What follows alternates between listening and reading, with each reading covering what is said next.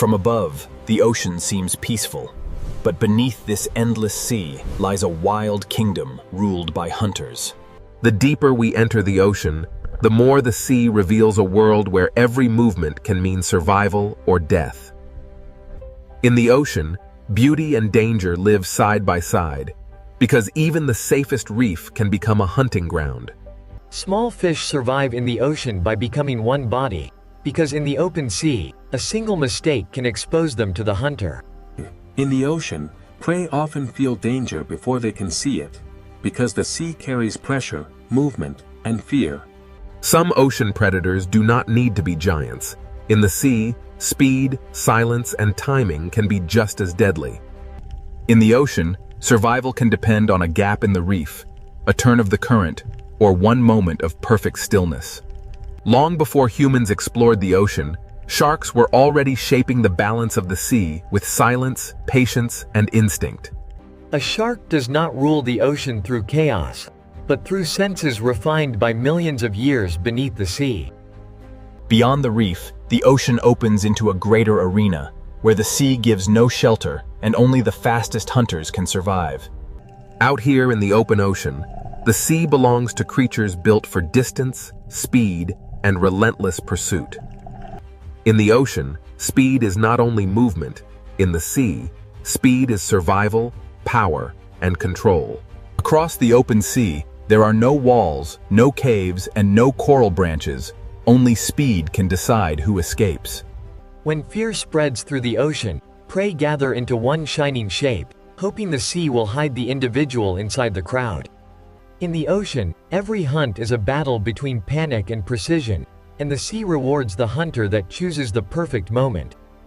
The surface of the ocean may look like escape, but in the sea, danger can attack from every direction. Some ocean predators do not rule by force alone. In the sea, intelligence can turn open water into a trap. In the ocean, teamwork can change the rules of the hunt, because one predator may chase, but many predators can control the sea. After every chase, the ocean becomes quiet again, but the silence of the sea is never empty. The ocean is not ruled by one kind of hunter, because the sea creates many forms of power, and each one claims its own territory. Not every hunter in the ocean chases across the open sea. Some wait where the ocean itself becomes a trap.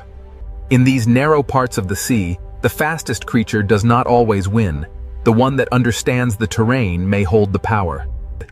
In the ocean, patience can become a weapon, and a motionless hunter can be more dangerous than one in pursuit. A hunt in the ocean does not always begin with a chase. Sometimes it begins with silence, distance, and one mistake. In the sea, a single second can separate safety from capture, and after the strike, the ocean becomes quiet again. Some ocean predators do not patrol the open sea.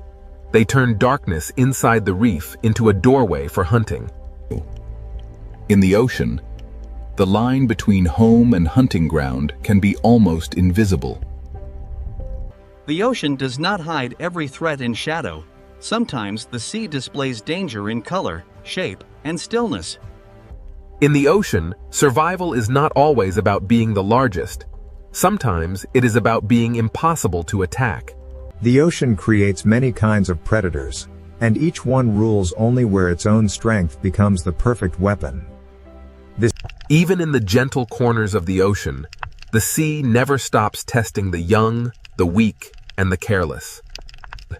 In the ocean, safety is often temporary, because every hiding place can become a path for another hunter.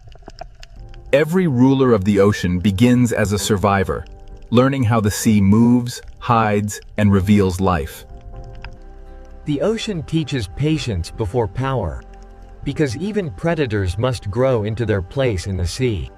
The ocean is not only a battlefield, the sea is a living balance where predator, prey, and wanderer share the same blue world. In the sea, calm does not mean safety. It only means the next movement has not yet begun. Where the reef ends and the open ocean begins, the sea changes its rules, and every creature must choose how far it dares to go. In the ocean, Power is sometimes felt before it is seen, because the sea remembers the shape of danger. The farther we move from the reef, the more the ocean becomes a place of distance, pressure, and hidden strength. Some ocean predators seem shaped by another age, built to read the invisible signals of life moving through the sea. In the ocean, true power is not always loud. Sometimes the sea gives authority to those that move with perfect control. Every predator leaves a mark on the ocean, but the sea quickly hides its secrets again. Even in a sea of hunters, the ocean depends on moments of trust, pause, and delicate balance.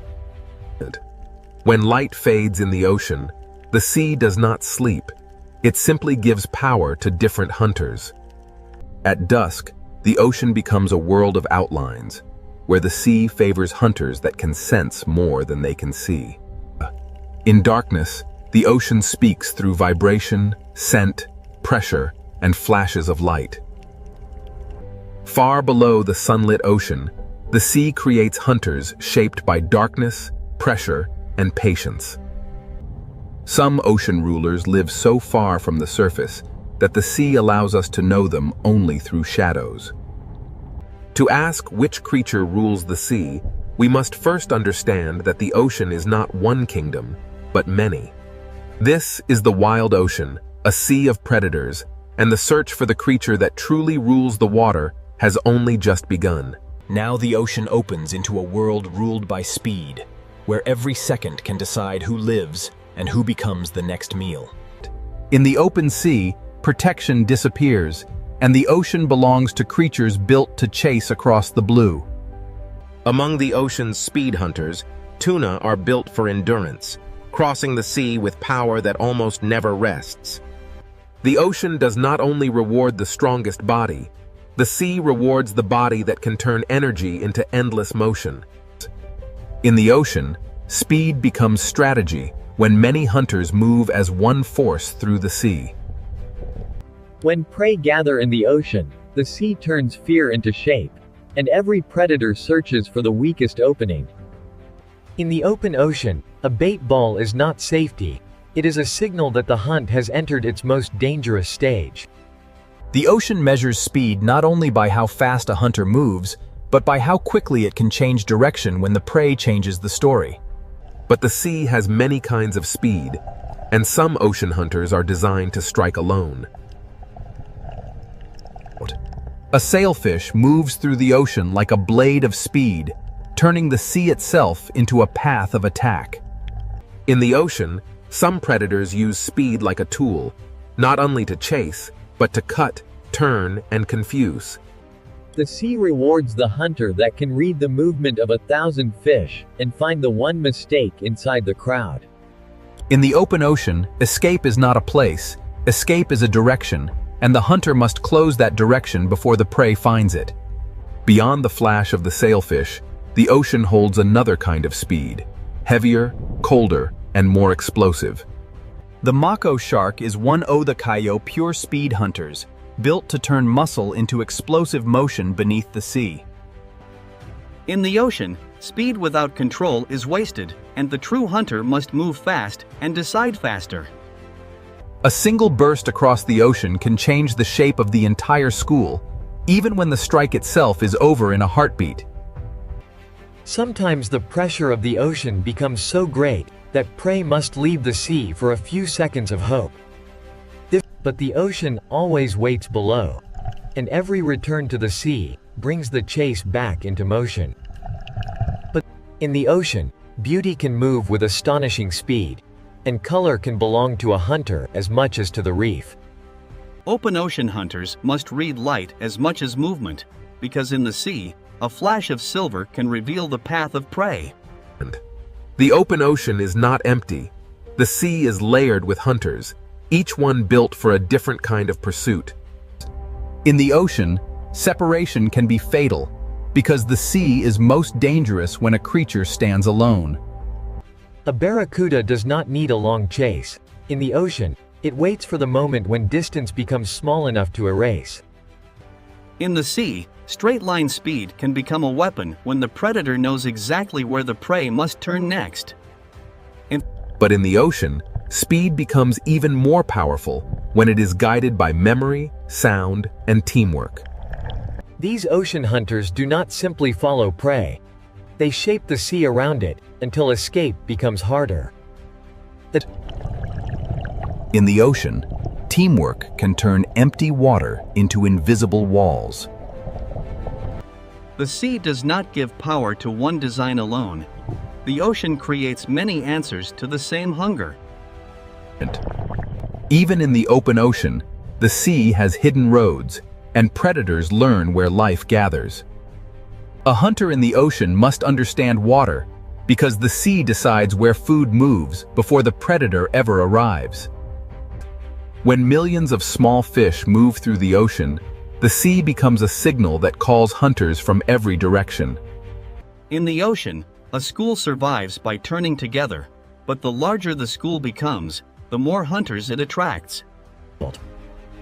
The ocean's greatest hunts often begin when many predators follow the same signal of fear. Here, speed rules the sea for a moment, but speed alone cannot explain the full power of the ocean. The ocean can turn from chaos to silence in seconds, and the sea keeps no witness for long. Below the speed of the open ocean, another kind of predator waits, older, quieter, and shaped by time. The fastest hunters may dominate the moment, but the ocean also belongs to predators that have survived for millions of years. Some ocean predators do not need to chase every movement, because their power lies in sensing when the sea is ready. Speed may rule the open ocean, but it is only one answer in the sea's long history of predators. The ocean demands balance from every hunter, because the sea punishes wasted energy as quickly as missed opportunity. To live by speed in the ocean is to live in constant motion, always chasing the next signal of life across the sea. The open sea has shown us hunters of speed, but the ocean's oldest predators are still waiting in the deeper blue. Long before speed ruled the open ocean, sharks were already mastering the sea through silence, senses, and survival. The next question is not how fast a predator can move, but how long a design can survive in the ocean. In the open sea, speed can rule the chase, but in the deeper ocean, something older is about to take control. Now we enter the world of sharks, ancient predators shaped by the ocean long before speed became a spectacle. A great white shark does not need to rush through the sea, because the ocean has already given it patience, strength, and perfect design. In the ocean, a shark is not a monster. It is a living record of millions of years of survival beneath the sea. In the ocean, the hunt often begins long before the chase, when the predator studies movement from below. A shark can turn the ocean's layers into strategy, using depth as cover and silence as pressure. In the sea, power is sometimes measured by the fear a predator creates without touching anything at all. Not every shark rules the ocean in the same way. Some move like wandering investigators of the sea. A tiger shark survives in the ocean by being curious, adaptable, and willing to explore almost every edge of the sea. In the ocean, an apex predator can reshape a place simply by passing through it. The hammerhead shows how the ocean can shape a predator into something strange, precise, and perfectly suited to the sea. In the sea, a predator does not need to see everything when it can feel the hidden movements of life. At the reef edge, sharks become part of the ocean's rhythm, arriving as light fades and confidence changes sides. The reef shark rules through familiarity, knowing every current, corner, and shadow of its ocean territory. Even sharks, the ocean's ancient hunters, are not separate from the balance of the sea. Some sharks carry the ocean's power into murkier borders, where the sea becomes harder to read. In unclear water, The ocean favors predators that can sense what others cannot see. Here, the ocean rewards agility, because a hunter must turn as quickly as the reef changes shape. A shark's power in the ocean is not only in motion, it is also in knowing when to remain still. In the sea, energy is precious, and the best predators spend it only when the ocean gives them reason. Not every shark dominates the ocean with speed. Some survive through persistence, smell, and careful searching. The ocean has room for many kinds of shark, because survival in the sea is never one single strategy. Far from land, the ocean becomes a desert of blue, and the patient predator may be the one that survives. In the open ocean, a shark must become both hunter and traveler, crossing the sea with calm endurance. In shallow ocean waters, smaller sharks prove that size is not the only path to control. The blue shark shows another face of ocean power, light, graceful, and built to roam the sea for extraordinary distances. In the ocean, endurance can be as powerful as speed, because the sea belongs to those that can keep moving. Every curve of a shark's body is an answer to the ocean, shaped by pressure, hunger, and motion. Sharks are not one story in the ocean. They are many stories, written across reefs, coasts, open seas, and darkness. Some sharks carry the ancient ocean into the deep, where speed gives way to pressure, darkness, and patience.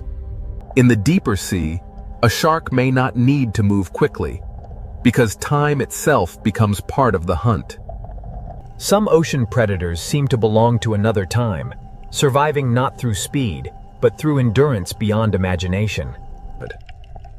Every ancient hunter of the ocean begins small, learning the sea before it can command it. The ocean teaches every shark the first law of survival. Understand the water before trusting your strength.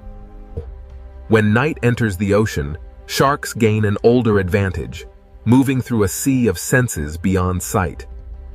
In darkness, the ocean becomes a network of pressure, scent, and vibration, and the shark knows how to read it. A shark changes the ocean around it, even when it does not strike, because every creature understands what its presence means. In the sea, predators do more than take life. They shape where life moves, hides, feeds, and survives. Sometimes the ocean reveals a shark, not by showing the shark, but by showing the fear that moves ahead of it. A shark's shape is one of the ocean's most recognizable symbols, because the sea has repeated its success for ages. The teeth of a shark are famous, but in the ocean, teeth are only one part of a far greater design. The ocean does not fear sharks as outsiders. The sea depends on them as part of its ancient order. Speed can dominate the chase, but sharks remind us that the ocean also rewards patience, senses, and time. If the sea were ruled by age, survival, and design, sharks would stand among the strongest contenders. But the ocean is too vast for one kind of power, and even sharks share the sea with rivals that hunt in different ways. Beyond the ancient hunters, the sea holds predators whose greatest weapon is not teeth alone, but the mind. The ocean's next challenge to the shark is not only faster or larger, it is more coordinated. If sharks are the ocean's ancient design, then the next hunters may represent something even more difficult to face: intelligence. Sharks have ruled the ocean through time, senses, and survival, but now the sea reveals hunters that rule through memory, teamwork, and strategy. After the ancient power of sharks, the ocean now reveals predators whose greatest weapon is intelligence. In the sea, one hunter can chase, but a family of hunters can plan. Orcas do not simply move through the ocean. They read the sea, remember it, and share that knowledge with one another. In the ocean, communication can become a weapon when every member of the pod understands the same moment. The smartest predators in the ocean do not always attack first.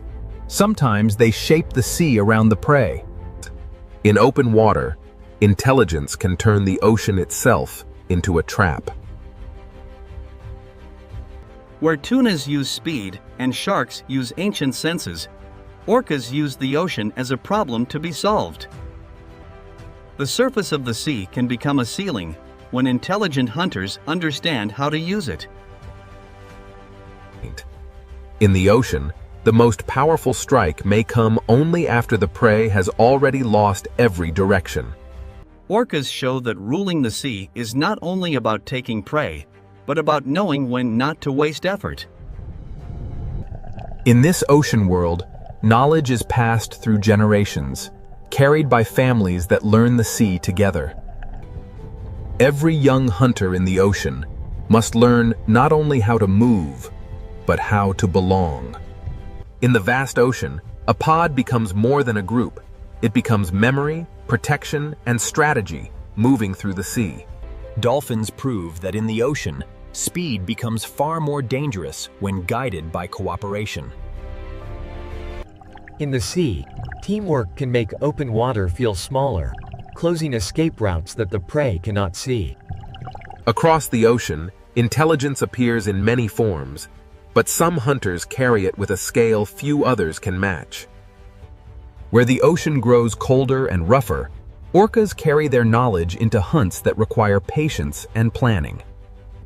Some hunts in the sea begin from below, where patience turns the ocean surface into a window. The strength of a pod is not only in each body, but in the way every body understands the plan. In the ocean, intelligence can strike through timing, making one shared movement stronger than 100 separate chases. After the hunt, the pod returns to order, because in the sea, survival depends on unity beyond the moment of attack. In this ocean world, sound can travel farther than sight, carrying intention through the sea. Intelligent hunters do not only watch prey, they watch the ocean itself, because the sea decides where life gathers. To rule a moment in the ocean, a predator must understand not only the prey, but the water that carries it. In the sea, a smart predator does not need to chase every turn if it can predict the next one. The ocean becomes a tool when intelligence turns bubbles, pressure, and shadow into signals of fear. Here, the ocean shows a different kind of dominance, not the fastest chase, but the calm control of every choice the prey can make. A successful ocean hunter does not need chaos to prove power. Sometimes control is the clearest sign of rule. The ocean is too vast for instinct alone. To survive here, a predator must remember where the sea has fed it before. In the open sea, intelligence stretches across distance, keeping the pod connected even when the ocean separates them. A pod survives by sharing attention, because in the ocean, one set of eyes is never enough. Sharks carry the old power of the ocean, but orcas bring a new kind of challenge: coordinated minds moving as one. The sea does not crown a ruler easily, because every predator dominates only where its strength becomes perfect. What makes orcas extraordinary is not only what they can hunt, but how they choose, learn, and adapt across the ocean. In the ocean, memory can become territory, and experience can become a map no human eye can see. The greatest hunters in the sea do not only react to the ocean, they anticipate it. When intelligence meets landscape, the ocean floor itself becomes part of the hunt. In the sea, a smart predator lets the ocean do part of the work.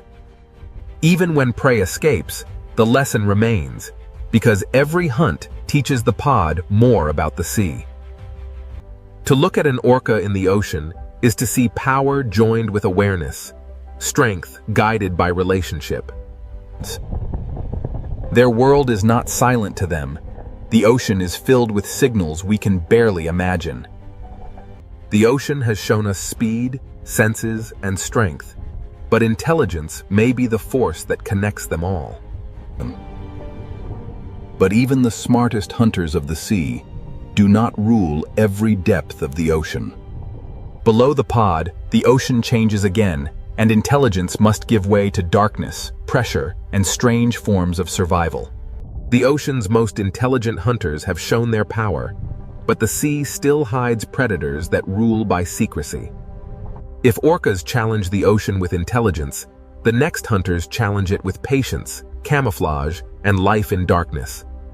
The search for the creature that rules the sea now descends into the hidden ocean, where the strangest hunters wait in silence. After traveling through speed, teeth, intelligence, and darkness, the ocean leaves us with one question: who truly rules the sea? The answer is not hidden in one place, because the ocean itself is made of many worlds. In the deep sea, survival belongs to patience, camouflage, and forms of life shaped by pressure. Some ocean predators rule by remaining unseen, holding power in the places where sunlight never reaches. But the ocean is not only darkness. Above the deep, another kind of power waits in the open blue. In the open sea, speed can rule the moment, because the ocean gives no shelter to the slow. The speed hunters command the chase, but even they cannot rule every depth, every reef, and every darkness of the sea. Speed is one answer to the ocean, but it is an answer that must be repeated every day. Then come the sharks, predators whose power is not only speed, but time itself. Sharks have survived by becoming almost perfectly matched to the ocean's demands.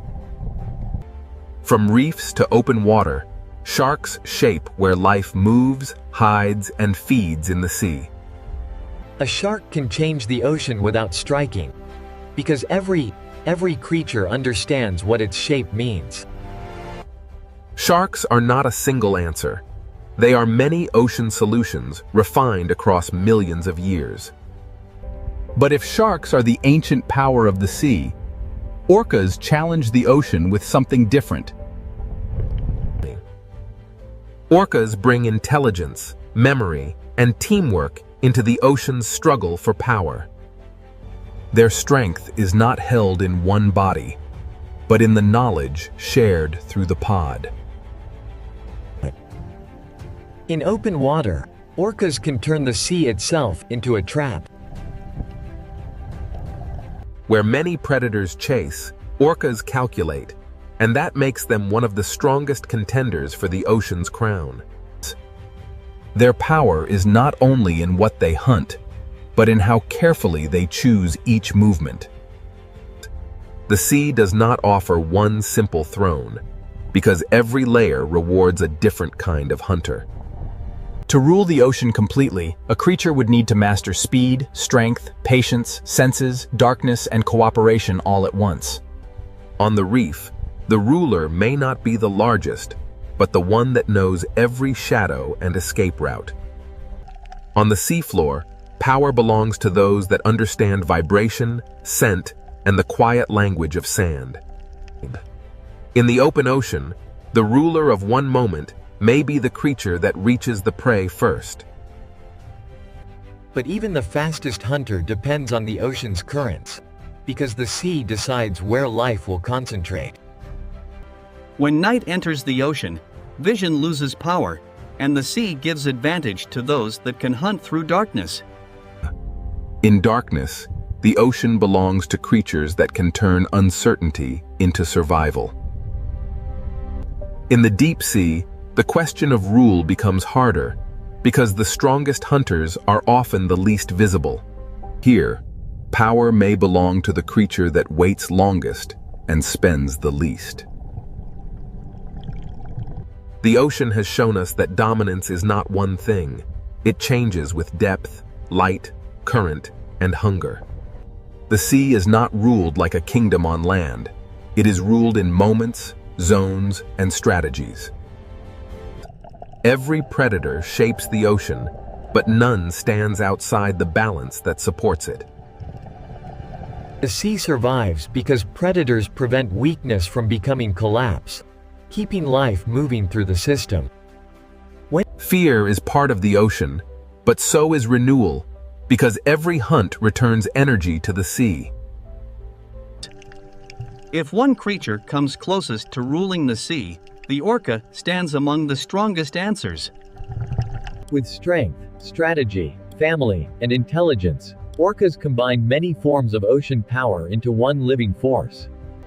Yet even the orca cannot rule every trench, every reef, every current, and every darkness of the sea.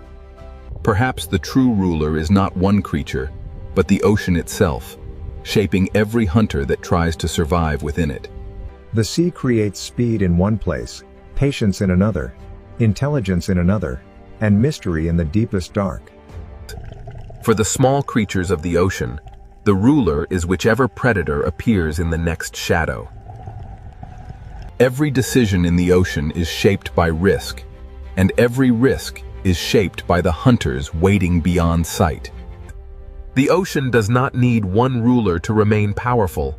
It is powerful because every layer has its own master. To understand the sea is to accept that power here is shared, contested, and constantly changing.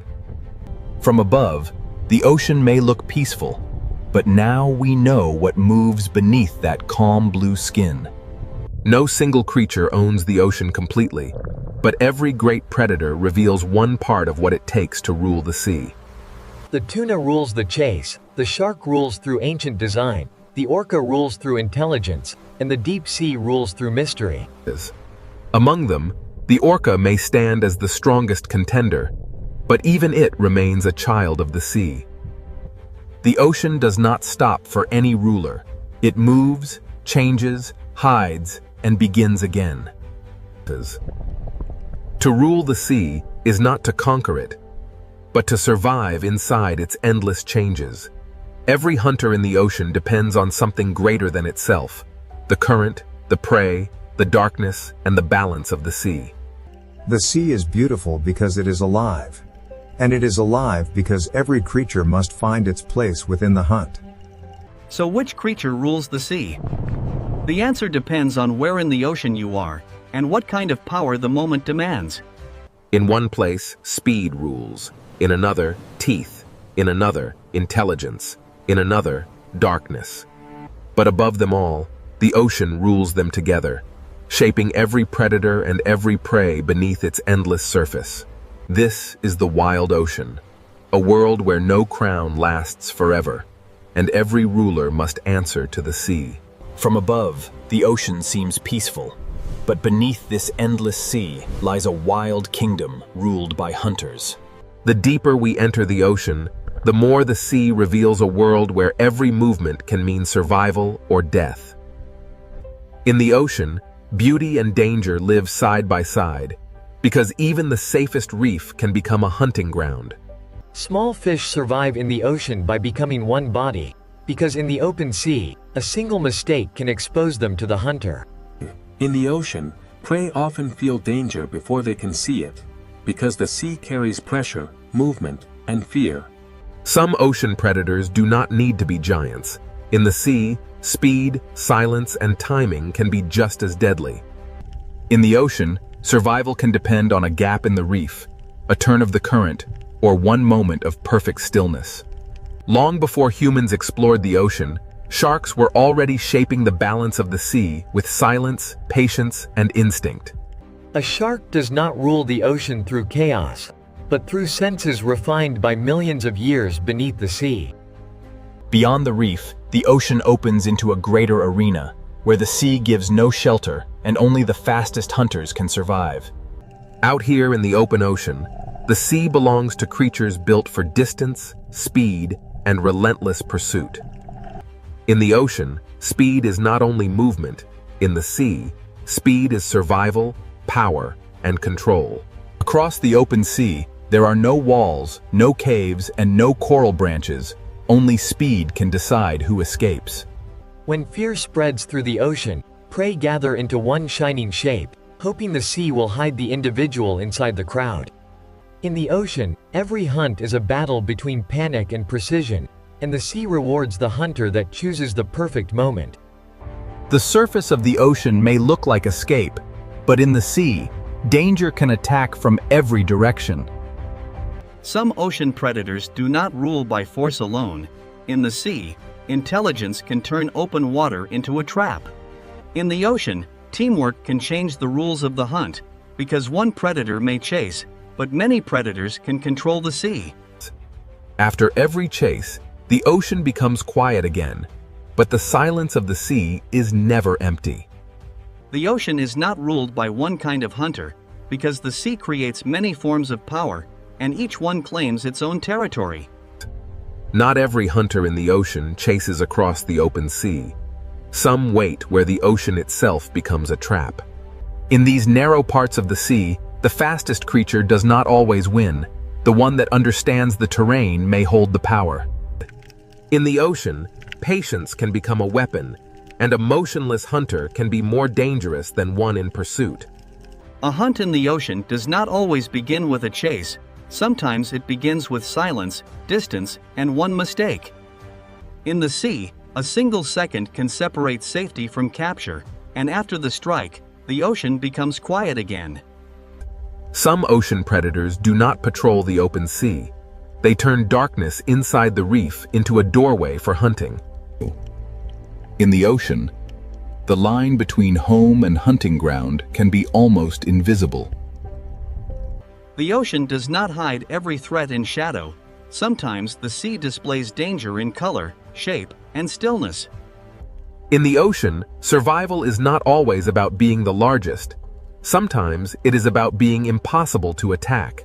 The ocean creates many kinds of predators, and each one rules only where its own strength becomes the perfect weapon. Even in the gentle corners of the ocean, the sea never stops testing the young, the weak, and the careless. In the ocean, safety is often temporary, because every hiding place can become a path for another hunter. Every ruler of the ocean begins as a survivor, learning how the sea moves, hides, and reveals life. The ocean teaches patience before power, because even predators must grow into their place in the sea. The ocean is not only a battlefield, the sea is a living balance where predator, prey, and wanderer share the same blue world. In the sea, calm does not mean safety. It only means the next movement has not yet begun. Where the reef ends and the open ocean begins, the sea changes its rules, and every creature must choose how far it dares to go. In the ocean, power is sometimes felt before it is seen, because the sea remembers the shape of danger. The farther we move from the reef, the more the ocean becomes a place of distance, pressure, and hidden strength.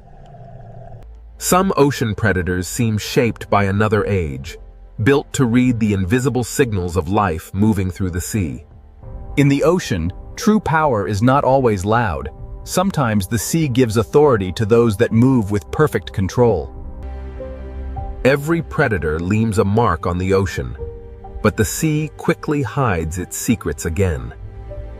Even in a sea of hunters, the ocean depends on moments of trust, pause, and delicate balance. When light fades in the ocean, the sea does not sleep. It simply gives power to different hunters. At dusk, the ocean becomes a world of outlines, where the sea favors hunters that can sense more than they can see. In darkness, the ocean speaks through vibration, scent, pressure, and flashes of light. Far below the sunlit ocean, the sea creates hunters shaped by darkness, pressure, and patience. Some ocean rulers live so far from the surface that the sea allows us to know them only through shadows. To ask which creature rules the sea, we must first understand that the ocean is not one kingdom, but many. This is the wild ocean, a sea of predators, and the search for the creature that truly rules the water has only just begun. Now the ocean opens into a world ruled by speed, where every second can decide who lives and who becomes the next meal. In the open sea, protection disappears, and the ocean belongs to creatures built to chase across the blue. Among the ocean's speed hunters, tuna are built for endurance. crossing the sea with power that almost never rests. The ocean does not only reward the strongest body, the sea rewards the body that can turn energy into endless motion. In the ocean, speed becomes strategy when many hunters move as one force through the sea. When prey gather in the ocean, the sea turns fear into shape, and every predator searches for the weakest opening. In the open ocean, a bait ball is not safety. It is a signal that the hunt has entered its most dangerous stage. The ocean measures speed not only by how fast a hunter moves, but by how quickly it can change direction when the prey changes the story. But the sea has many kinds of speed, and some ocean hunters are designed to strike alone. A sailfish moves through the ocean like a blade of speed, turning the sea itself into a path of attack. In the ocean, some predators use speed like a tool, not only to chase, but to cut, turn, and confuse. The sea rewards the hunter that can read the movement of 1,000 fish and find the one mistake inside the crowd. In the open ocean, escape is not a place, escape is a direction, and the hunter must close that direction before the prey finds it. Beyond the flash of the sailfish, the ocean holds another kind of speed, heavier, colder, and more explosive. The mako shark is one of the kayo pure speed hunters, built to turn muscle into explosive motion beneath the sea. In the ocean, speed without control is wasted, and the true hunter must move fast and decide faster. A single burst across the ocean can change the shape of the entire school, even when the strike itself is over in a heartbeat. Sometimes the pressure of the ocean becomes so great that prey must leave the sea for a few seconds of hope. But the ocean always waits below, and every return to the sea brings the chase back into motion. But in the ocean, beauty can move with astonishing speed, and color can belong to a hunter as much as to the reef. Open ocean hunters must read light as much as movement, because in the sea, a flash of silver can reveal the path of prey. The open ocean is not empty. The sea is layered with hunters, each one built for a different kind of pursuit. In the ocean, separation can be fatal, because the sea is most dangerous when a creature stands alone. A barracuda does not need a long chase. In the ocean, it waits for the moment when distance becomes small enough to erase. In the sea, straight-line speed can become a weapon when the predator knows exactly where the prey must turn next. But in the ocean, speed becomes even more powerful when it is guided by memory, sound, and teamwork. These ocean hunters do not simply follow prey. They shape the sea around it until escape becomes harder. In the ocean, teamwork can turn empty water into invisible walls. The sea does not give power to one design alone. The ocean creates many answers to the same hunger. Even in the open ocean, the sea has hidden roads, and predators learn where life gathers. A hunter in the ocean must understand water, because the sea decides where food moves before the predator ever arrives. When millions of small fish move through the ocean, the sea becomes a signal that calls hunters from every direction. In the ocean, a school survives by turning together, but the larger the school becomes, the more hunters it attracts. The ocean's greatest hunts often begin when many predators follow the same signal of fear. Here, speed rules the sea for a moment, but speed alone cannot explain the full power of the ocean. The ocean can turn from chaos to silence in seconds, and the sea keeps no witness for long. But below the speed of the open ocean, another kind of predator waits, older, quieter, and shaped by time. The fastest hunters may dominate the moment, but the ocean also belongs to predators that have survived for millions of years. Some ocean predators do not need to chase every movement, because their power lies in sensing when the sea is ready. Speed may rule the open ocean, but it is only one answer in the sea's long history of predators. The ocean demands balance from every hunter, because the sea punishes wasted energy as quickly as missed opportunity. To live by speed in the ocean is to live in constant motion, always chasing the next signal of life across the sea. The open sea has shown us hunters of speed, but the ocean's oldest predators are still waiting in the deeper blue. Long before speed ruled the open ocean, sharks were already mastering the sea through silence, senses, and survival. The next question is not how fast a predator can move, but how long a design can survive in the ocean. In the open sea, speed can rule the chase, but in the deeper ocean, something older is about to take control. Now we enter the world of sharks, ancient predators shaped by the ocean long before speed became a spectacle. A great white shark does not need to rush through the sea, because the ocean has already given it patience, strength, and perfect design. In the ocean, a shark is not a monster. It is a living record of millions of years of survival beneath the sea. In the ocean, the hunt often begins long before the chase, when the predator studies movement from below. A shark can turn the ocean's layers into strategy, using depth as cover and silence as pressure. In the sea, power is sometimes measured by the fear a predator creates without touching anything at all. Not every shark rules the ocean in the same way. Some move like wandering investigators of the sea. A tiger shark survives in the ocean by being curious, adaptable, and willing to explore almost every edge of the sea. In the ocean, an apex predator can reshape a place simply by passing through it. The hammerhead shows how the ocean can shape a predator into something strange, precise, and perfectly suited to the sea. In the sea, a predator does not need to see everything when it can feel the hidden movements of life. At the reef edge, sharks become part of the ocean's rhythm, arriving as light fades and confidence changes sides. The reef shark rules through familiarity, knowing every current, corner, and shadow of its ocean territory. Even sharks, the ocean's ancient hunters, are not separate from the balance of the sea. Some sharks carry the ocean's power into murkier borders, where the sea becomes harder to read. In unclear water, the ocean favors predators that can sense what others cannot see. In shallow ocean waters, smaller sharks prove that size is not the only path to control. Here, the ocean rewards agility, because a hunter must turn as quickly as the reef changes shape. A shark's power in the ocean is not only in motion, it is also in knowing when to remain still. In the sea, energy is precious, and the best predators spend it only when the ocean gives them reason. Not every shark dominates the ocean with speed.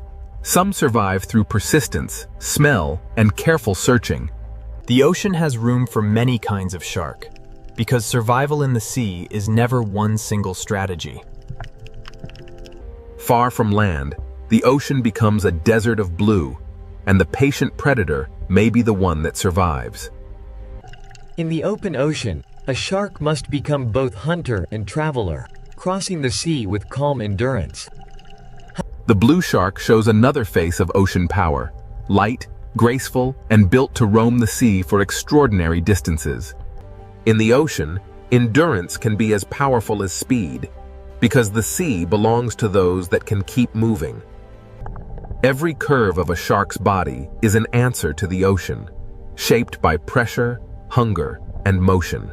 Sharks are not one story in the ocean. They are many stories, written across reefs, coasts, open seas, and darkness. Some sharks carry the ancient ocean into the deep, where speed gives way to pressure, darkness, and patience. In the deeper sea, a shark may not need to move quickly, because time itself becomes part of the hunt. Some ocean predators seem to belong to another time, surviving not through speed, but through endurance beyond imagination. Every ancient hunter of the ocean begins small, learning the sea before it can command it. The ocean teaches every shark the first law of survival. Understand the water before trusting your strength. When night enters the ocean, sharks gain an older advantage, moving through a sea of senses beyond sight. In darkness, the ocean becomes a network of pressure, scent, and vibration, and the shark knows how to read it. A shark changes the ocean around it, even when it does not strike, because every creature understands what its presence means. In the sea, predators do more than take life. They shape where life moves, hides, feeds, and survives. Sometimes the ocean reveals a shark, not by showing the shark, but by showing the fear that moves ahead of it.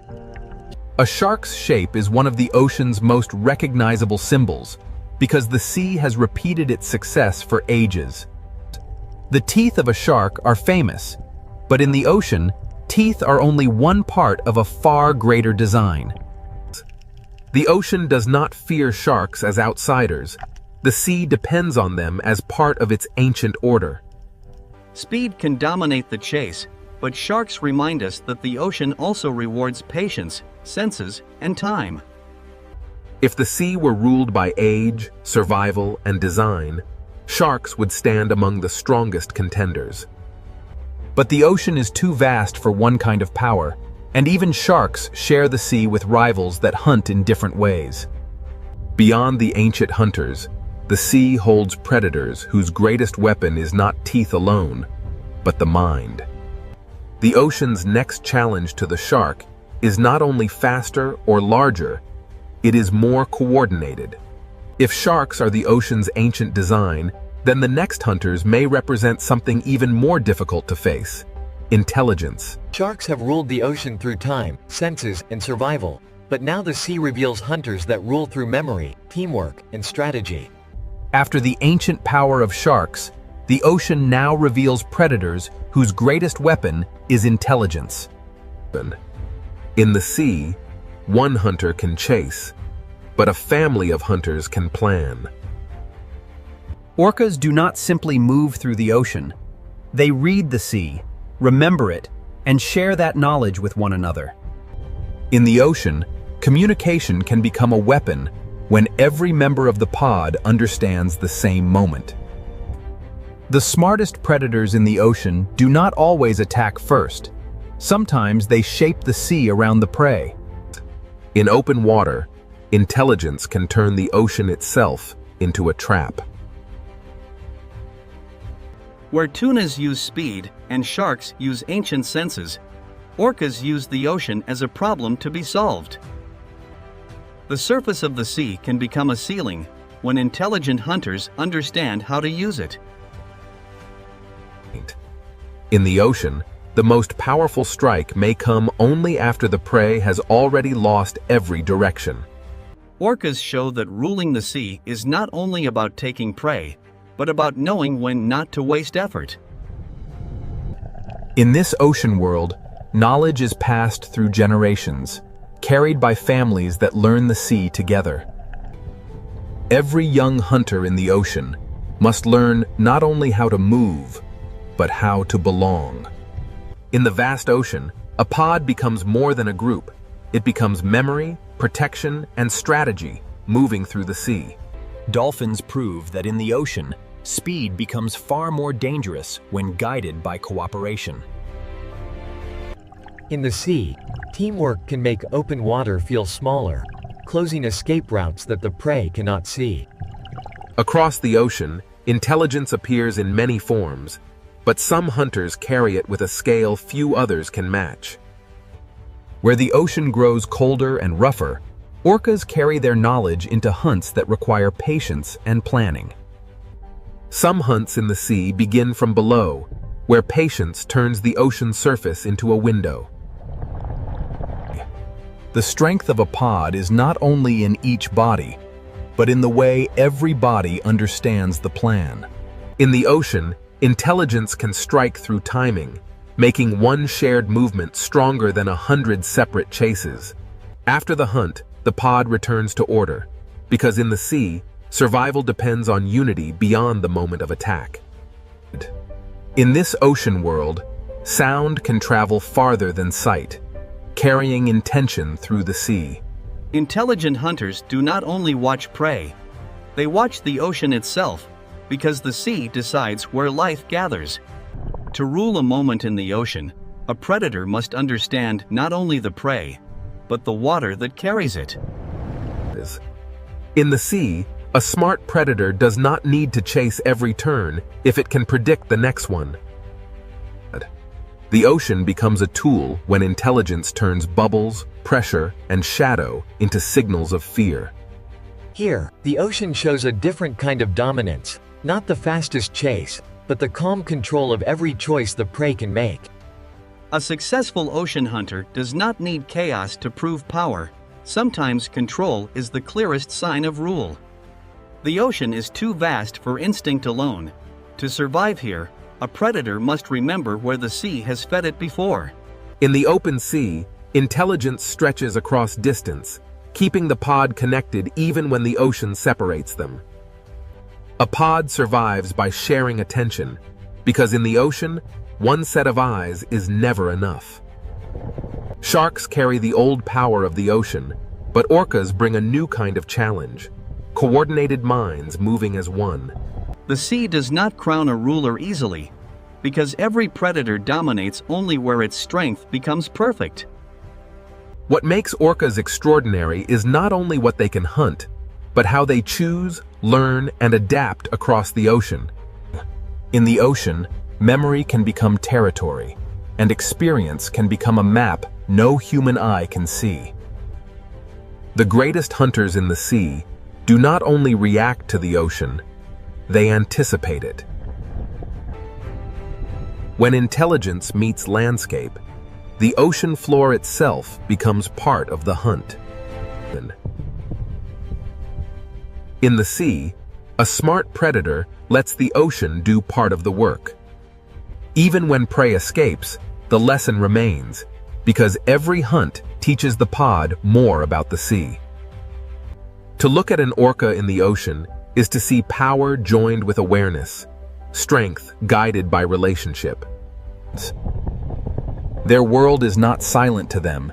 The ocean is filled with signals we can barely imagine.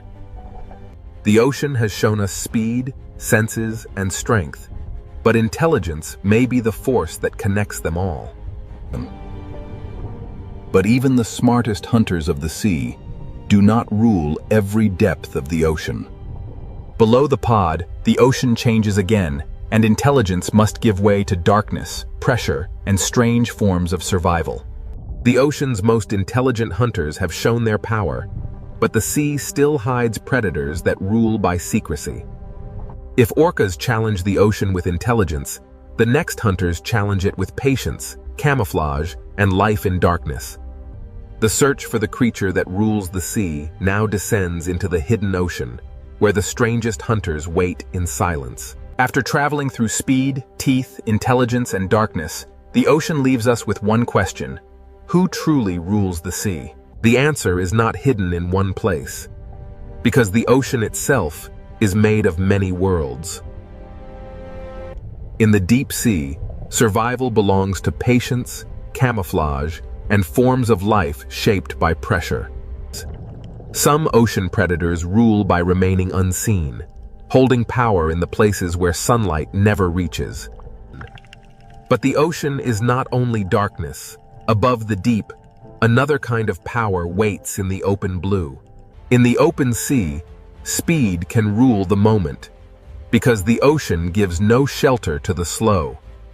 The speed hunters command the chase, but even they cannot rule every depth, every reef, and every darkness of the sea.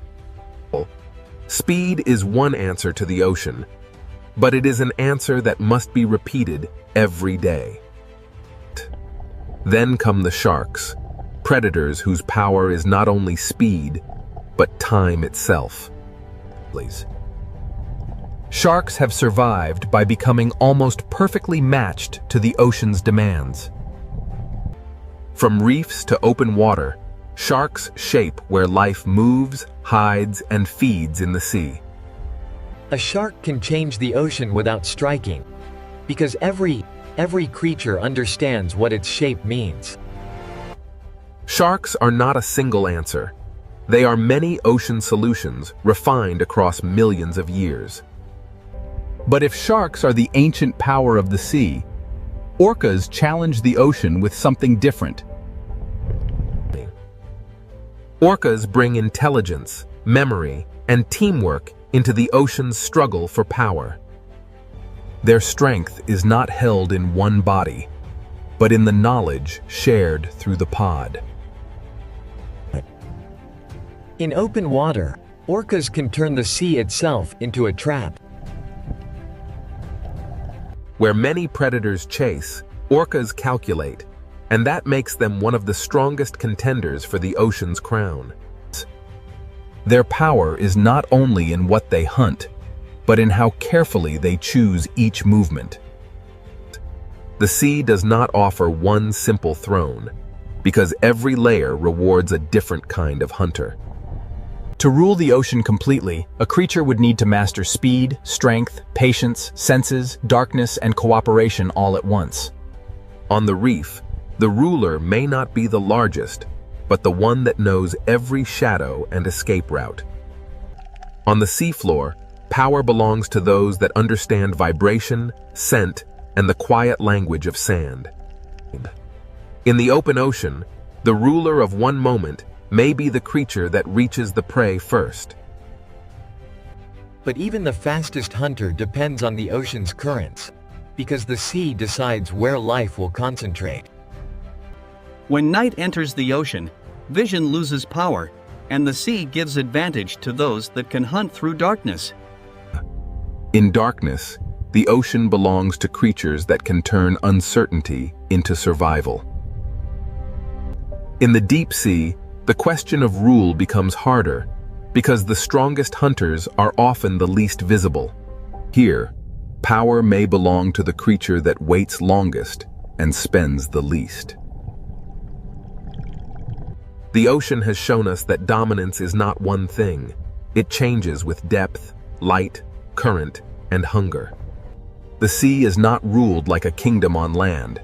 It is ruled in moments, zones, and strategies.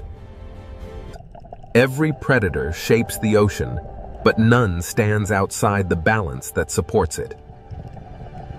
The sea survives because predators prevent weakness from becoming collapse, keeping life moving through the system. Fear is part of the ocean, but so is renewal, because every hunt returns energy to the sea. If one creature comes closest to ruling the sea, the orca stands among the strongest answers.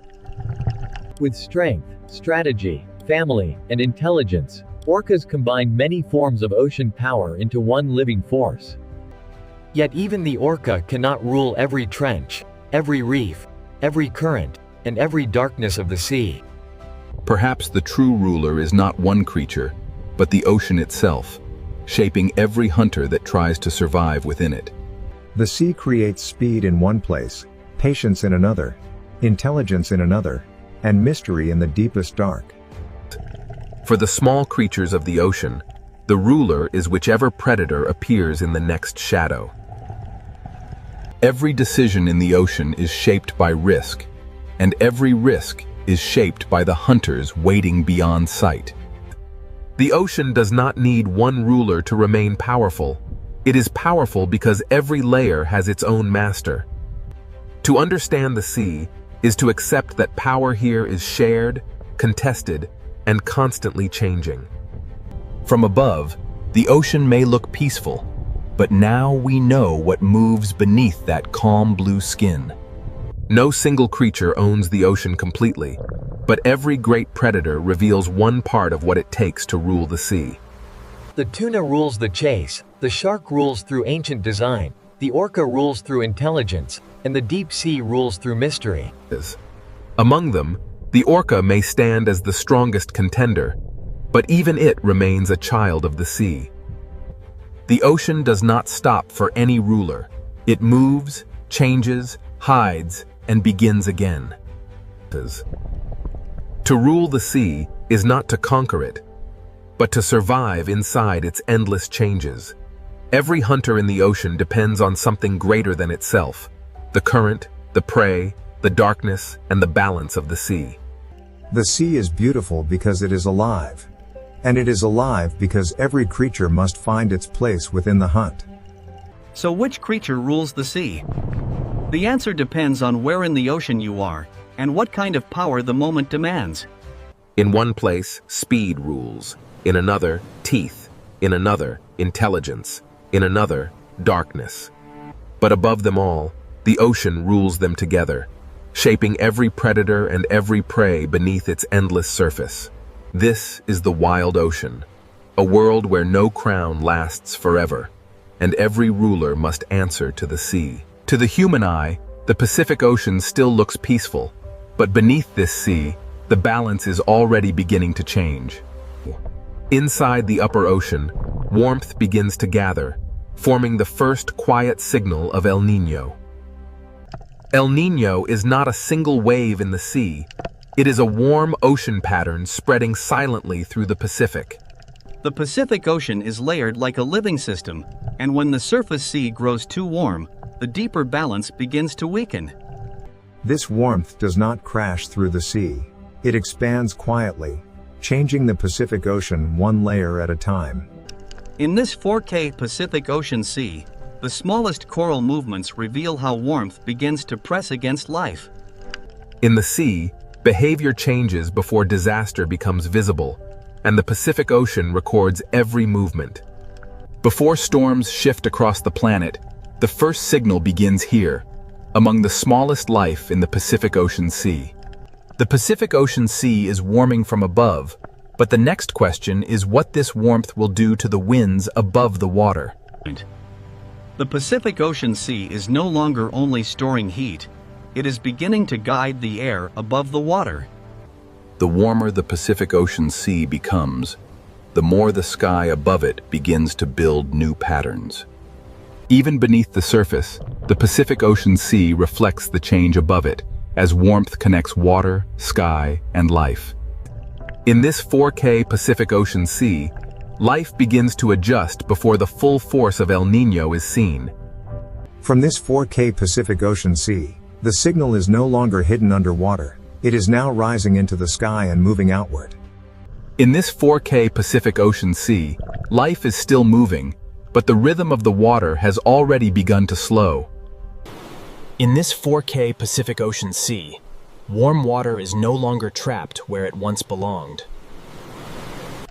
A clear sea can look peaceful, but in the Pacific Ocean, fewer nutrients can mean less life. The Pacific Ocean Sea releases heat into the air, and the air begins building new weather. When the sea changes, the sky does not remain still. The ocean engine has not stopped, but across this Pacific Ocean Sea, its rhythm has changed. Inside this 4K Pacific Ocean Sea, life follows currents that are no longer behaving as they once did. What begins below the 4K Pacific Ocean sea surface now reaches into the sky above it. The warm Pacific Ocean Sea has become a signal, and the atmosphere has begun to respond. This 4K Pacific Ocean Sea is now shaping the first chapter of global disruption. The weakened winds above have changed the water below, and the Pacific Ocean Sea now carries that stress through life itself. As this 4K Pacific Ocean Sea warms and spreads, the next impact will be felt by the life that depends on it. The trade winds have weakened, the warm sea has spread, and now the Pacific Ocean's living world must face the pressure. Now the warm Pacific Ocean Sea reaches the living world, and the first pressure is felt beneath the waves. In this 4K Pacific Ocean Sea, coral survives by balance, and El Niño begins to press against that balance. The sea still glows with color, but the Pacific Ocean is no longer feeding the reef with the same strength. Across this 4K Pacific Ocean Sea, small fish begin to move because the water around them has changed. In the Pacific Ocean Sea, clear water can hide a dangerous truth when the smallest life begins to disappear.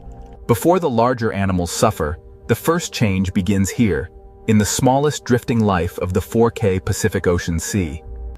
When warm Pacific Ocean seawater reduces the rising nutrients, the food chain begins to weaken from the bottom.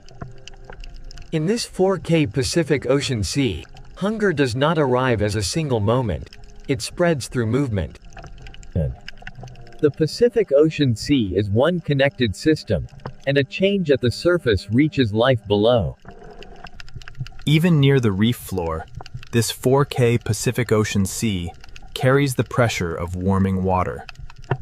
As the Pacific Ocean Sea warms, life searches for shade, depth, and every small refuge the reef can offer.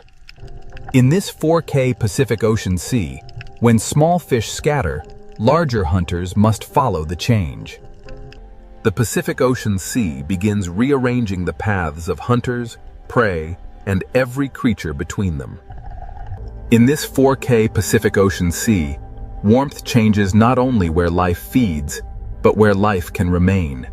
The ocean is becoming divided, and every layer of the Pacific Ocean Sea now carries a different risk.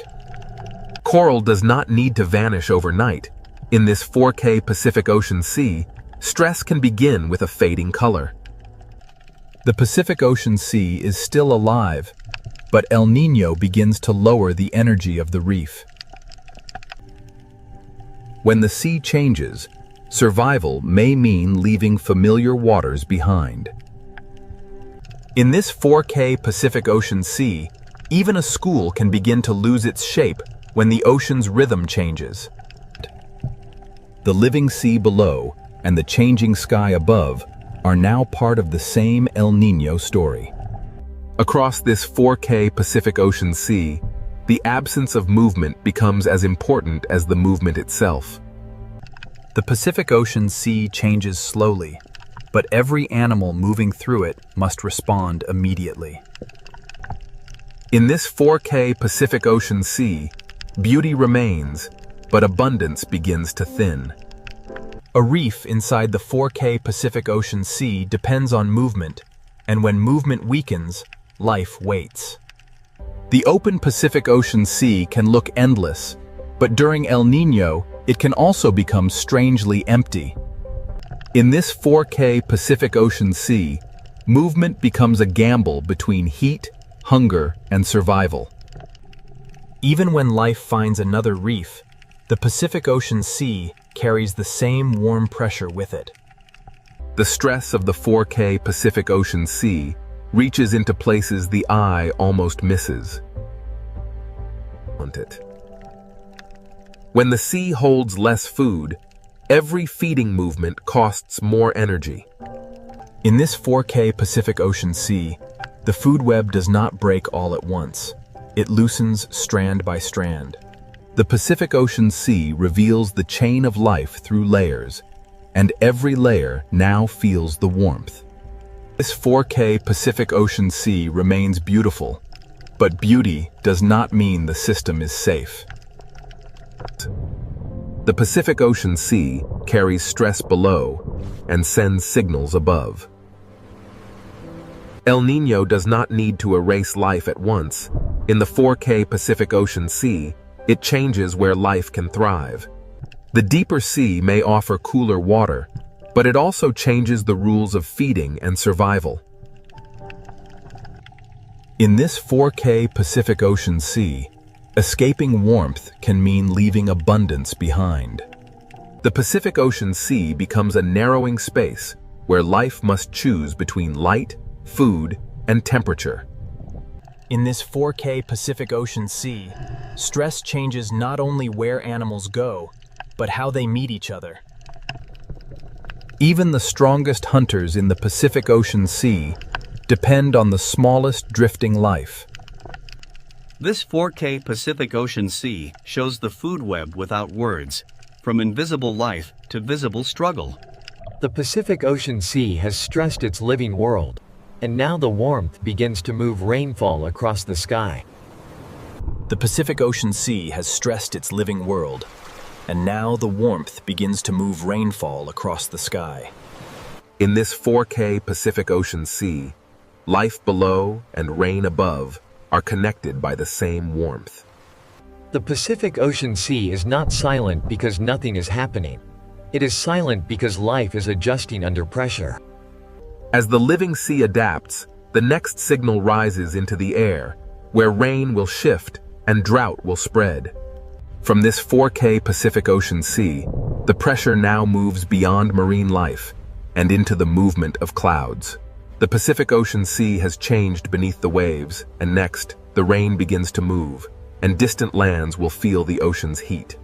The warm Pacific Ocean Sea has stressed the life beneath it, and now the sky will carry that disruption outward. From this 4K Pacific Ocean Sea, rain begins to move away from its old rhythm. The Pacific Ocean Sea gives the sky heat and moisture, and the sky begins to build rain in new places.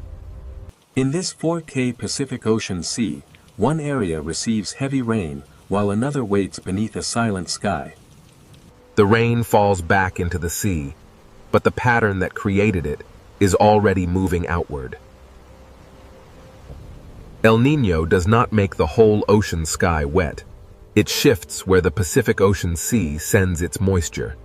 Across this 4K Pacific Ocean Sea, warmth chooses where clouds rise and where clouds fail to form. Even beneath the 4K Pacific Ocean Sea surface, the movement of rain above becomes part of the ocean's story.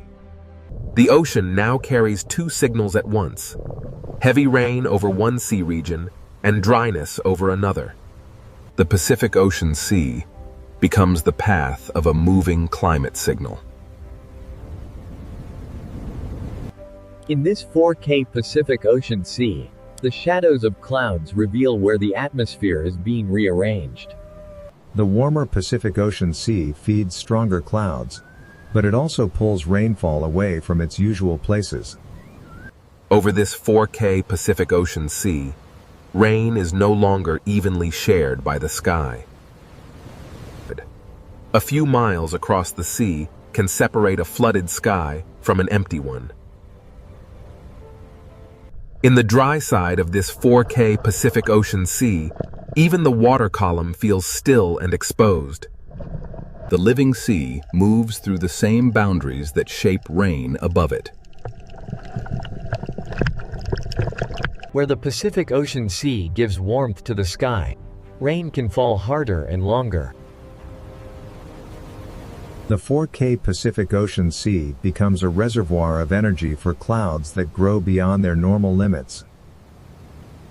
El Niño can make one sky overflow while another sky is left waiting. In this 4K Pacific Ocean Sea, drought begins not with dust, but with clouds that fail to form. The sea remains full of water, yet the sky above it can still become dry. Across the 4K Pacific Ocean Sea, one connected body of water can create very different skies. Even underwater, the Pacific Ocean Sea can reveal where rain gathers and where dryness remains. The 4K Pacific Ocean Sea does not separate climate from life. It carries both through every current. Rain moves across this Pacific Ocean Sea like a shifting line between abundance and absence. This 4K Pacific Ocean Sea shows the pattern without words. Rain moves, and dryness spreads behind it. The Pacific Ocean Sea is now a moving stage, where wet and dry patterns trade places. In this 4K Pacific Ocean Sea, the absence of rain becomes its own kind of warning. When the sky above the sea stays empty, the water below can grow warmer and quieter. The living world inside this 4K Pacific Ocean Sea must adjust to heat from above and hunger from below. The Pacific Ocean Sea carries one story below the waves and another above them, but both are driven by the same warmth. Where the 4K Pacific Ocean Sea feeds the clouds, rainfall can become heavier than the landscape beyond the ocean is ready to receive. The rain begins above the sea, but the consequences will not stay above the sea. The Pacific Ocean Sea remains the engine, even when the rain it creates moves far beyond the horizon. While one path carries rain away from the Pacific Ocean Sea, another path is left under a sky that gives nothing back. Drought is not only cracked ground. Over this 4K Pacific Ocean Sea, it begins as missing clouds. The dry sky above and the warm sea below become two pressures on the same living ocean. In this 4K Pacific Ocean Sea, dryness above the water can deepen the stress within the water. Across the Pacific Ocean Sea, El Niño draws a line between too much rain and not enough. This 4K Pacific Ocean Sea connects the extremes, turning warmth into imbalance. The ocean does not choose disaster, but when the Pacific Ocean Sea shifts, the atmosphere must follow. In this 4K Pacific Ocean Sea, warmth rises, rain falls, and the cycle grows stronger. From above, the clouds look powerful, but below them, the 4K Pacific Ocean Sea is still the source. The sea below has changed the rhythm, and the sky now plays unevenly above it. The Pacific Ocean Sea keeps its warmth after the rain moves on, preparing the next shift in weather. Every rainfall pattern above this 4K Pacific Ocean Sea leaves a trace beneath the surface. The ocean current carries heat, the sky carries rain, and El Niño connects them both. Now the shifting rain becomes only part of a larger disruption rising from the Pacific Ocean Sea. This 4K Pacific Ocean Sea is no longer only moving rain, it is feeding larger atmospheric consequences. Rain moves, drought spreads, and the Pacific Ocean Sea continues sending heat into a restless planet. The 4K Pacific Ocean Sea now holds the full chain: warm water, weak winds, stressed life, and moving rain. From this Pacific Ocean Sea, the rain has shifted and drought has spread. Next, the heat will rise into storms and global consequences. From this 4K Pacific Ocean Sea, the heat now rises into storms, temperature, and global consequences. The Pacific Ocean Sea has stored the heat, and now the sky begins to use it. In this 4K Pacific Ocean Sea, warmth becomes energy, and energy begins to build storms. The storm above the sea is not separate from the ocean below. It is born from the heat rising out of the Pacific. Even beneath this 4K Pacific Ocean Sea, the storm leaves its pressure in light, current, and movement. The living world inside the Pacific Ocean Sea moves deeper as heat and weather intensify above. The 4K Pacific Ocean Sea feeds the rain, and the rain returns to the sea with greater force. Across this Pacific Ocean Sea, the storm expands because the warmth beneath it does not fade. In this 4K Pacific Ocean Sea, extremes can exist side by side, connected by the same warm pattern. The Pacific Ocean Sea may calm between storms, but the heat remains, waiting beneath the surface. Inside this 4K Pacific Ocean Sea, beauty hides the accumulated heat that keeps the disturbance alive. The Pacific Ocean Sea is not only warmer at the surface, it is reorganized from the surface downward.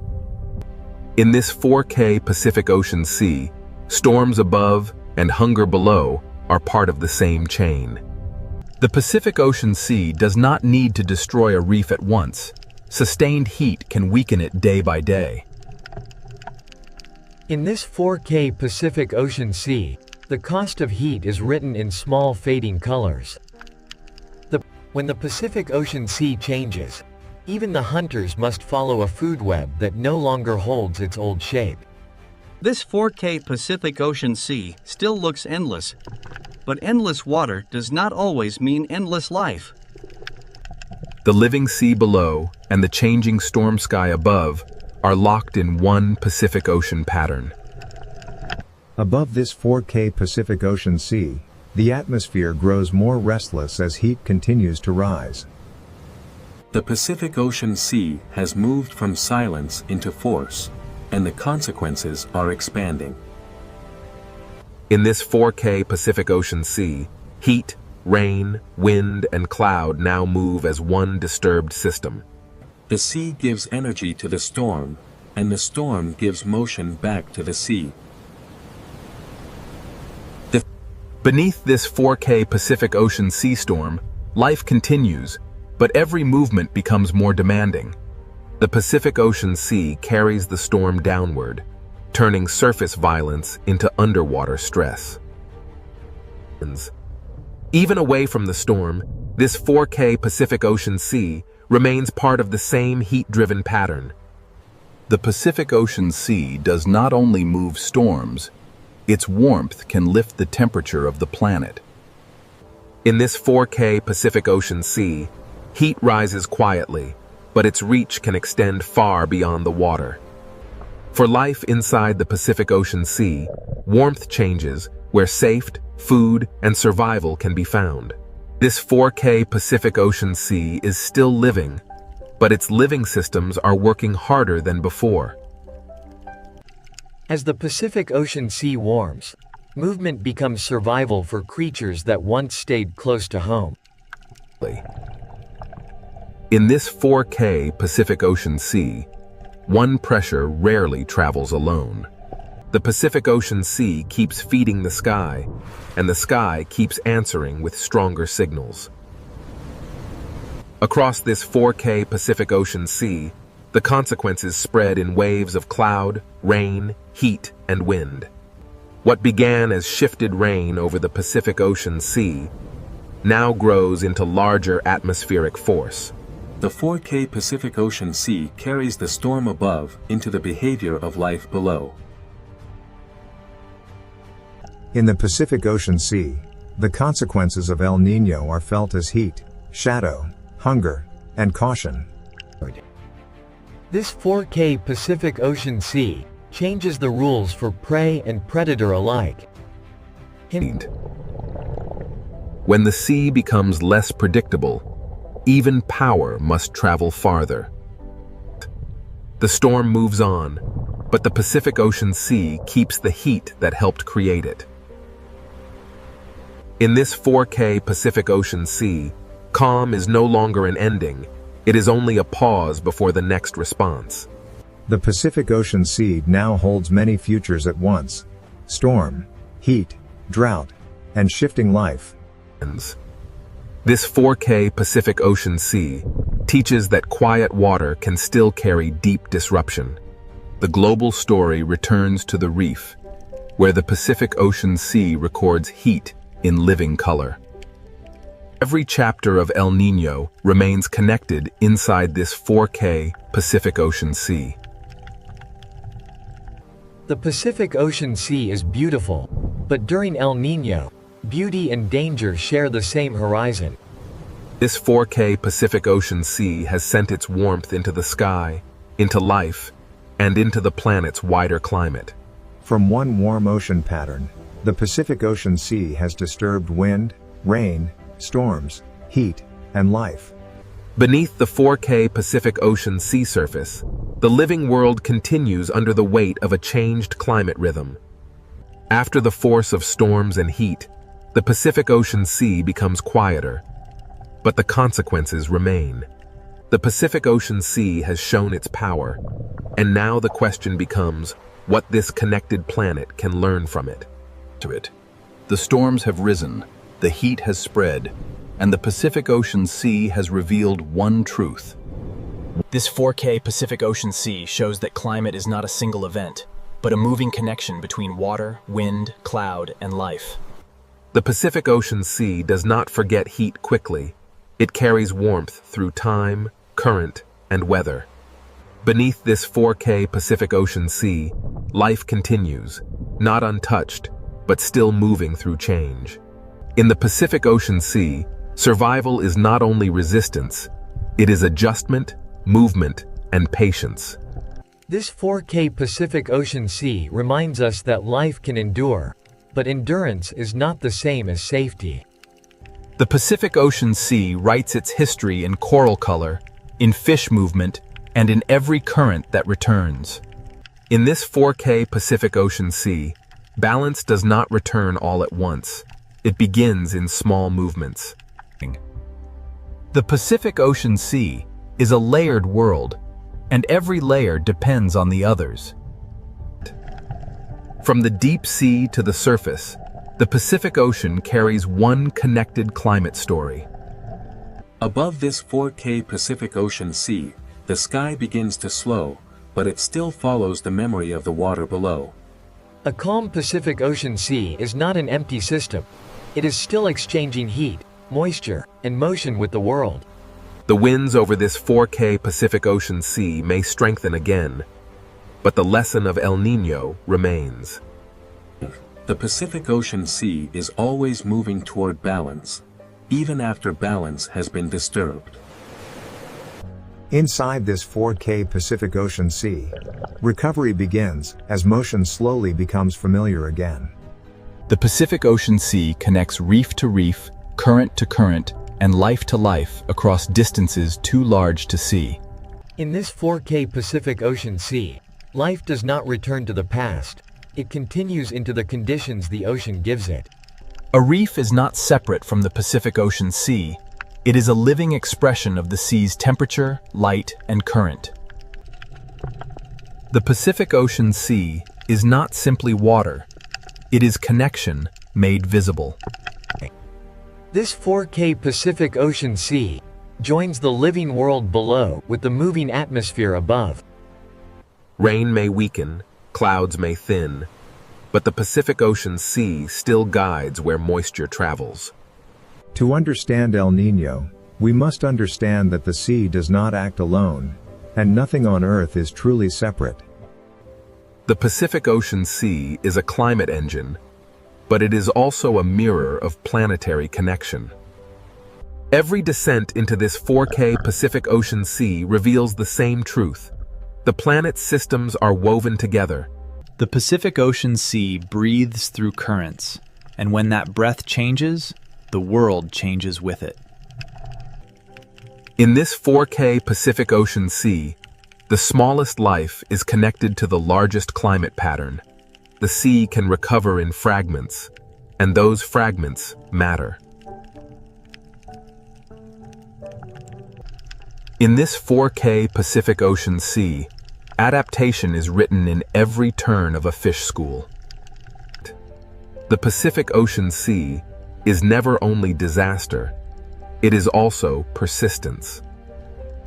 From beneath the waves to the clouds above, this 4K Pacific Ocean Sea has carried the entire story. The same Pacific Ocean Sea we saw at the beginning now means something different. This 4K Pacific Ocean Sea is not distant from the planet. It is one of the planet's deepest voices. The ocean shapes the sky, and the sky returns to shape the ocean. Beneath this 4K Pacific Ocean Sea, every creature lives inside a climate system larger than itself. The Pacific Ocean Sea teaches us that fragility and strength can exist in the same living world. One reef is small, but the sea that surrounds it is part of a planetary network. To follow El Niño is to follow the Pacific Ocean Sea, from hidden warmth to global consequence. The Pacific Ocean Sea is vast enough to seem silent, yet powerful enough to change the rhythm of Earth. El Niño may rise and fade, but the connection it reveals never disappears. The Pacific Ocean Sea seeks balance again. But balance is always moving, never fixed. In this 4K Pacific Ocean Sea, life continues not because the ocean is easy, but because life has always followed change. Every living place inside the Pacific Ocean Sea depends on forces far beyond its own horizon. The sea below and the sky above are never separate. They are one moving system. A single warm pattern in the Pacific Ocean Sea can travel through wind, rain, storm, reef, and life. To watch this 4K Pacific Ocean Sea is to watch the planet breathing through water. The Pacific Ocean Sea has shown us that Earth is not a collection of separate places, but one connected system. The story began with warmth in the sea, and it ends with a deeper understanding of what that warmth can mean.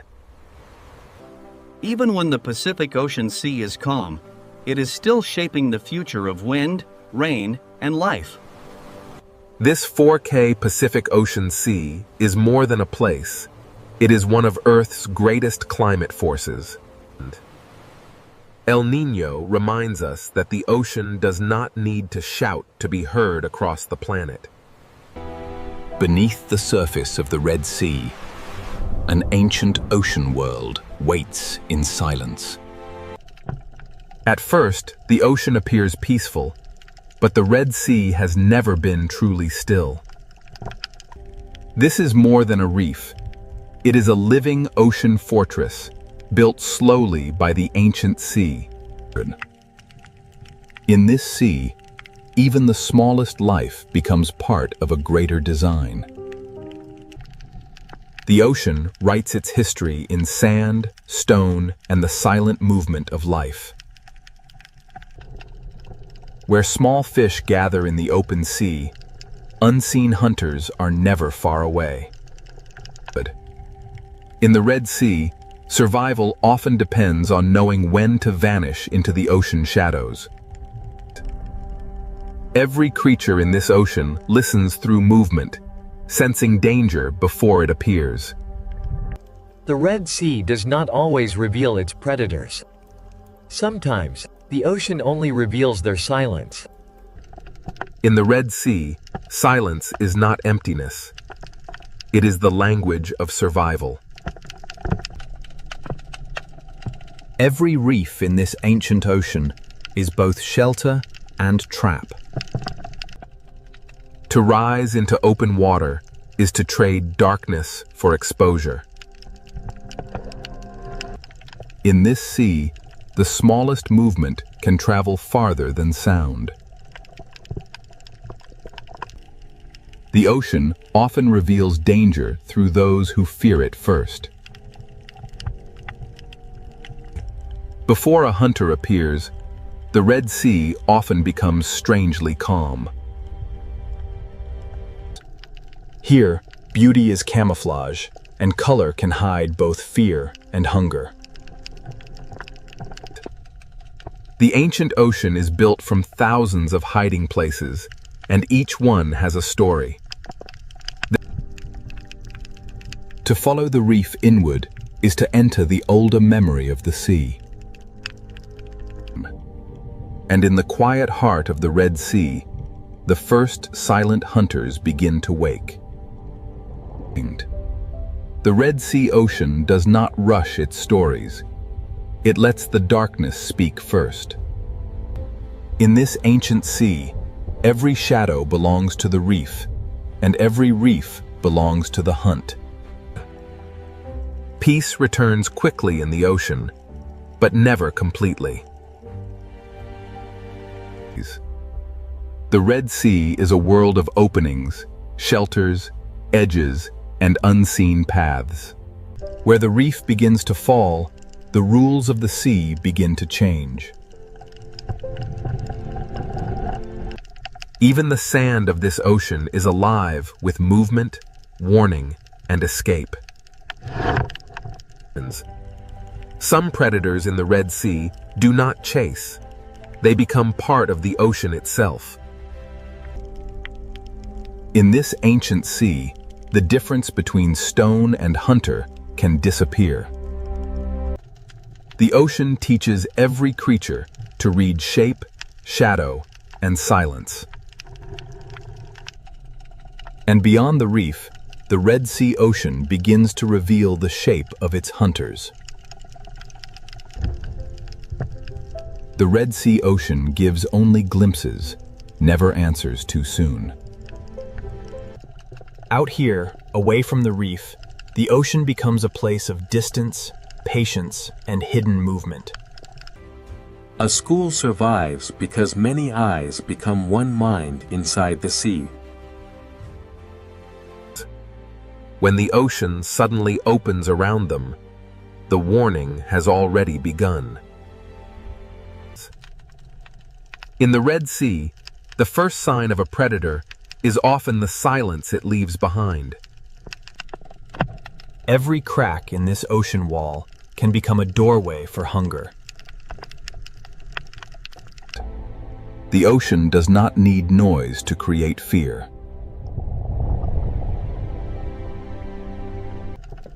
Separation is the moment the ancient sea has always understood. For the hunted, the ocean is measured in inches, shadows, and seconds. And ahead, where the Red Sea bends into darkness, the hunters wait without a sound. The deeper the Red Sea ocean draws us in, the more its silence begins to feel alive. In this ancient sea, the hunter does not need to be seen to be felt. The Red Sea records every movement, even when the creature that made it has already vanished. Every arch, cave, and hollow in this ocean can become a waiting mouth. Here, survival belongs to those who can become invisible inside the sea. The Red Sea does not separate beauty from danger. It weaves them into the same silence. The hunted may escape one shadow, but the ocean is filled with many. This ancient ocean is not random. Every ledge, current, and shadow shapes the lives within it. In the Red Sea, peace is only a pause between movements. And now, beneath the beauty of this ancient sea, the silent predators of the Red Sea begin to emerge. Beneath the beauty of the Red Sea ocean, the hunters are already in position. Some predators in this ancient sea do not chase. They wait beautifully. In the Red Sea, danger can be graceful enough to be mistaken for beauty. Inside the reef, the Red Sea shelters hunters built for patience. The ancient ocean gives even its fiercest hunters a place to remain unseen. Every hollow in this sea may be empty, or it may be waiting. Strength in the Red Sea ocean is often hidden beneath stillness. A hunter does not always need speed. Sometimes it only needs the perfect place. On the ocean floor, the Red Sea teaches predators how to become stone. In this sea, survival may depend on seeing what does not wish to be seen. The Red Sea ocean has hunters that hide not in darkness, but beneath the sand.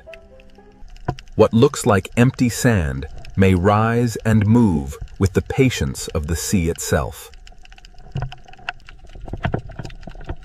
Beyond the Coral Kingdom, the Red Sea holds hunters made for open water. Here, the reef ends, and the open ocean begins to choose its victims. Some predators carry the authority of the ocean in their movement alone. The Red Sea ocean is divided between those who hide and those who patrol. Among the silent hunters of this sea, some survive by changing who they appear to be. In the Red Sea, camouflage is not only disguise, it is a language written across living skin. Even in the smallest openings of this ocean, power can wait in silence. The coral kingdom hides its hunters beneath color, texture, and time. The Red Sea Ocean is not ruled by one hunter, but by many forms of patience. Some hunters wait at the edge of traffic, where the reef forces life to pass close. For small life in the Red Sea, every shortcut may pass through danger. The ancient sea rewards those who can wait longer than fear can last. In this ocean, shape can become a mask. The reef does not need cages. It builds its traps from current, shelter, and habit.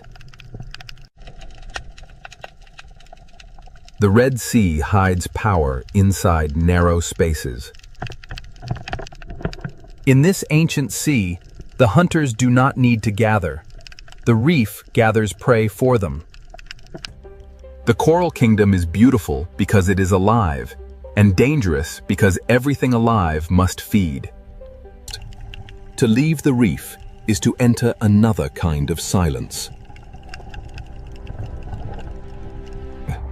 Some hunters are built for the moment when stillness breaks.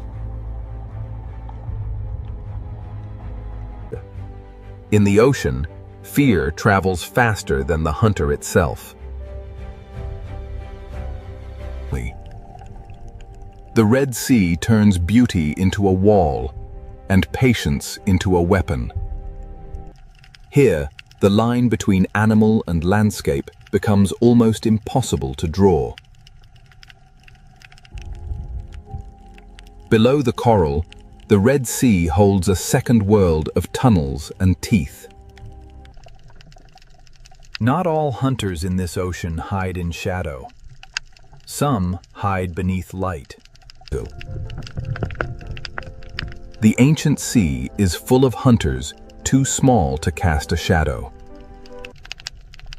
In this ocean, intelligence can hide inside a changing shape. The Red Sea does not always show the hunter leaving. Sometimes, it simply closes around it. At the edge of the reef, silence becomes distance, and distance becomes threat. The Red Sea Ocean is a kingdom of levels, and each level has its own hunter. Each predator holds one piece of the ancient sea's balance. For those who are hunted, the Red Sea is a maze that changes with every current. Every passage through this ocean demands a choice between risk and refuge. The silent predators of the Red Sea do not announce themselves. They let the reef speak for them. In this ancient sea, life returns to calm because danger never truly leaves. Now that the hunters have been revealed, the ancient ocean will show how they survive. The Red Sea has shown us where its predators hide. Next, it will reveal how silence becomes the perfect weapon. The Red Sea has shown us where its predators wait. Now, the ancient ocean reveals how they hunt. In this sea, a hunter may begin the hunt without moving forward. The lionfish does not need to rush. It lets the ocean current and its own beauty close the distance. In the Red Sea, escape routes can become traps before the hunted understands the shape of danger. The great ambush hunters of this ocean save their strength for a single perfect moment. Timing is the oldest language of the sea.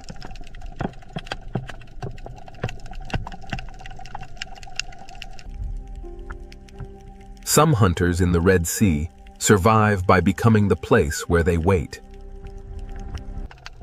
In this ancient ocean, the most dangerous shape maybe the one that seems to have no shape at all. The Red Sea turns ordinary pathways into hunting lines. The hunt begins long before movement. It begins with choosing where the sea will bring life next. In the coral kingdom, even a body shape can become camouflage. To vanish in the Red Sea, a predator does not always need darkness. Sometimes it only needs imitation. Few hunters in this ancient sea understand disguise as deeply as the octopus. Across its skin, the ocean writes a disguise that can change from one breath to the next. The Red Sea rewards hunters that can move without becoming a signal.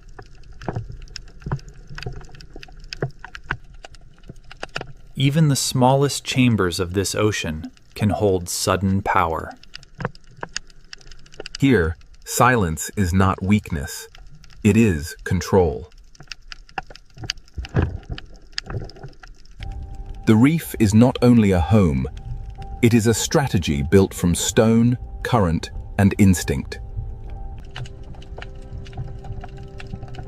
A cave hunter turns darkness into territory. In this ocean, even fear must share the reef with delicate life. For prey, the Red Sea is not a landscape. It is a sequence of decisions. The seafloor watches upward, with eyes the reef has taught us to miss. In this ancient ocean, patience often lasts longer than opportunity.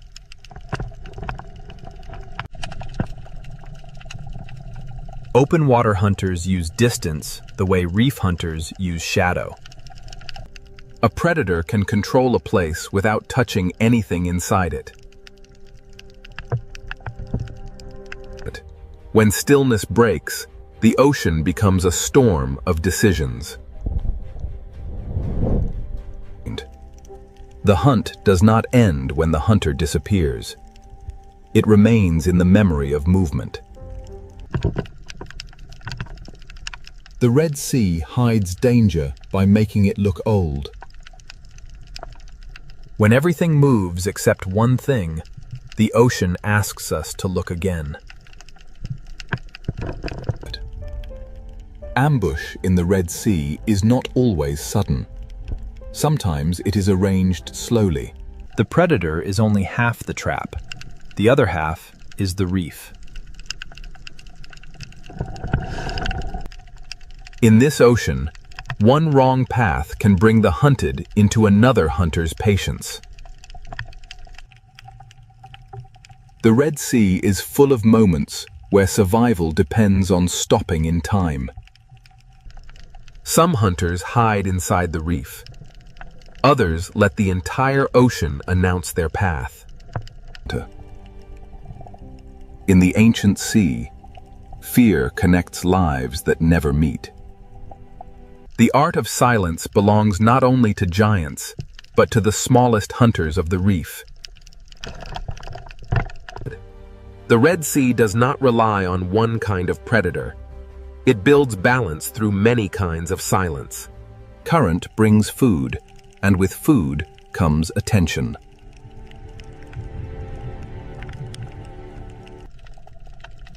Every feast in this sea has an audience. When the moment finally comes, the ocean barely has time to notice. The Red Sea closes over every hunt, leaving only movement where fear had been. For the hunter that can change its skin, the reef itself becomes a mask. Not every opportunity is taken. The Red Sea teaches its hunters to choose carefully. The art of survival here is not only hunting, but knowing when not to hunt. The hunted draw the map of the predators without ever naming them. Every predator here has a method, and every method belongs to the ancient sea. As light begins to weaken, the rules of silence become even stronger. Daylight exposes the hunters, but dusk begins to return them to shadow. The Dale's silent hunters have shown their craft, but the Red Sea has another world waiting after dark. As the ancient ocean darkens, patience begins to change into movement. In the Red Sea, silence has mastered the day. Now, the night will give it a deeper voice. As daylight leaves the Red Sea ocean, silence deepens into something older. The reef does not sleep when the light disappears. It changes who is allowed to move. When night enters the Red Sea, even the coral begins to hunt. The smallest hunters of this ancient ocean awaken before the larger shadows begin to move. Darkness does not empty the Red Sea. It reveals another ocean within it. By day, the cave protected the hunter. By night, the hunter leaves the cave behind. The night reef belongs to those who know every tunnel in the ancient sea. At night, the Red Sea shortens the space between danger and life. The lionfish becomes more haunting when the ocean loses its color. In the night sea, patience becomes harder to see and easier to obey.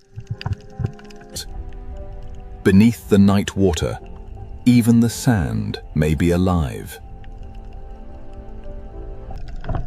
The Red Sea hides movement beneath stillness until the moment it chooses to rise. Night gives the octopus a larger canvas for disguise.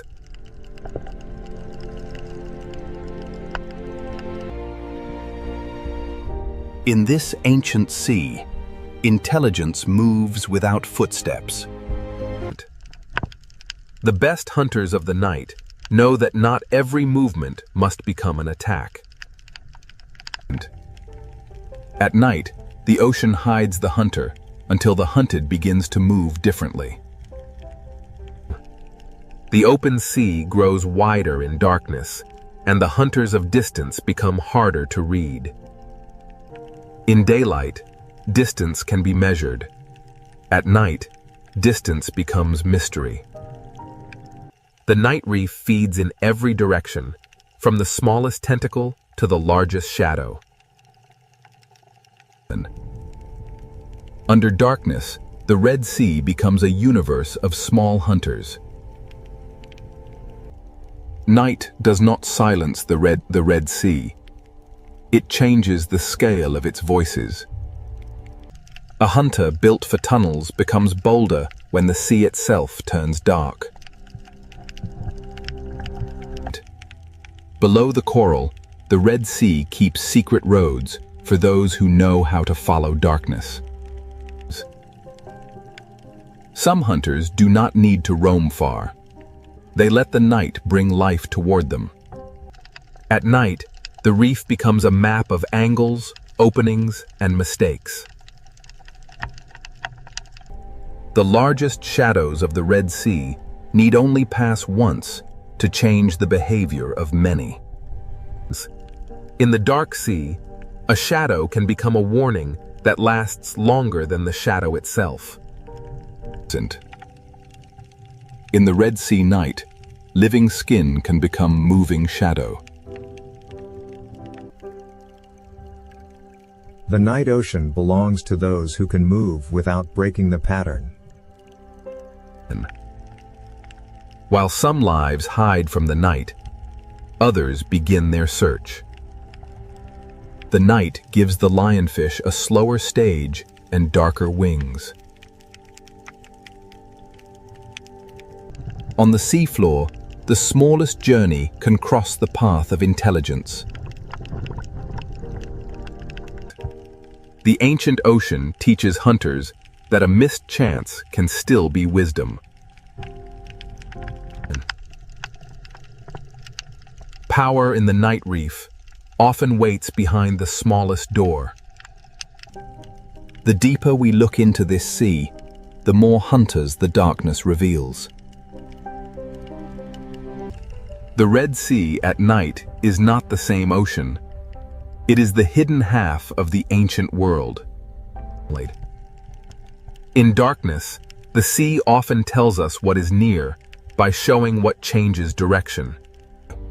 At the edge of the night reef, the ancient sea becomes depth without end. Large hunters do not need to disturb the ocean. They move through it like memory. Every life here changes the life beside it. The night shows the Red Sea as a chain of hunger, movement, and balance. Nothing in this ancient ocean hunts alone. Every hunt belongs to something larger. The smallest drifting life can shape the path of the largest hunter. By night, the Red Sea reveals the hidden pattern that daylight disguises. Even before dawn arrives, the night sea begins to prepare for another change.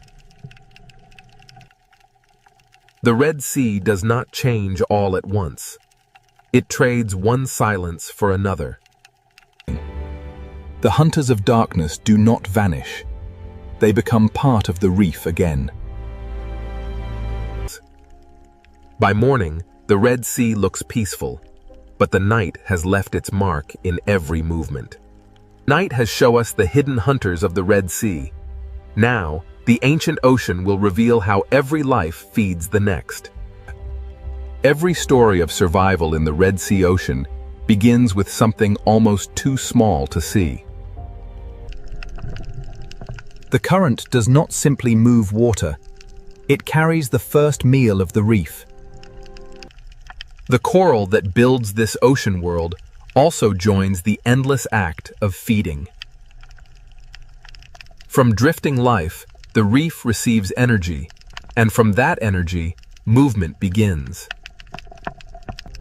These small fish transform invisible life into motion, color, and opportunity. The food chain of the Red Sea is not a straight line. It is a web of feeding, cleaning, guarding, and escape. Even those that do not hunt reshape the ancient ocean with every bite. Nothing wasted in the Red Sea truly disappears. It descends into another life. At the bottom of the sea, feeding and hiding often happen in the same breath. In the ancient sea, survival is not only competition. Sometimes it is an agreement. Even hunters must sometimes enter the economy of the reef.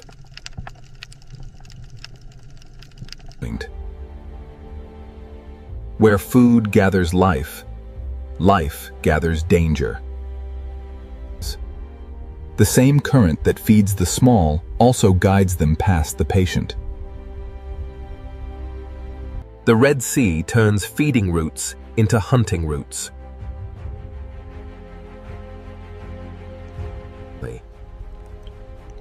Every escape in this ancient ocean may lead past another mouth.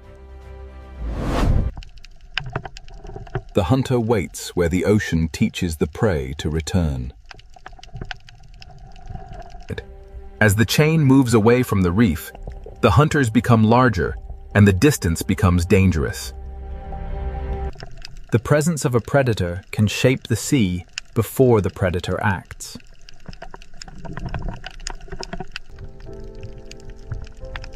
Hunger pulls life outward. Fear pulls it back. The chain does not end when food falls. it begins again on the ocean floor. At this scale, the Red Sea is a world of fragments, shelters, and sudden danger. In the ancient ocean, even the smallest hunter and the smallest prey live by timing. Some feeding protects the very home that makes feeding possible.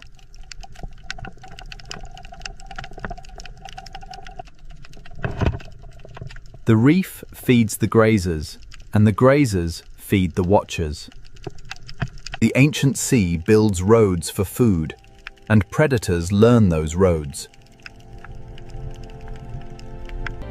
The current is the invisible road of the food chain. From coral to cave, from sand to open water, the ancient sea connects every appetite. At the upper edge of the chain, power moves slowly through the ocean. A single shadow can reorganize an entire reef.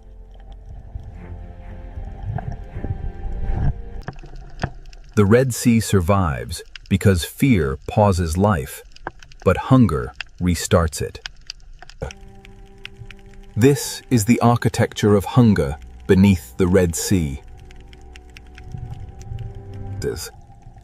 The ancient ocean does not separate beauty from hunger, or hunger from balance.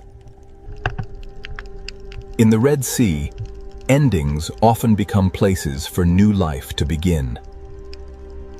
Every hunter is also part of a larger pattern, and no creature stands outside the chain. The rules of the reef can change with a single body moving away. When one creature moves through the sea, others follow the changes it leaves behind. Opportunity in the ocean rarely belongs to only one life. The ancient reef is not a battlefield alone. It is a living arrangement. The hunted are not passive in this sea. Their movement helps shape the hunt. Survival is not only escaping the strike, it is learning the shape of pressure. Some lives move in bursts. Others keep the reef alive through constant work. The foundation of the ancient ocean is built from lives that pass unnoticed. The farther life moves from shelter, the more the ancient ocean tests it. The Red Sea is not ruled by hunger alone. It is held together by the balance hunger creates. The silent predators of the Red Sea are not outside the reef's balance. They are part of what keeps it alive. Now that the chain of life has been revealed, the Red Sea will show us why its silent hunters are guardians of an ancient marine world. Now, the Red Sea ocean shows us why its silent predators are not destroyers, but guardians of balance. To understand this ocean, we must see every life as part of one long rhythm. The smallest life in the Red Sea carries the strength of the largest hunters. The ancient sea begins with delicate mouths, reaching into the current. The reef gives them food, and the predators teach them movement. The lionfish waits in beauty, and through that waiting, the reef remains alert. Even the teeth of the Red Sea have a place inside the reef's fragile order. The great reef hunters preserve their strength, and the ocean learns their patience. Beneath the sand, the Red Sea keeps another layer of balance.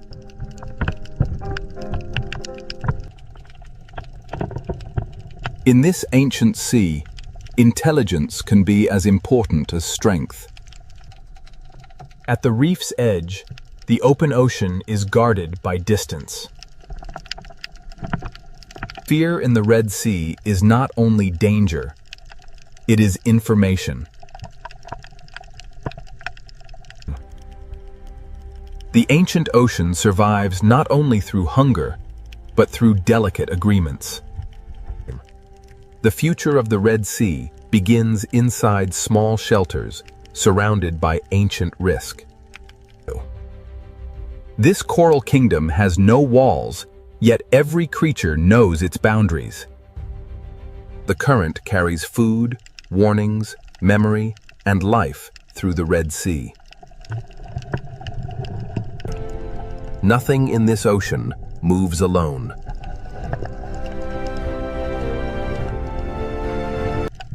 The Red Sea carries the memory of night into the daylight. Day and night trade the reef between them, but the ocean remains one. The reef is a monument built not by stone alone, but by life repeating itself. One coral tower can hold an entire history of hunger and shelter. The hunted are also teachers of the sea.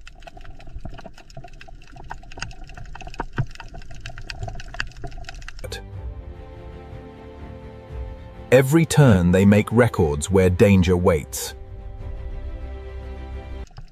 A guardian does not always protect by gentleness. Sometimes it protects by keeping balance firm. The Red Sea teaches life to look carefully, or become part of the lesson. Balance is not peace without danger. It is life continuing with danger understood.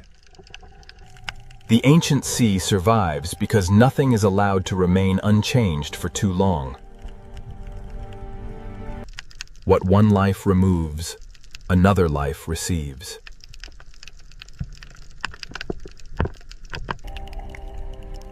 The ancient ocean survives not only through hunger, but through delicate agreements. The future of the Red Sea begins inside small shelters surrounded by ancient risk. This coral kingdom has no walls, yet every creature knows its boundaries. The current carries food, warnings, memory, and life through the Red Sea.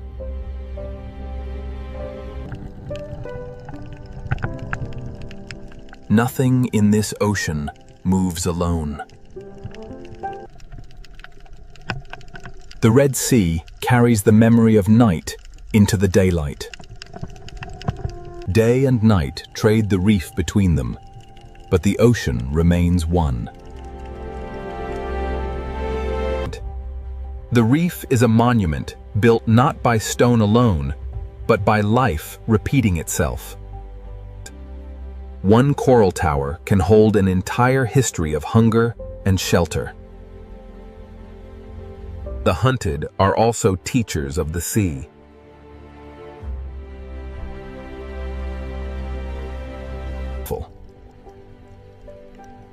Every turn they make records where danger waits. A guardian does not always protect by gentleness. Sometimes it protects by keeping balance firm. The Red Sea teaches life to look carefully, or become part of the lesson. Balance is not peace without danger. It is life continuing with danger understood. The ancient sea survives because nothing is allowed to remain unchanged for too long. What one life removes, another life receives. The guardians of the reef are not only the large hunters, they are also the tiny workers beneath them. The Red Sea is built in layers of dependence. The greatest hunters are not outside the reef's story. They are among its oldest sentences. The Red Sea endures because life here never stops answering change. This current has carried us through beauty fear, hunger, and renewal. The silent predators remain, not as interruptions, but as part of the music of the sea. In the Red Sea, even darkness has a role in keeping the reef alive. A school of fish is not only many lives, it is one answer to the ancient question of survival. Between shelter and open water, the Red Sea keeps its balance. The strength of this ocean begins in forms too delicate to command attention. To see the Red Sea clearly, we must see the small and the great together. After every night, every hunt, and every shadow, the reef returns to color. The silent hunters are always near, and because they are near, the reef stays awake. The ancient passages of the Red Sea are not empty corridors. They are memory carved into the sea. Every shape in this reef has been given meaning by life. The Red Sea is beautiful not because it is gentle, but because it is whole. Here, power is measured not only by the hunt, but by the space each life allows another. The greatest story of this ocean is not a single hunt. It is the fact that life continues. Beneath us, the ancient marine world keeps breathing in silence. What once appeared as danger now reveals itself as part of the ocean's design. Above the surface, the Red Sea seems quiet. Below it, an ancient world keeps its balance. The silent predators remain below, unseen by most, yet essential to everything that lives there. The Red Sea is not merely a place of beauty. It is a living memory of survival. And beneath this surface, the ancient reef continues, without witness, without applause, without rest. In the Red Sea, silence is not emptiness. It is the sound of balance. The silent predators of this ancient sea do not end the story. They keep it alive. This is the Red Sea, silent, ancient, beautiful, and forever alive beneath the ocean. These are the roaring 50s, and the waves here know no equal. This is the Drake Passage. In the Drake Passage, the swells are relentless. Every wave grows taller, an endless stretch of turbulent water driven by the storm, the Bayless. The Southern Ocean is a place of raw power, and the notorious Drake Passage rarely disappoints. Challenging all. Beyond the shelter of the Horn lies the open expanse of the Drake, a passage famed for its turbulent seas and isolating fog. Here, there is no shelter, no safe harbor, only the dark sea and the relentless fury of the wind and waves. The swell builds relentlessly, a living machine of water and wind, culminating in the chaotic fury of the Drake Passage. The ocean corridor between Cape Horn and Antarctica is enormous and exposed, with waves moving in several directions beneath the heavy clouds. The sea becomes a doorway into the deeper story of Cape Horn. Ahead lies the violent Drake Passage, ruled by southern winds and hidden currents. The tiny research vessel provides a stark reminder of humanity's place in this immense wilderness. The Drake Passage, leaving the faint shadow of Cape Horn behind, we enter the unforgiving waters of the Drake Passage, where the ocean swells dominate everything. The gray waves roll endlessly here, propelled by the fierce winds of the deep south, a raw and untamed wilderness of water. From this height, the ocean reveals itself as a moving corridor, vast to human eyes, yet narrow when measured by the planet's forces. Beneath the gathering storm clouds, the ocean stirs, a vast engine waking, its power unleashed by the relentless wind. Here, in the infamous Drake Passage, the true force of the Southern Ocean is unleashed as massive swells rise and collapse with unimaginable power. The powerful swell dissipates into churning foam, only to be met by a fierce gust, scattering the spray across the relentless currents. Away from the sight of land, the waves themselves form a continuous chain, pulling us deeper into the profound blue-black heart of the ocean. As the camera glides forward, a low cloud bank rolls over the sea. The waves below move in long, parallel ridges. Below the surface turbulence of the Drake Passage lies an immense force, a hidden current, powerful and unrelenting, shaping the ocean depths. The Drake Passage. Its turbulent waves hint at a power far greater than the surface reveals. The chaotic surface yields to a powerful system. Long, dark ridges begin to form, revealing the hidden forces below the Drake Passage. From this height, the true scale of the Southern Ocean reveals itself. A relentless, rhythmic breathing machine powered by global winds. This is the Drake Passage, a violent gateway where two great oceans converge in a freezing chaos. The westerly winds assert their dominance, tearing at the surface of the frigid sea. The ocean responds with a raw, untamed power. An invisible force pulls at the water, stretching the sea itself across the infamous Drake Passage. Below the rolling waves, hidden currents exert their force, shaping the violence seen on the surface and pulling the ocean into its depths. Here, in the unforgiving waters of the Drake Passage, the sheer scale of the Southern Ocean becomes overwhelmingly clear. This is the Drake Passage, a volatile stretch of water where the visible storm gives way to the unseen forces below. Below the mist lies the true heart of the Southern Ocean, a vast and dangerous realm where wind meets current in an eternal struggle. Beneath these waves lies a pressure few vessels can withstand.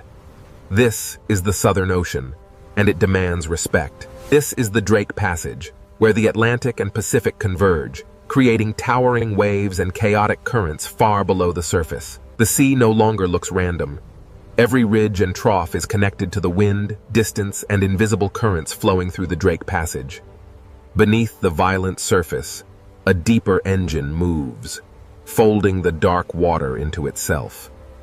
A powerful gust tears across the surface, transforming the ocean into streaks of silver-white motion. But this is the Drake Passage, where the sea itself rises like a dark wall, unleashing the raw energy stored within its depths as it breaks into foam. As the chaos of the impact subsides, the true scale of the Antarctic waters is revealed, stretching endlessly towards the ice. Here, where the continents end and the true ocean begins, the Drake Passage guards the gateway to the deep unknown. The Drake Passage holds secrets beneath its turbulent waves. Deep below the surface, a massive current flows. As we journey deeper into the Drake Passage, the true force of the wind and the hidden currents beneath the waves begins to reveal itself. The Drake Passage. A violent, restless sea where two oceans collide before the final approach to the ice. The Drake Passage. A place where every second changes the shape of the world. Descending into the trough reveals the true scale of the Southern Ocean's power, a chaotic gateway into forces unseen. The Drake Passage is endless and exposed. There is no island, no harbor, and no peaceful coastline to soften the ocean's violence. In the infamous Drake Passage, the wind is the undisputed master. It rips across the water, tearing spray from the waves and drudged. The Southern Ocean holds the memory of distant storms. These waves, growing heavier now, carry that immense. The unforgiving swells of the Drake Passage offer no mercy. Here, swallowed by the immense power of the Southern. And so the ship vanished beneath the swell. The ocean, timeless and untamed, simply closed over the space. This is the Drake Passage, a visual threshold between the world we know and the mysteries that lie beneath the ice. Legend. Behind the mist lies Cape Horn, the final sentinel of the land. Now, the violent expanse of the Southern Ocean tolerates no weakness. Here, the waves are the true masters, and the land merely a fragile witness to their power. Here, at the edge of Cape Horn, the Southern Ocean unleashes its full fury against the Black Rock, a violent prelude to the infamous Drake Passage. For countless millennia, the cliffs of Cape Horn have endured the ocean's endless assault, a testament to the raw, untamed power of the sea. This coastline offers no refuge. It is the final stone edge before the exposed, endless ocean swallows the horizon. As the cliffs of Cape Horn recede, the true scale of the Drake Passage begins to emerge. As the shelter of Cape Horn recedes, the true nature of the Southern Ocean reveals itself. Here, the swells run unimpeded toward Antarctica. Beyond the cliffs of Cape Horn, the ocean asserts its dominance. The small vessel is dwarfed by the immense. As the cliffs of Cape Horn vanished into the churning wake, the vessel pushed into a sea that grew darker, wider, and less forgiving with every passing moment. Here, in the unforgiving Drake Passage, the ocean demonstrates its power, quickly erasing the fleeting presence of the ship's passage. We leave the shelter of Cape Horn now, entering the infamous Drake Passage. Ahead lies the raw power of the Southern Ocean, Cape Horn, the very edge of the world's navigable waters. Beyond this churning chaos lies the frozen expanse of Antarctica, and the coastline stands as a warning. Every wave impact reminds us that even the land itself is shaped by the ocean's relentless force. The coastline ends here, swallowed by the mist. Southward, the ocean stretches like an open gate into unimaginable violence. This is Cape Horn, the gateway to the vast, untamed waters of the Drake Passage. As the swell travels outward, Cape Horn recedes into the mist, and the immense power of the open ocean takes control of the narrative. Here, between the continents, the wind blows unimpeded, driving the largest waves on Earth across the notorious passage. The wave crests move in long, organized rows, driven by an unseen force. What feels wide to us is... As the final coastline disappears, the sea becomes a complete world. A realm with no shelter, no returners. The last sight of land recedes into the mist, and the sea becomes more than water. It is a boundary, both physical. As the waves subsided, Cape Horn vanished. We were now truly exposed to the raw power of the Drake Passage. Now, with no continent or island left to break the force of the wind, the sea grows rougher. The waves rise unchecked across the open ocean. Here, in the Drake Passage, the sea is an exposed arena. Wind, water, and distance combine into a larger, relentless force. We push farther now from Cape Horn, drawn closer to the violent heart of the Drake Passage. Here, Here, at the edge of the world, the Southern Ocean shows its true power. The small research vessel is merely a toy in the hands of the Drake Passage. The sea cares little for the machines of man. It rolls on, indifferent to our passage, reminding us that this crossing belongs to the water. The sea erases scale, direction, and certainty. The vessel is but a fleeting moment in the ocean's eternal power. As the land disappears, the sheer emptiness of the Drake Passage becomes apparent. Nothing but water, wind, and the humbling scale of the open ocean. Below the waves, the water turns to an impenetrable black. Here, in the heart of the passage, the horizon vanishes completely. The true scale of this desolate ocean world remains hidden, obscured by the endless fog and the relentless churning of the waves. Watch closely as the waves lift in sequence. This is how energy truly moves across the vast, open ocean, uninterrupted. As the spray clears, the immense breadth of the Drake Passage is revealed. A world swallowed by the sea. Standing here, you understand the true meaning of isolation. The sea is absolute, and we are merely guests in its domain. As the land disappears behind the mist, we turn south. Now, there is only the sea, and the realization that we are truly alone. As we move south, away from the land, the sea grows colder, rougher, and more commanding with every passing moment. We leave the steep ridges behind as the crossing moves from geography into the raw power of the weather-driven ocean. We leave the shelter of the continent now, entering the infamous Drake Passage. Here, the Southern Ocean winds. Here, at the edge of the world, the Southern Ocean unleashes its full power. This is the infamous Drake Passage. Here, at the convergence of the Atlantic and Pacific, lies the infamous Drake Passage, a place where the ocean swells run unimpeded around the globe. With Cape Horn behind us, the wind pulls the sea into motion, a natural bridge toward the atmospheric engine ahead. These waves, bending under the immense pressure of the wind, carry an energy that travels across the vast expanse of the open sea. With Cape Horn now gone, the sea becomes the only landscape, the only road, and the only danger between us and Antarctica. As the clouds race overhead, The immense power of the Southern Ocean winds begins to organize the sea into massive, unstoppable rows. Without land masses to slow them, the westerly winds howl across the open water, turning this passage into Earth's most violent and unpredictable marine corridor. Now fully exposed to the Southern Ocean, the westerly winds begin their relentless assault on the Drake Passage. This is the Drake Passage, where the Atlantic and Pacific converge in a violent clash of wind and water. As we rise, the true force of the westerly winds becomes visible. Long lines of foam sweep across the water. The relentless wind writes across the ocean's surface, etching temporary patterns into the rolling waves before they vanish into the deep blue. Here, in the unforgiving Drake Passage, the atmosphere and the ocean move as one powerful, interconnected machine. The sea carries energy from distant storms, and each wave feels like a message traveling across thousands of kilometers of Southern Ocean water. With thousands of miles of open water, the Southern Ocean builds immense power, culminating in these towering walls of water. Far from any shore, the westerly winds sweep across the open ocean, unimpeded. It is this vast... In the Drake Passage, the atmosphere presses its rhythm directly into the water, synchronizing the sky and the sea in a powerful, relentless surge. As the storm intensifies, a powerful gust of wind rips across the water, turning the ocean surface into a blinding sheet of silver spray and foam. The wind rips water from the crest as the massive wall of the ocean roars forward, an ancient and primal force unleashed.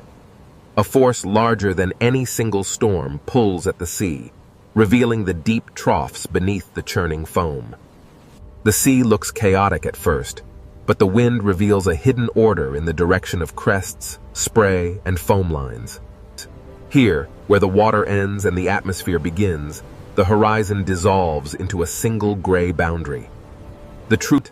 Here, the westerly winds command the sea, reminding even the sturdiest vessels of nature's dominion. The ship departs, and the relentless wind-driven spray sweeps across the surface, allowing the sea to reclaim its untouched, powerful... The Drake Passage is infamous for its massive seas. Driven by the relentless westerly winds, these waves form endless ridges of raw, moving energy. Driven by the relentless circumpolar winds, the ocean surface is pulled eastward, a massive conveyor of energy linking these waves to the icy continent beyond. Here, the wind is not just a presence, it is the undisputed master, whipping the waves into a frenzy. Navigating the Drake Passage means facing some of the most treacherous waters on Earth, where waves emerge suddenly from the gray mist. Below the chaos of the storm layer lies the Drake Passage, where wind systems larger than continents shape the sea into these endless bands of power. Driven by winds that began far beyond this place, the swells carry that memory north, entering the unforgiving waters of the Drake Passage. As the storm intensifies, these colossal swells become mountains of water, revealing the true depth and fury of the Southern Ocean. The Drake Passage is known for its treacherous waters. Here, multiple wave directions collide, creating an unstable, churning sea. Here in the Southern Ocean, the sea appears violent. But every motion is connected to the wind, distance, and immense pressure. The ocean is a vast, complex system, driven by the atmosphere above it. Wind energy transfers to the water, powering the massive currents we see. As the gale intensifies, the crests are peeled away, strips of water racing across the surface like smoke. Here, at the Drake Passage, the powerful westerly winds sweep across the open marine corridor, driving the waves relentlessly eastward. With no land to block the storm, the wind imparts its energy directly into the sea. The waves grow longer and steeper, organizing in south of Cape Horn. The infamous Roaring Forties and Furious Fifties unleash their full force across the unbroken expanse of the Southern Ocean. Here, in the notorious Drake Passage, the ocean moves not as individual waves, but as a single, enormous surface under the command of the wind. The ocean moves under atmospheric command. Following the foam scars twisting over dark water, subtle spiral motions reveal... The sea below answers with ripples, swells, spray, and troughs, turning the Drake Passage into a visible conversation between air and water. Observe how quickly a strong gust can reshape the open water, turning dark, rolling ridges into a chaotic expanse of bright foam. The wind's immense power literally shaves the tops from the waves, transforming the ocean surface into a violent spray. The ocean carries the memory of wind across its surface. each swell recording pressure, distance, storm history, and the wind's memory is etched into the very fabric of the sea. Here, in the immense southern ocean, westerly wind, the transparent currents, invisible to the naked eye, are the silent architects of the waves beneath the storm's fury. Here, in the infamous Drake Passage, atmospheric forces collide. This swirling vortex of pressure presses down, transforming the sea into a cauldron of violent waves. Driven by the relentless wind, the surface waters begin their eastward march, fueling the great current below. In this stormy corridor, the ocean reveals its true, untamed energy, constantly reshaped by the relentless westerly winds. Here, in the Drake Passage, the wind-shaped waves begin to synchronize, revealing the immense power of a deeper planetary circulation. Driven by the relentless wind, the sea exerts its raw power. We push onward toward the pale, ethereal glow of the... Driven by the relentless westerly winds, the Antarctic storm gathers strength, turning the ocean surface into a chaotic landscape of rising waves and sideways spray. While the wind tears at the surface, deep beneath the churning waves, a far larger, ancient power begins to rise. Below the storm-tossed waves lies a world unseen, where the ocean's deepest secrets flow in powerful, hidden currents. Here, at the surface, the storm rages, but beneath the churning foam, an ancient power stirs, waiting to be revealed. The camera plunges into the crushing darkness, where these colossal structures have stood undisturbed for millennia. Stabilized beneath the churning surface, the deep water of the Drake Passage moves with a slower, more powerful rhythm, far from the sun's reach. The Drake Passage Sea is not only waves, but a layered ocean system moving beneath the storm. Beneath the Drake Passage, the greatest ocean current on Earth begins its endless journey around the pole. The ocean. A river without banks, wide and powerful, flowing silently beneath the violent surface. Here in the Drake Passage, the wind whips the surface layers into a turbulent frenzy, while far deeper, the massive currents move steadily onward. The Drake Passage, a place where the vast southern ocean is sculpted by unseen forces, creating rivers within the sea itself. From this depth, we see the raw power of the Drake Passage. The wind-driven waves connect directly to the massive Antarctic circumpolar current flowing beneath. Here in the Drake Passage, different current layers slide past one another, carrying an immense, hidden force through the ocean depths. The Antarctic circumpolar current is not a single smooth line, but a living field of motion, creating massive underwater eddies that shape the global climate. Orders. The Drake Passage reveals the ocean's hidden architecture. As the eddy stretches, the water organizes itself into powerful moving zones. While the surface rages in chaos, down here, the deep, continuous circulation moves with undisturbed power. Stretching across the Drake Passage, these immense current ribbons are the ocean's invisible highways, moving heat, salt, and nutrients on a planetary scale. Here, in the violent waters of the Drake Passage, invisible highways carry the foundation of marine life. Following the current deeper, the light begins to fade. Below the surface storm, the Antarctic circumpolar current reveals itself as a vast... Here, in the tumultuous waters of the Drake Passage, the ocean is a single vertical world. From the deepest currents to the wind-whipped surface, everything moves together. The Drake Passage connects the Atlantic and Pacific, funneling an unimaginable volume of water, creating the most powerful current on Earth. Squeezing between South America and Antarctica, the Drake Passage acts as a narrow gate, funneling the immense power of the planetary current. As the current accelerates through this narrow passage, the water particles stream faster, compressed by the geography, yet the visible space remains vast. But as the current accelerates, following the deep shadowed slope far below, the immense pressure begins to bend the flow, disturbing the smooth ocean layers. In the open water column, the true scale of the Antarctic circumpolar current is revealed. Layers of cold water move past each other. As the camera moves through this seafront, we see how the current acts as a soft, invisible wall, connecting and separating ocean worlds. Here, in the tumultuous Drake Passage, the wind-driven waves on the surface are inextricably linked to the deep powers. The camera descends deeper now, revealing the hidden circulation of the ocean. These vast currents move relentlessly from west to east. Here, in the depths of the Drake Passage, layers of water slide past one another, carrying an immense, unseen force. Changes. What begins as a localized eddy soon stretches into a powerful current front. Here, in the Drake Passage, the sea organizes and the ocean reveals two distinct realities. Above, chaos reigns in the storm-tossed waves, but These immense current ribbons pass through the Drake Passage like invisible highways, moving water, heat, salt, and nutrients across the Southern Ocean. Flowing through the Drake Passage, these invisible highways carry the very foundation of marine life across the violent sea. As we descend deeper, the surface storm fades, revealing the true power of the Antarctic circumpolar current. A vast, silent force moving through the... Here in the Drake Passage, the ocean is a vertical world.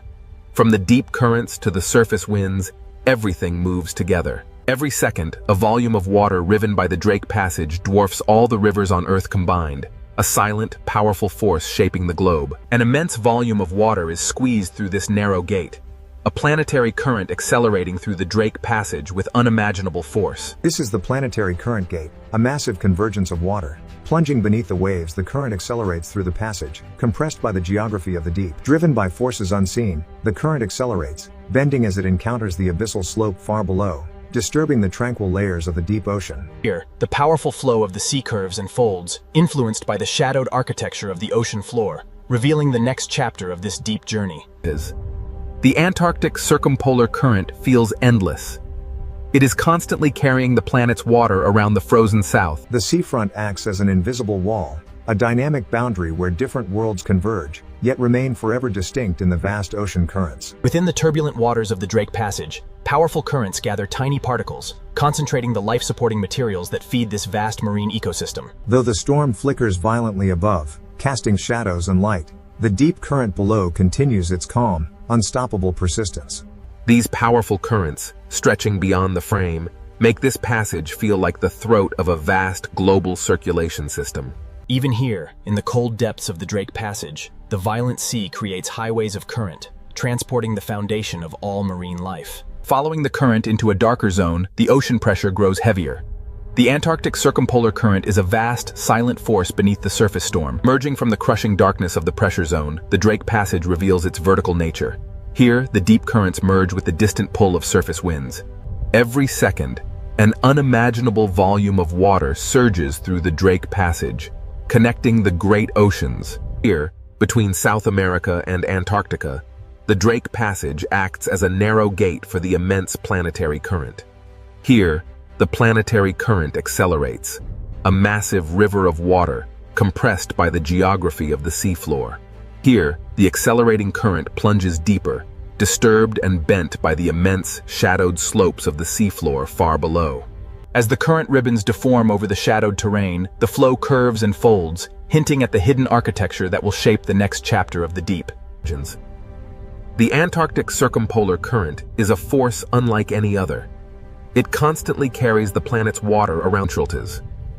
The current acts as both architect and boundary, where blue cold water meets greener, nutrient-rich streams. The relentless currents of the Drake Passage concentrate life-supporting material along the boundary, showing how even violent waters sustain these ecosystems. Sunlight struggles to pierce the turbulent surface, but the deep ocean currents flow onward, undisturbed by the chaos above. Deeper now, into the Drake Passage. This vast underwater current acts as the throat of a global circulation system. As the deep currents wrap around Antarctica, they accelerate, squeezing through the Drake Passage and continuing their journey northward, driving the planet's climate. As the visualization fades, we enter the Drake Passage, where the Antarctic current flows unimpeded. The deeper we descend beneath the Drake Passage, the heavier the pressure, yet the Antarctic circumpolar current surges onward. The deep ocean currents, vast and powerful, begin to shift. They twist around unseen terrain, foreshadowing the hidden ridges and basins far below. The deep ocean is never still. Here, the currents bend and twist, forming powerful vortices that shape the underwater landscape. The sea appears simultaneously chaotic and organized as the eddies stretch and break apart. Eventually, the steady eastward. As we ascend, the true complexity of the Drake Passage reveals itself. Beneath the raging storm, the deeper currents flow. Here, between the surface turbulence and the deeper currents, lies the true nature of the Drake Passage, a powerful gateway in the world ocean. Here, the ocean is a moving archive, a vast repository of temperature, salt, carbon and energy flowing around the Antarctic continent. Here, in the depths of the Drake Passage, the strongest forces move silently. an immense current carrying particles through the dark water. While the storm rages on the surface far above, the Antarctic circumpolar current holds its steady, immense path through the dark ocean depths. Below the waves, the silent power of the depths. The immense currents of the Drake Passage begin to reveal the contours of the hidden seafloor far below. Even here, in the crushing dark of the deep ocean, hidden mountains rise, steering the powerful flow of planetary water. The ocean floor is far from empty. It is architectural, a realm of hidden walls beneath the violent surface. As the circulation tightens into faster streams, the focus shifts to the shape of the seafloor. Here, the true power. The seafloor beneath Drake Passage is not passive, but actively reshapes the current. The ocean flow compresses as it climbs the submerged rise, accelerating dramatically before spilling into the darker waters of the abyss beyond. Here in the Drake Passage, the Antarctic circumpolar current surges eastward, its path visibly altered by the wind above and the submerged landscape. As we rise from the hidden currents below, the true violence of the Drake Passage reveals itself on the surface. The Antarctic circumpolar current, an immense river of seawater driven by powerful winds, now dives towards the abyss. We descend into the Drake Passage. Below the stormy surface, the Antarctic circumpolar current rages. Below the stormy surface lies the true power of the Antarctic circumpolar current, a massive force hiding ancient structures beneath the waves. The descent continues toward the hidden seafloor.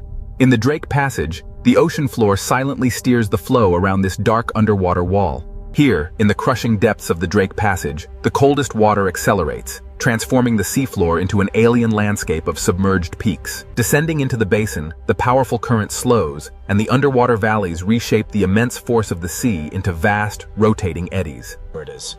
Here in the Drake Passage, beneath the violent waves, the rotating basin eddy begins to stretch. It transforms into a long blue mix. As we descend deeper, the true architecture of the abyss is revealed. Invisible walls carved into the seabed funnel the powerful. The camera glides into the narrow channel, and the current accelerates, a planetary river forced through hidden gates deep within the Drake Passage. The camera watches as current ribbons bend sharply around this deep fracture zone. The seafloor proves that the chaos above has structure far below the surface. In the Drake Passage, the sea reveals itself as a deep mechanical system, where water, stone, pressure, and rotation work in powerful unison. As we ascend from the depths of the Drake Passage, the distinct boundaries between water masses become visible, driven by unseen forces. As the currents bend over the seafloor ridge, the resulting turbulence creates a gathering point. Along this front, tiny particles and nascent marine. Carried by the current through the Drake Passage, this cloud of life transforms hidden turbulence into a quiet foundation for everything that follows. As we ascend, the currents intensify, revealing how motion gathers life in these invisible corridors of the sea. The Drake Passage current dictates all movement here. These resilient cold-water fish yield to its relentless power, moving swiftly as one with the flow. The Drake Passage. Though the surface rages violently above, here in the depths, the powerful current carries food. Above the churning chaos of the waves, the albatross rides the gale, connecting the turbulent sea to the stormy sky. Here, in the roaring 40s, the albatross rides the breath of the storm, its wings locked against the violence of the great southern ocean. For the albatross, the sea is both danger and pathway, a turbulent world where survival is shaped by the wind's relentless force. Soaring over the immense swells of the Drake Passage, the albatross reads the air currents, an invisible road above the churning ocean. Relying entirely on the wind, the albatross banks sharply.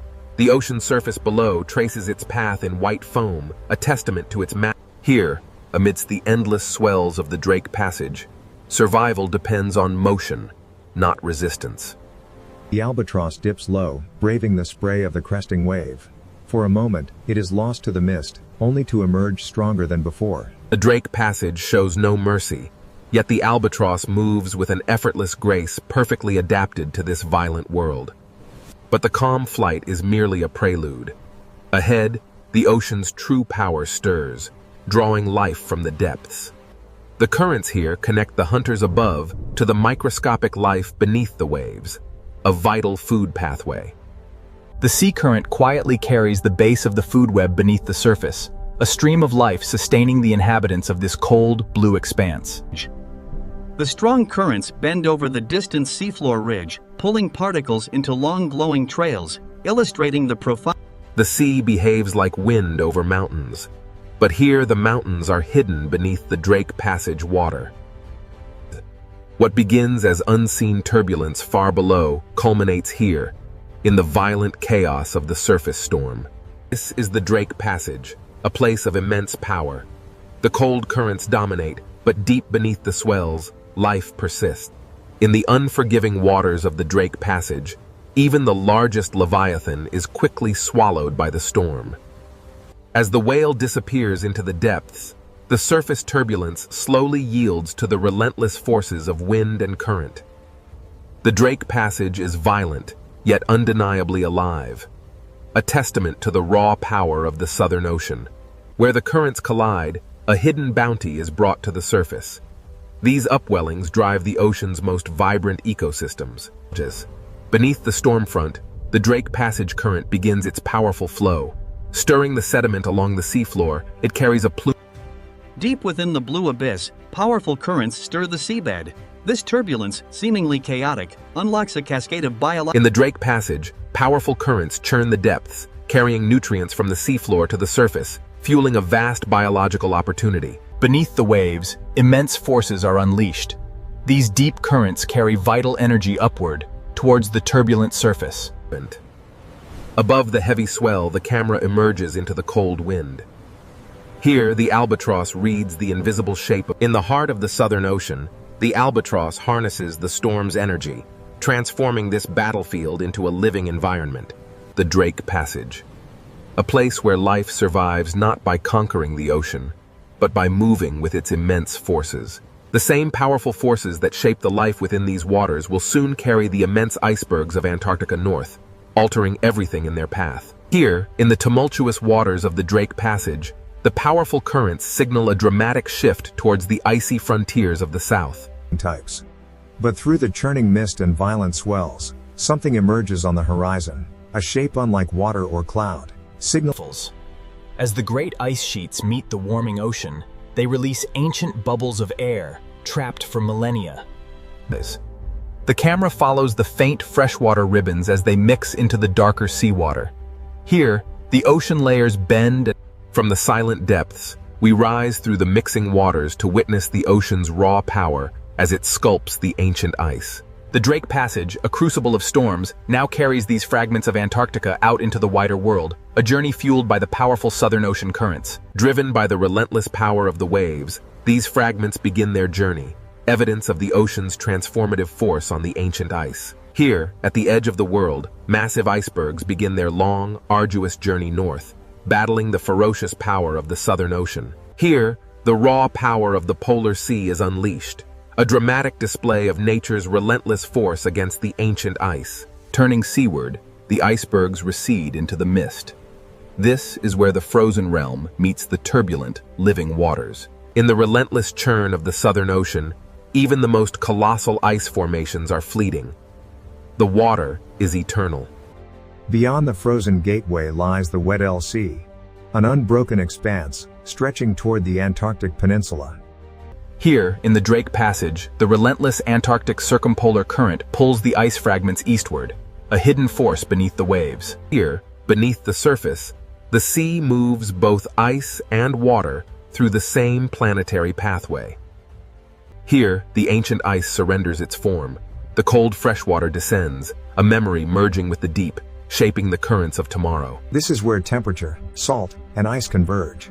A visible climate space formed by the meeting of distinct ocean currents and freshwater plumes. Driven by powerful winds, the Antarctic circumpolar current relentlessly circles the frozen continent, accelerating as it is forced through the gauntlet of the Drake Passage. The abstract visualizations give way to the raw power of the ocean. Here, where warm and cold waters collide. The storm rages, yet life persists even here. And amidst the chaos, this small buoy measures the ocean's violent power. Monitoring the relentless movement of the Drake Passage, this silent sentinel measures the vital statistics: temperature, salinity, current, and pressure. While the surface rages, the true symphony of the deep remains hidden. Here, science listens passively to the ocean's uncontrolled voice as the instrument recedes, the true observatory reveals itself. The Drake Passage carries secrets through its layers. The data reveals a stark reality. Deep currents are accelerating, linking the silent depths to the increasing violence of the sea. Here, beneath the waves, we witness the raw power of the Drake Passage, a crucible where atmosphere, ocean, and ice collide. As the atmosphere meets the ocean and the ice, the relentless waves continue to carve its base, slowly reshaping this fragment of the frozen continent. A powerful yet subtle shift. The meltwater drips from the ancient blue ice, joining the vast global circulation. As the wind strengthens, the sea becomes a violent force. Waves crash against the ice, a stark reminder of the raw. From this sweeping view, the immense power of the ocean currents becomes clear, relentlessly moving ice, heat, and vital elements through the Drake Passage. Every visible wave belongs to a larger circulation pattern, moving far beyond the Drake Passage. Down here, beneath the churn of the surface, the ocean currents move silently, carrying with them the clearest signals of our changing climate, the Drake Passage, where the immense physical power of the ocean converges with life, signaling profound planetary change. Rising from the depths, we witness the relentless power of the current. The ocean carries this fragment of ancient ice. Even the ice, once part of a towering glacier, now drifts aimlessly in the vast, cold expanse. The albatross navigates the Drake Passage, a crucible where wind, ice, and sea converge in this untamed ocean. This is the Drake Passage, a place where the immense power of the ocean dwarfs even the largest mountains of ice, reminding us of nature's overwhelming scale. As the storm finally relents, the ocean begins its slow, rhythmic breathing once more. Here, in the Drake Passage, the Earth's motion is laid bare. The storm may soften, but the camera descends toward the restless sea. Here, the ocean remains ancient and unfinished, a corridor for the relentless currents of wind. The journey south reveals the immense power of the Antarctic, a vast reservoir of ice and cold water influencing every ocean on Earth. Turning north from the Antarctic glow, we enter the Drake Passage, a place defined by the immense scale of the pure ocean and the raw power of the wind. The journey north reveals the true scale of the oceanic realm, where every force, from the deep currents to the high winds, the Southern Ocean is a place of raw power, beautiful in its terror, indifferent to those who cross its path. Here, the waves roll endlessly into the mist, carrying the memory of the wind, the hidden currents, and the cold breath of Antarctica. Here, in the dark sea, the last iceberg drifts slowly. The memory of Antarctica carried on it. This is the Drake Passage, a place where the true power of the ocean is felt. No map between Cape Horn and the frozen continent, the Drake Passage reveals its true power, an untamable force where sky and sea merge, the Drake Passage. A fitting end to our journey, reminding us that this world remains wild, powerful, and utterly beyond our control. From above, the Pacific Ocean looks peaceful, endless, and almost motionless. But beneath this beautiful ocean surface, the planet is not still. The ocean hides a world of pressure, heat, stone, and movement. What seems like silence is only the surface of a much larger story. We now descend into the Pacific Ocean, where the hidden power begins. Above us, the ocean is bright. Below us, the earth begins to reveal itself. The deeper we go, the more the ocean changes from beauty into mystery. The Pacific Ocean is not only a body of water, it is a cover over a moving world. Below this ocean, entire plates of rock move slowly through time. They move too slowly for the eye to see, yet strongly enough to shape the planet. This ocean floor is not an empty place. It is a map written in stone. Every crack beneath the ocean tells us that Earth's crust is under pressure. Here, beneath the Pacific Ocean, pressure builds where no sunlight reaches. The surface above may be calm, but this hidden ocean floor is constantly changing. If the ocean water vanished, the Pacific would not look smooth at all. It would reveal mountains, trenches, fracture zones, and scars carved into the ocean floor. Some of these ocean trenches are deeper than mountains are tall. These are not empty holes in the ocean.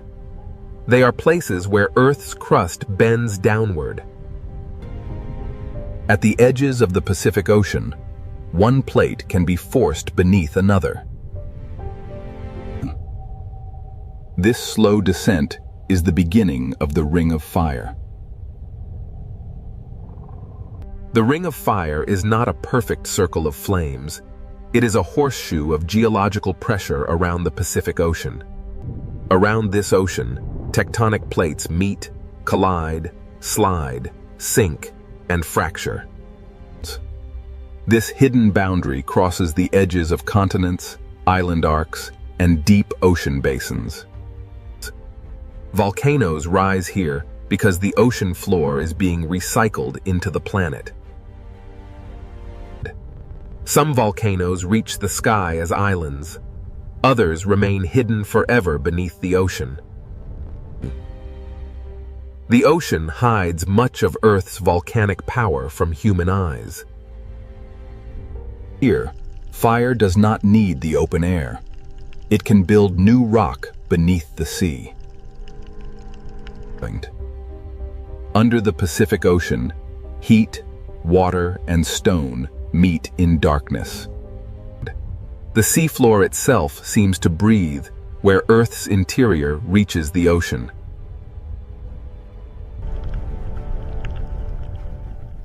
These hidden vents show that the ocean floor is not dead rock. Even in darkness, the ocean can turn heat into life. The same force that creates life here can also store enormous danger. Along these boundaries, the ocean floor can become locked in place. The plates keep trying to move, but friction can hold them together.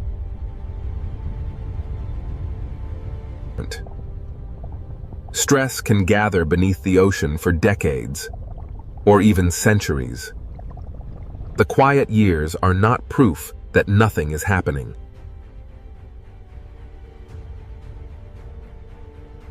When a locked boundary finally breaks, slow motion becomes sudden release.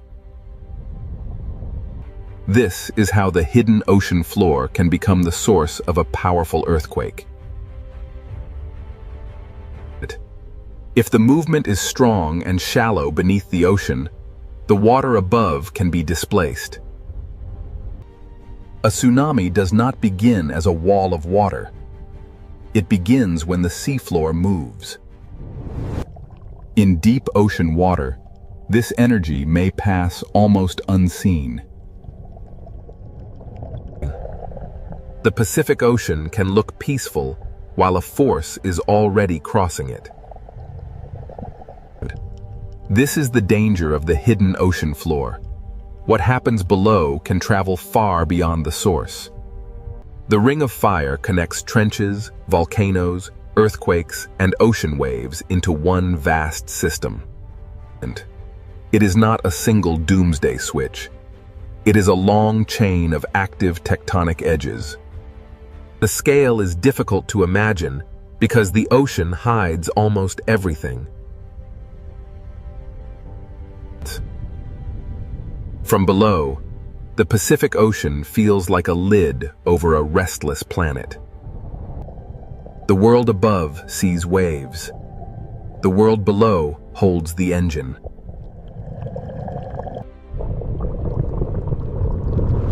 Now we understand why the calm ocean surface can be misleading. Beneath the Pacific Ocean, stone descends, melts, rises, locks, and waits. To understand this hidden power, we must follow the ocean floor downward into the process that drives it all. The ring of fire begins not with flame, but with descent. In the next part, we enter the subduction zone, where the ocean floor is pulled back into Earth. Here, beneath the Pacific Ocean, the ring of fire begins not with flame, but with descent. At the edge of the Pacific Ocean, one massive plate is being pulled beneath another. This process is called subduction, the slow return of the ocean floor into Earth. Oceanic crust is colder and denser than the rock above it, so gravity helps pull it down. The movement is slow, often only a few centimeters each year, but its power is enormous. A motion too slow to watch can still reshape the entire ocean basin. As the ocean floor sinks, it drags sediment, water, and ancient rock downward with it. Water trapped inside minerals begins a journey deep beneath the Pacific Ocean. As the slab sinks, pressure rises, temperature increases, and the hidden chemistry begins to change. The ocean floor does not simply disappear. It transforms the world around it. Water released from the descending ocean plate lowers the melting point of surrounding rock. This is where magma begins, not from random fire, but from pressure, water, and heat. Above the sinking slab, the deep earth starts to melt. The magma rises because it is hotter and lighter than the rock around it. Over time, these rising paths can feed volcanoes beneath the Pacific Ocean. This is why the Ring of Fire is lined with volcanoes. The fire begins deep below, but the ocean hides its first signs. Some magma builds new seafloor without ever touching the sky. When lava meets cold ocean water, it cools quickly and hardens into new stone. The Pacific Ocean floor is not only being destroyed at trenches, it is also being created by volcanic heat. Subduction destroys old crust, but it also gives birth to volcanic arcs and new terrain. This hidden engine creates seamounts, volcanic islands, and entire underwater mountain chains. A seamount may look still, but its origin is written in the movement of plates. Where heat escapes into the ocean, the seafloor begins to breathe.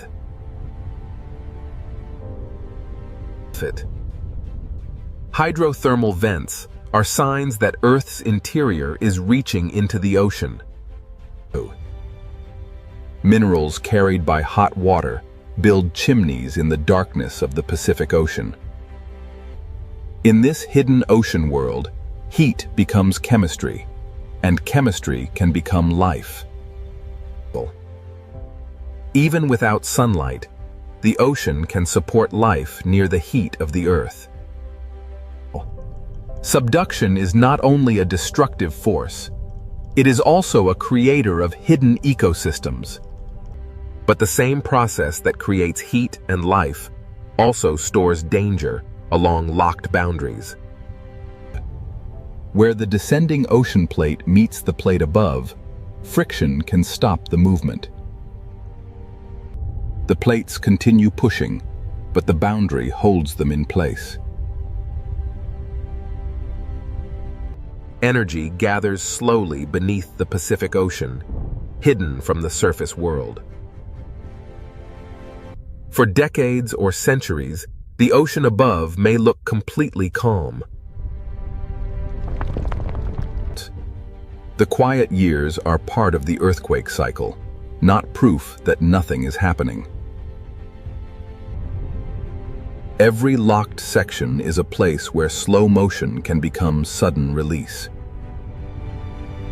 When the boundary finally breaks, stored energy can move the ocean floor in seconds. This is the link between subduction and the largest earthquakes on Earth.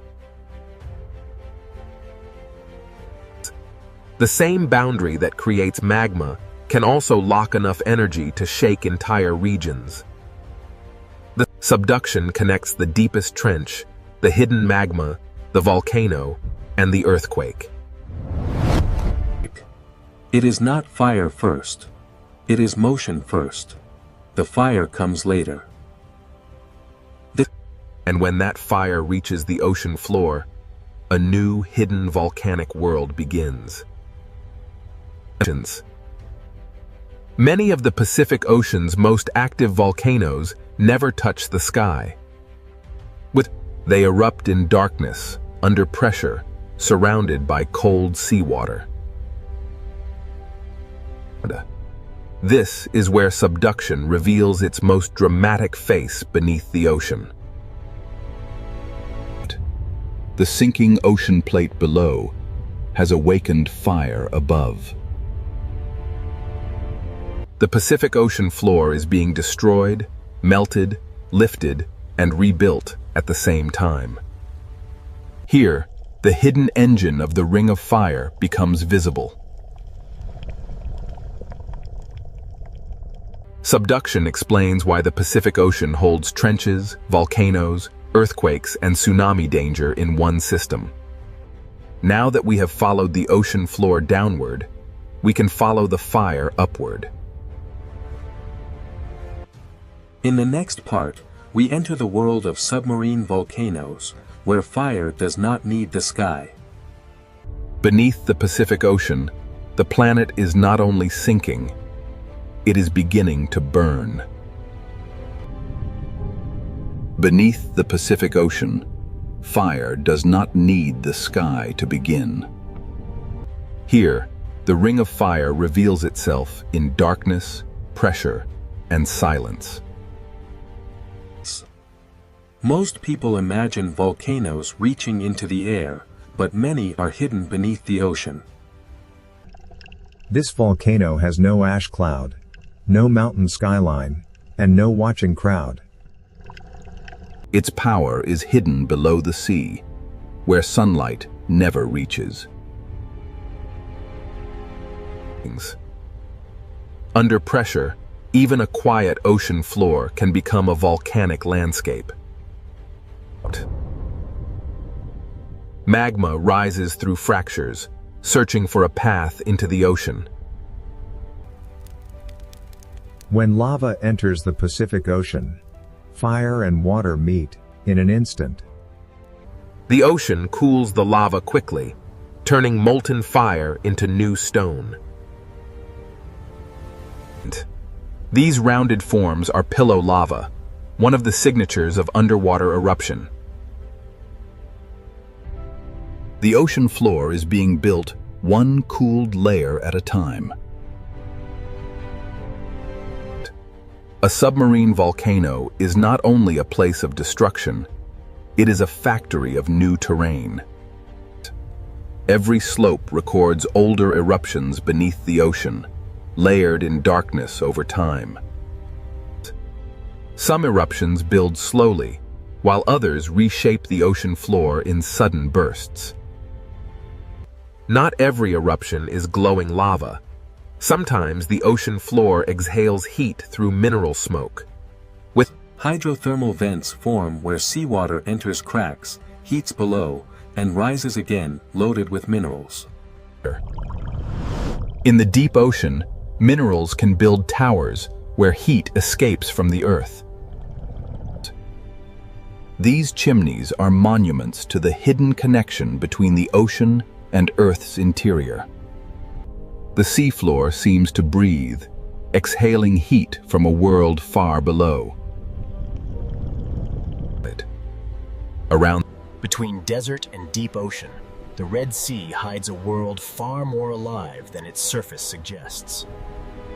From above, this ocean looks narrow, but below the surface, it opens into a vertical kingdom.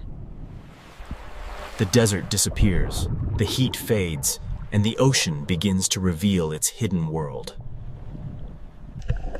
At first, the reef looks like paradise, a living ocean city filled with color, fish, and light. But this beauty is not peaceful in a simple way. Every fish here lives close to danger. In this ocean, coral is not only shelter, it is a maze where every path can become a trap. The Red Sea Ocean is a corridor of predators, where every layer has its own hunter. Beyond the reef edge, the ocean changes. The blue becomes deeper, quieter, and more dangerous. Hammerheads patrol the blue, reef sharks guard the walls, barracudas wait in the current, and silent hunters hide below. So who truly rules this narrow ocean corridor? The answer begins here. Inside, to understand who rules this ocean, we must begin with the reef, the living city where every hunt starts. For small fish, the reef is protection. But for predators, it is also a map. Every shape has meaning here.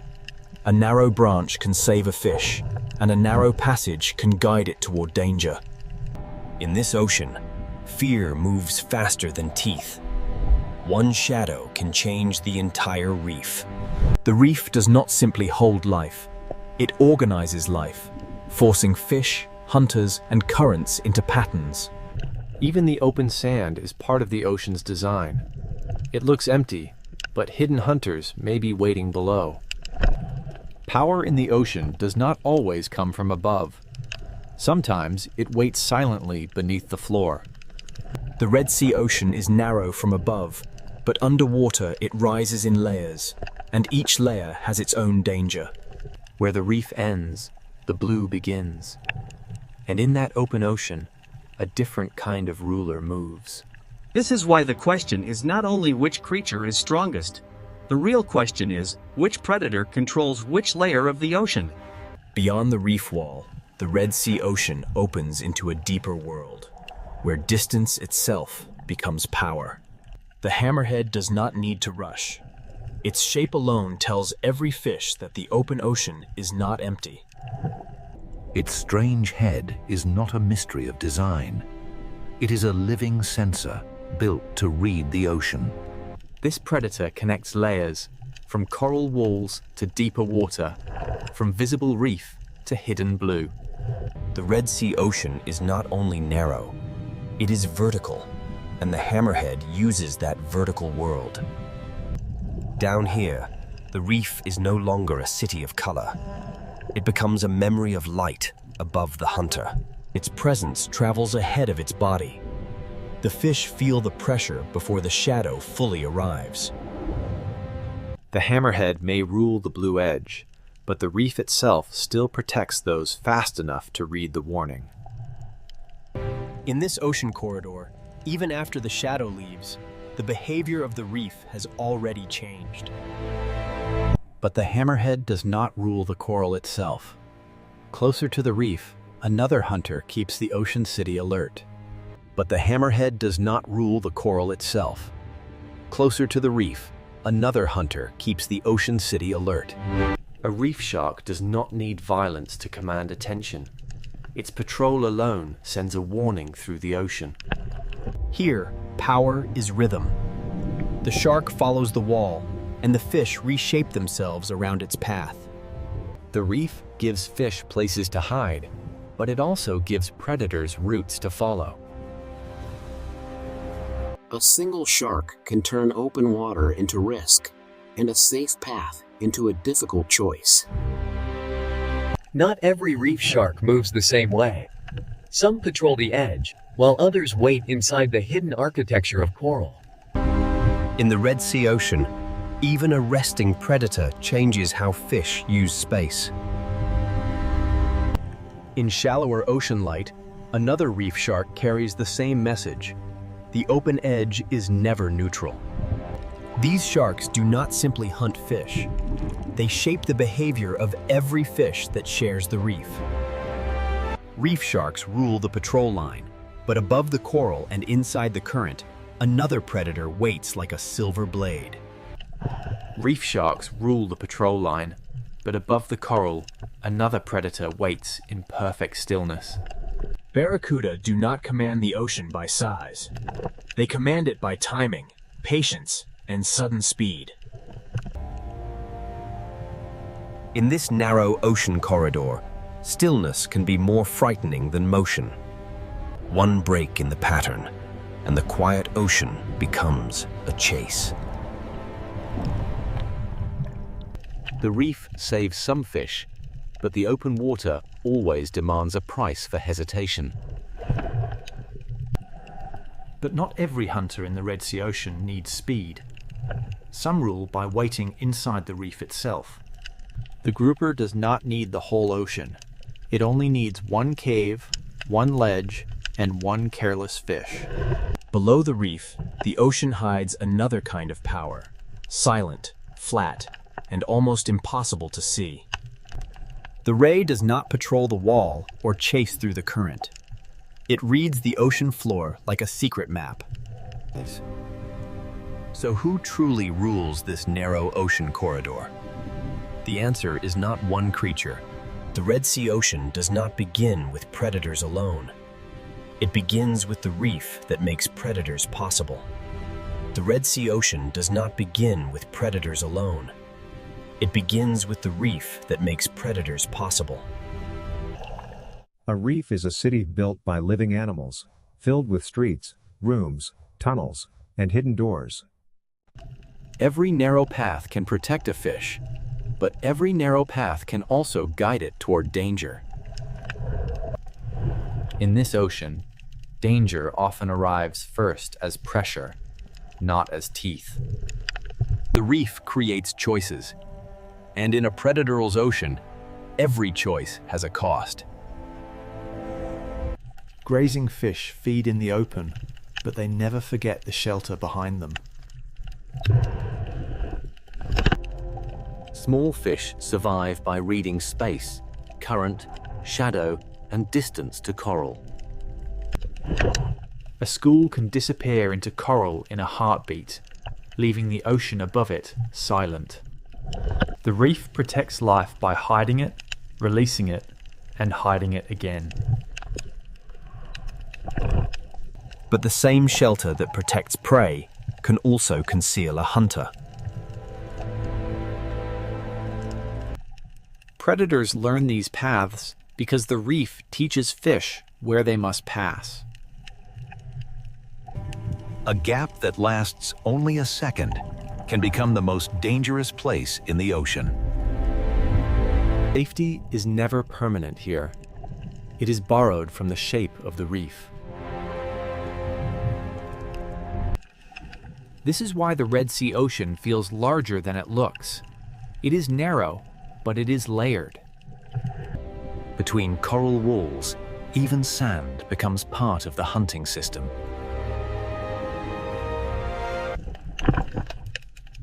What looks empty from above may be crowded with hidden life below. The reef connects the bottom, the wall, the current, and the blue water beyond. A shallow coral garden can become a deep wall in only a few meters.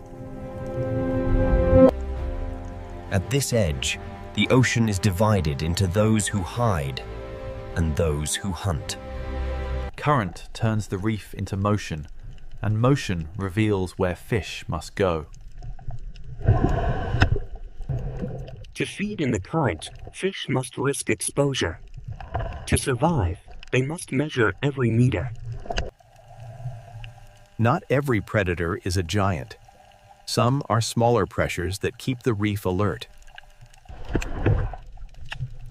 In the reef city, position can matter more than speed.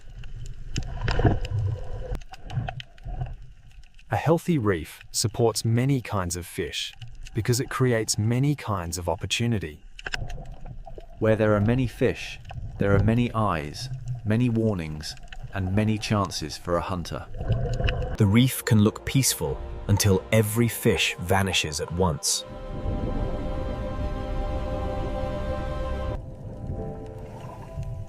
Survival here is a rhythm of leaving, hiding, and returning. The architecture of coral decides how the ocean moves. At the slope, the reef becomes a border between the crowded city and the unknown blue.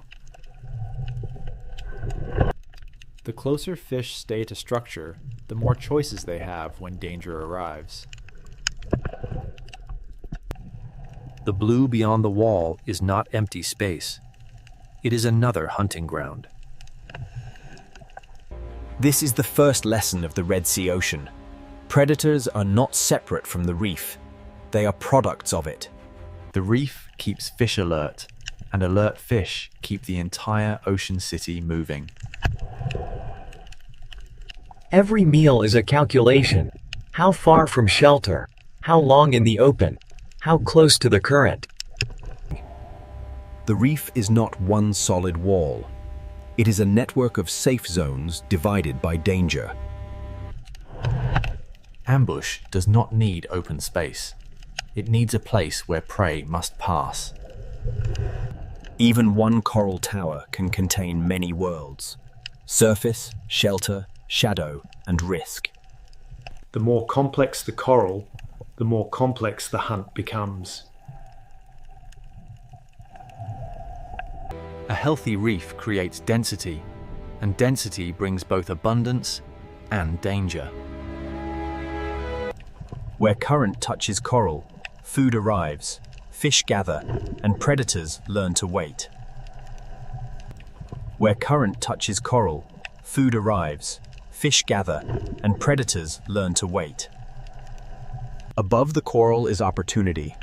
Inside the coral is safety. Between them is the risk that shapes every fish. The reef begins every hunt, but not every hunter stays inside it.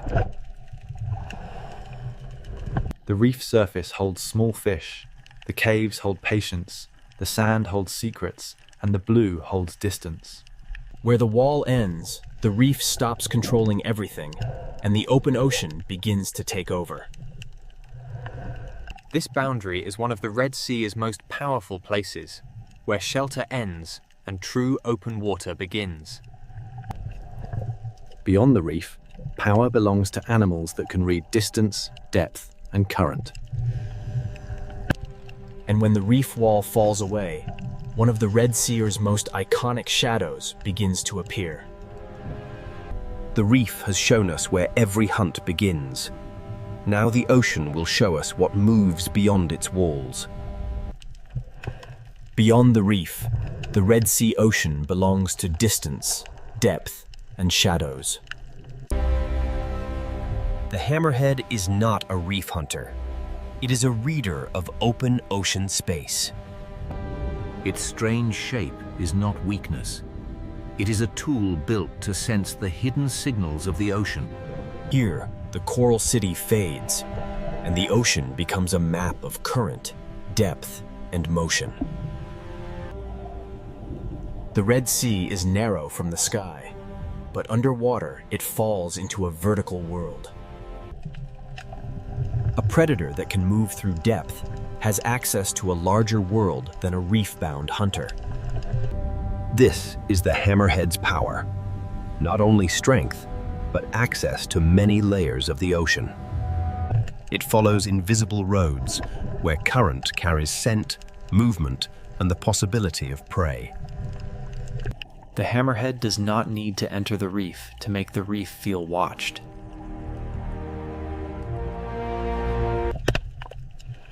Small fish answer the shark with distance, shelter, and sudden silence. This is not the rule of constant attack. This is the rule of presence. Its body is built to search, to sense, and to move across ocean space with patience. Farther from coral, the ocean becomes less visible, but not less alive. Out here, the hunter belongs to the space between what can be seen and what can only be sensed. When it returns toward the reef, the ocean reacts before the shadow reaches the wall. The hammerhead rules the open edge, but coral still gives smaller fish a chance. From inside the reef, the blue ocean is not empty beauty. It is exposure. A single passing shadow can freeze a reef more completely than a sudden strike. When the hammerhead leaves, the fish move again, but the memory of the open blue remains. When the hammerhead leaves, the fish move again, but the memory of the open blue remains. But the hammerhead does not rule the coral itself.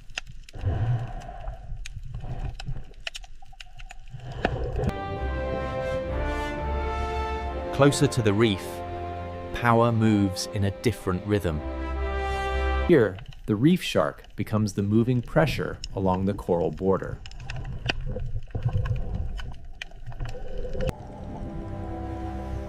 It does not need to be the largest predator to change the order of the reef. The reef gives fish shelter, but the shark turns every open lane into a decision. A channel is not just a passage. With a shark nearby, it becomes a test.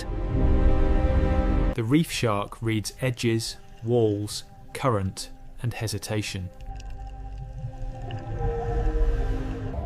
Its power is not chaos. Its power is order. Once the patrol passes, the reef relaxes, but never completely. Some reef sharks patrol in motion. Others turn the hidden spaces of coral into quiet danger. Even resting, a predator changes the way fish approach the reef.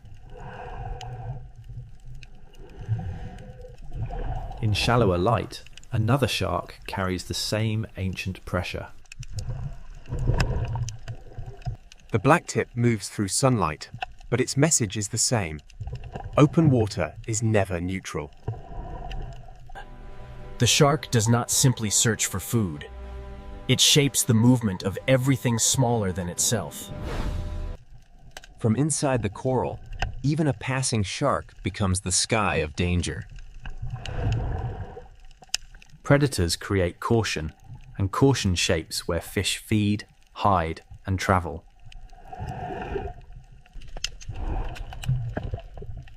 This is why reef sharks matter, even when they do not strike. Walls, channels, slopes, and currents give sharks edges to follow. The reef learns the rhythm of patrol, and every fish inside it learns to answer. Current brings information, and a shark knows how to read it.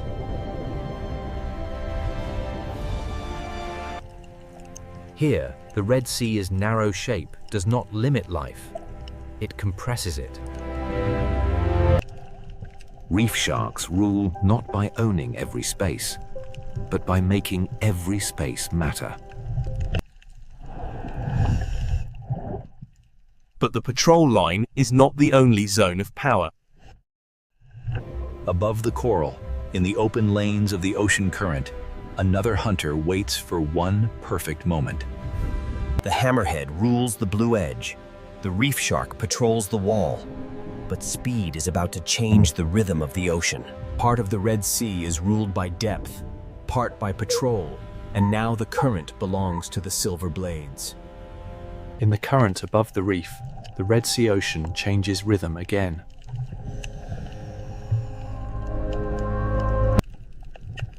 Barracuda do not rule by size. They rule by stillness before speed. The ocean looks calm, but every fish beneath them is calculating distance to shelter.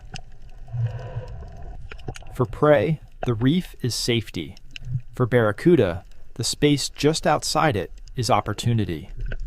A current can become a corridor, and a corridor can become a trap. One instant of hesitation, and still water becomes a chase. The reef saves the quick, but the open ocean punishes the separated. Barracuda power lives in contrast. Long patience, then one precise explosion of speed. Where current touches coral, food gathers, fish gather, and predators learn the timing. The current feeds the reef, but it also exposes every fish that moves too far from shelter. In this layer of the ocean, power belongs to the animal that knows when not to move. A school survives by becoming one body, one turn, one warning. Barracuda do not chase chaos. They look for the one place where order breaks. A few meters of separation can turn a bright ocean lane into danger. Speed is not only movement, it is the ability to arrive before escape becomes possible. After every burst, the ocean returns to stillness, but every fish remembers the cost of drifting apart. The reef shark controls the wall, but barracuda control the open lane above it. Their bodies are built for clean acceleration, with no wasted movement and no warning. The barracuda waits like a blade, because the ocean will bring the moment to it. Around it, the reef moves, the fish move, the current moves. The hunter waits. The fish know the roof of the ocean can become a strike from above. In the Red Sea, the same current that brings food also brings risk. Barracuda are not the only fast hunters here. The current attracts many predators built for sudden pursuit. Trevally bring weight to speed, turning the open lane into a moving wall of pressure. Every fast predator makes the reef more valuable to the fish that can reach it. Here, speed has many shapes, each one reading the same current in a different way. The open lane rewards hunters that can cross distance before prey can organize. But among these fast hunters, barracuda remain the masters of the sudden moment. The reef creates the passage, the current sets the direction, and the barracuda waits where both become one. This is not random hunting. It is structure, timing, and reaction. In the rule of reaction time, survival belongs to those who turn first. Speed rules the open lane, but coral still rules the final refuge. This is why no predator controls the whole ocean. Each ruler has a boundary. After the chase, the reef becomes more cautious, more organized, more alive to danger. Predators shape the ocean, even when they do not feed.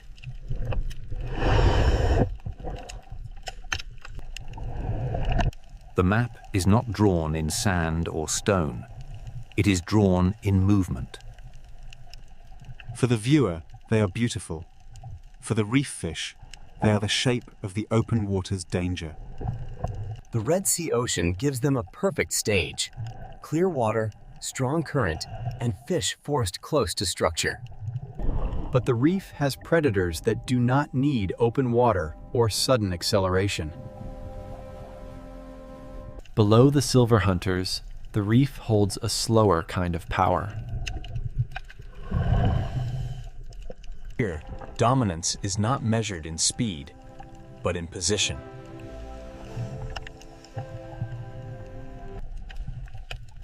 A cave can be shelter, It can also be a mouth in the architecture of the reef. After the speed of the current, the Red Sea Ocean now reveals the power of waiting. The current belongs to the silver blades, but the caves belong to hunters that never need to chase. To understand the next ruler of the Red Sea, we must leave speed behind and enter the shadows. In the next layer, the Red Sea Ocean will show us that silence can be just as dangerous as speed. Here, the Red Sea Ocean leaves speed behind and enters the kingdom of patience. The grouper does not need open ocean speed. It controls one place completely.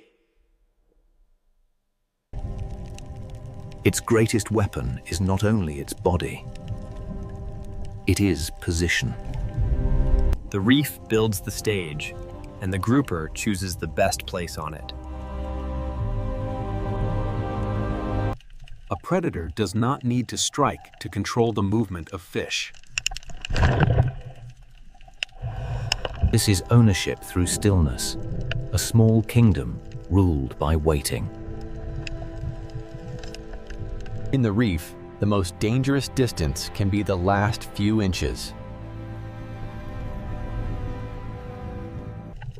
A ledge is not just rock. It is a boundary between visibility and surprise.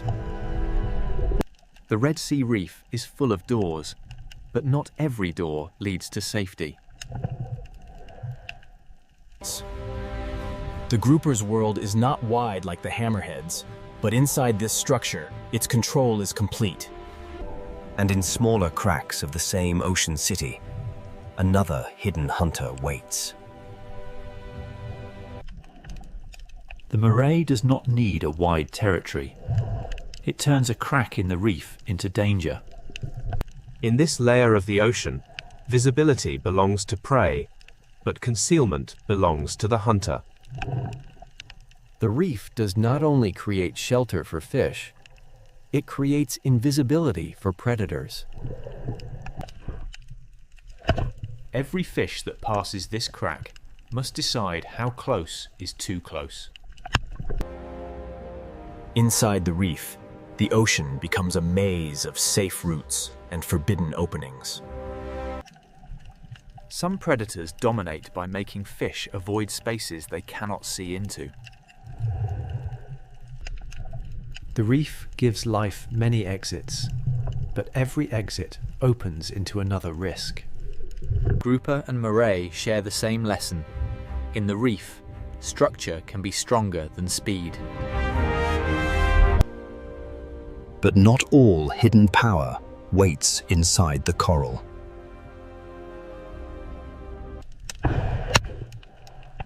Below the reef, the ocean floor hides a quieter kind of hunter. The sand seems empty because the predator has become part of it. The ray does not chase through open water. It reads the ocean floor. Its body is built for the lowest layer, where pressure, scent, and movement leave quiet traces.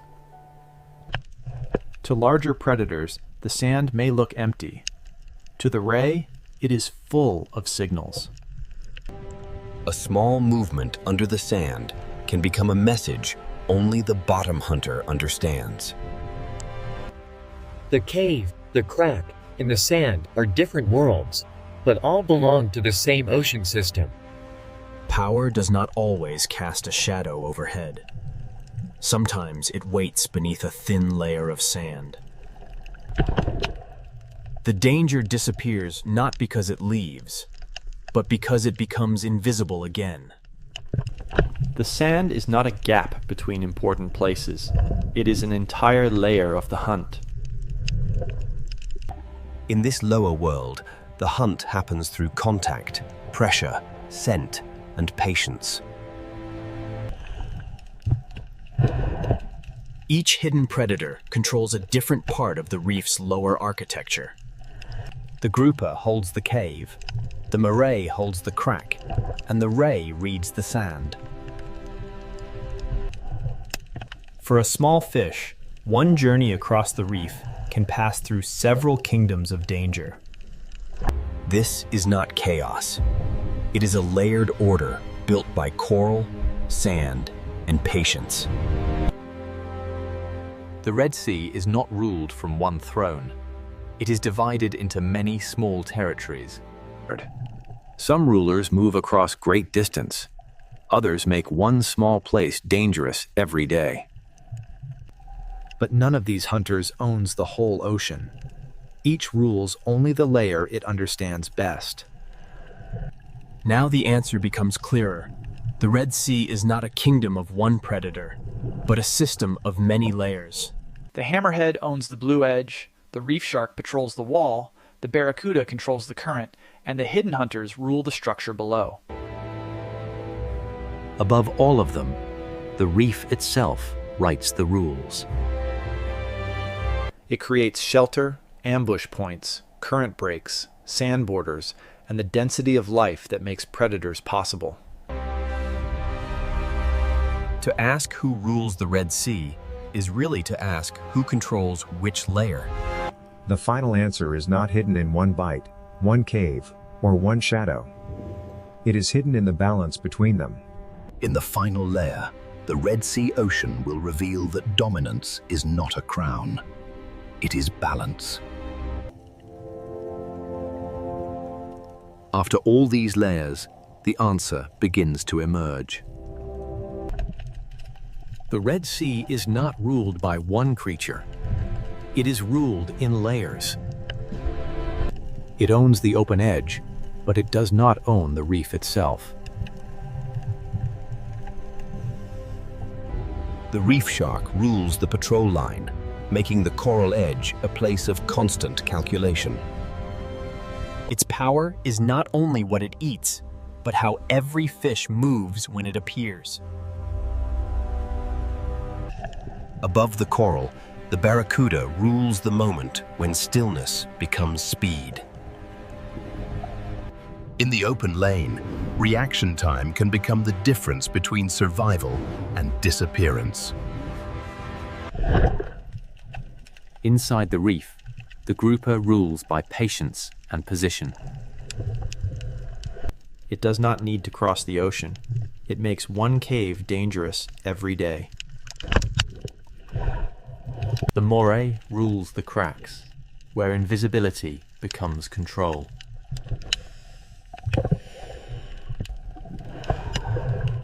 On the sandy floor, the ray rules the world that many predators ignore.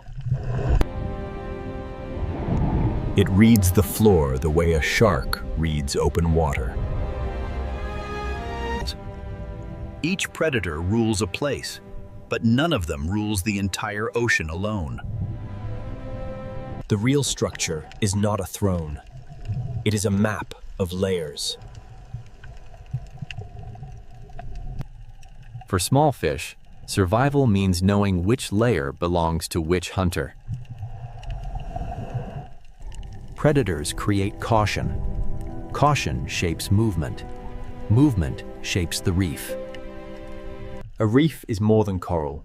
It is coral plus fish, grazers, predators, current, sand, depth, and time. When predators disappear, the ocean does not simply become peaceful. It becomes different.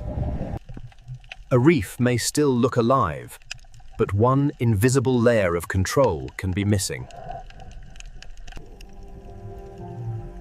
A predator's presence is part of the reef's rhythm. The grouper changes how fish use the cave.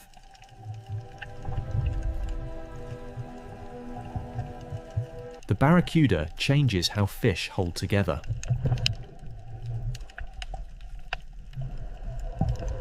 The ray changes how life moves across the bottom.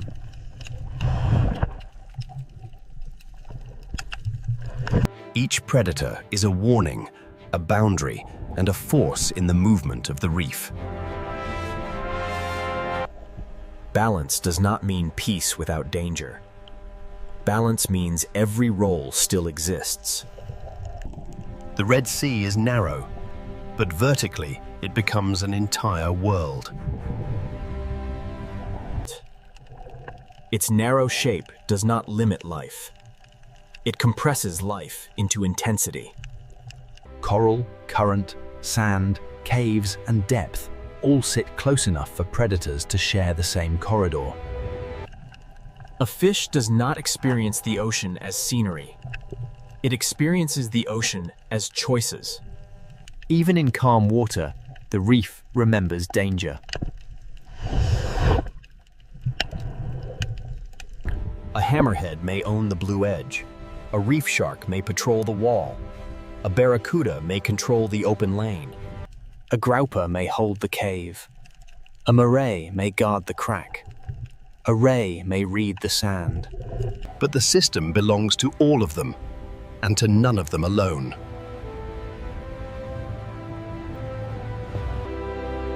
Above all predators, the reef itself rules the rules. It builds the shelters, the hunting lanes, the current breaks, and the density of life.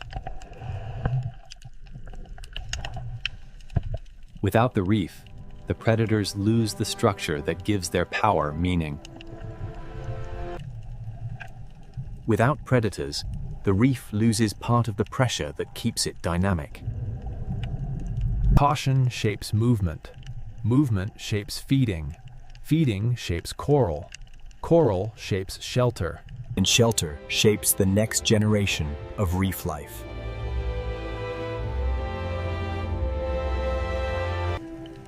This is the Red Sea's real power. Not one monster, but a living network. Dominance here is not noise. It is pressure moving quietly through every layer. From above, this may look like one narrow sea. Beneath the surface, it is many worlds stacked together. Every fish, every coral branch, every shadow, and every current carries part of the answer. The question was never only who is strongest. The question was, who belongs to which layer? The answer is, not one king.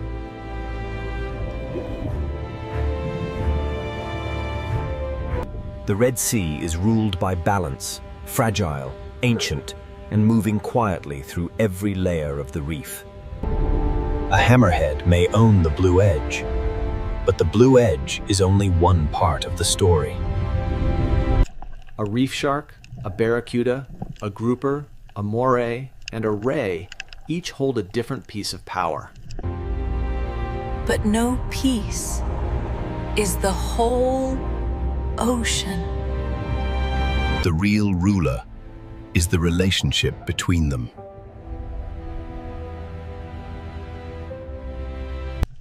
In a world so narrow, steep, and alive, dominance is not a crown.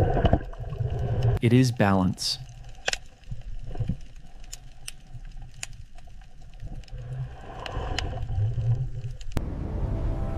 In northern Norway, land does not end gently. It breaks apart into fjords. Here, the ocean is not scenery. It is the force that decides where life can remain. The coast is shaped by wind, ice, and ocean, and every edge feels exposed to the next storm. In winter, the light can fade for weeks, and the ocean turns almost black beneath the Arctic sky.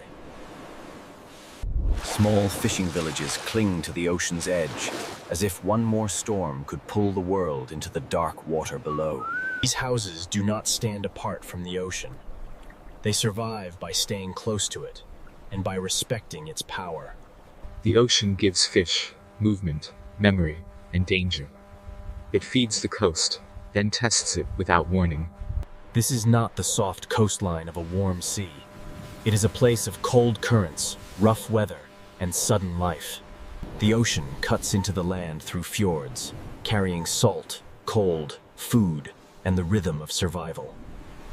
From above, the coast looks frozen and severe. But beneath the ocean surface, nothing is still. The secret of this coast begins below the waves, where the ocean moves long before life becomes visible. Above the sea is wind and ice. Below the sea is current, darkness, and hidden energy. In this cold ocean, life begins quietly, almost invisibly, in the movement of water and light. The smallest life in the ocean prepares the way for fish, birds, whales, and people. When the ocean gathers enough food, small fish arrive, and the silence begins to change. A single fish is fragile, but in the ocean, thousands can move like one living body. The Arctic Ocean teaches life to move together, to read pressure, shadow, current, and danger. Above the sea, wings begin to gather. Below the sea, silver movement calls the coast awake. The birds read the ocean from above, searching for the first signs that fish have risen. Even the wind becomes part of life here, lifting wings above the restless ocean. The fjord looks silent from far away, but the ocean beneath it is beginning to concentrate life. Then, from the cold ocean, a breath appears, proof that giants have followed the fish. The ocean has sent a signal, and the largest hunters in these waters are beginning to answer. Nothing here is random. The ocean gathers prey, and every predator must arrive at the right moment. The same fish that shine beneath the sea also lift life into the sky. Here, ocean, mountain, bird, fish, whale, and village are not separate stories. They belong to one system. Northern Norway is alive because warm and cold meet at the edge of the ocean. The sea gives, and the sea tests. It opens the coast, then closes it with storm and ice. People do not conquer this ocean. They build beside it, waiting for weather, fish, and season to allow life forward. A harbor here is more than shelter. It is the thin line between the village and the open ocean. In winter, the ocean becomes a dark mirror, reflecting a sky that barely remembers the sun. Yet even in darkness, the sea keeps moving, carrying warmth from far beyond the frozen north. The first answer to this coast lies under the waves, where currents soften the Arctic edge. Warm Atlantic water pushes north into a polar world, and the ocean becomes a living boundary. Where ocean water mixes, nutrients rise. Where nutrients rise, the smallest life begins to bloom. Plankton feeds small life. Small life feeds fish. Fish will soon call the giants back into the ocean.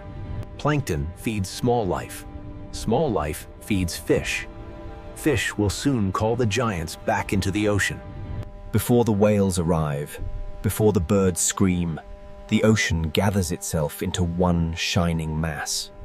The fjord becomes a stage, and the sea prepares the first great drama of winter. One breath appears, then another. The ocean has brought the hunters into the fjord. Orcas arrive with intelligence, patience, and the precision required by this unforgiving ocean. The fish tighten, the water changes, and the ocean begins to organize around the hunt. Above and below the sea surface, every movement is connected by the ocean. Then the larger giants rise, turning the cold ocean fjord into a place of sudden scale. In the darkest season, life does not disappear. In the ocean, it becomes concentrated. Northern Norway is not rich because it is easy. It is rich because the ocean gathers life where season and current align. But this is only the beginning. Beyond the fjords, the sea falls into deeper and stranger worlds. The same ocean that feeds fish and whales near the surface also opens into canyons of darkness below. To understand this coast, we must follow the ocean from current to fish, from fish to whale, and from whale to village. This is Norway at the edge of wind, ice, and ocean nigh. And the story begins with The story begins beneath the ocean, where a hidden current keeps this frozen coast alive. Northern Norway should feel locked in ice, yet the ocean refuses to become still. Far to the south, Atlantic water begins a long journey north, carrying heat into a polar world. This current does not make the Arctic warm, but it softens the edge enough for life to gather. Above the sea, winter is severe. Below the ocean surface, hidden warmth travels through the dark. The coast survives because the ocean is not one single body of water, but many forces meeting. Where Atlantic warmth meets Arctic cold, the ocean becomes dynamic, restless, and rich. Where Atlantic warmth meets Arctic cold, the ocean becomes dynamic, restless, and rich. When light returns after the long darkness, microscopic life begins to bloom. A bloom this small can change everything, because the entire visible drama begins with the invisible. Plankton feeds smaller animals, and those smaller animals become the first bridge toward fish. Small fish follow the bloom, and the cold ocean begins to concentrate energy. In this ocean, survival often begins with gathering. The season is short, the light is limited, and every creature must arrive when the ocean allows it. The fjord becomes more than a landscape. It becomes a corridor where the ocean gathers life. One fish is almost invisible in the sea. Thousands can change the shape of the water. When the school turns, the ocean flashes. When it tightens, it becomes a living mass. The ocean does not keep its secrets for long. What gathers below is soon read from above. Birds begin to circle because the sea beneath them has changed. They watch the water, reading ripples, flashes, and the movement of fish beneath the ocean skin. Below the birds, the fish are no longer scattered. The ocean has begun to build a winter feast. This movement is not random. It is timing made visible inside the ocean. Across the cold sea, scattered life begins to come together. In winter, abundance in the Arctic does not spread gently. It gathers in dense, fragile places. This is how the ocean turns invisible energy into visible life. Plankton becomes fish, fish becomes movement, and movement begins to call the giants of the sea. A fjord can shelter life, but it can also concentrate it until every predator notices. From above, the signs are small. A circle of birds, a change in the sea, a pulse beneath the surface. The land remains silent, but the ocean below it is full of decisions. Air and sea are linked by fish, and every wing above the water depends on what the ocean provides. The power of this school is not aggression. It is concentration. A scattered fish is difficult to find. A dense school changes everything. The ocean compresses life into a shape that birds can follow and whales can find. The first hunters are already reading the surface, but the greatest hunters are still beyond the frame. Far across the ocean, another sign appears in loom, a breath A ripple, a giant turning toward the feast. The fish do not know the whole story, but the ocean around them is changing. The current began this story. The fish made it visible. Now the sea is ready to summon larger life. Sometimes the entire fjord feels organized around one movement beneath the waves. The mountains look still, but the ocean below them is preparing the first great winter spectacle. Herring are not the largest animals in this story, but in the winter ocean they may be the most important. A transfer of energy, carrying the bloom of the ocean into bodies large enough to feed giants. Individually, each fish is small. Together, they become a living storm beneath the sea. This is the moment when the Arctic coast begins to wake in the coldest part of the year. The ocean has gathered its silver bloodline, and the giants have begun to arrive. Soon, intelligence will enter the dark water, and the fjord will become a hunting theater. The entire drama of northern Norway begins with invisible changes in water.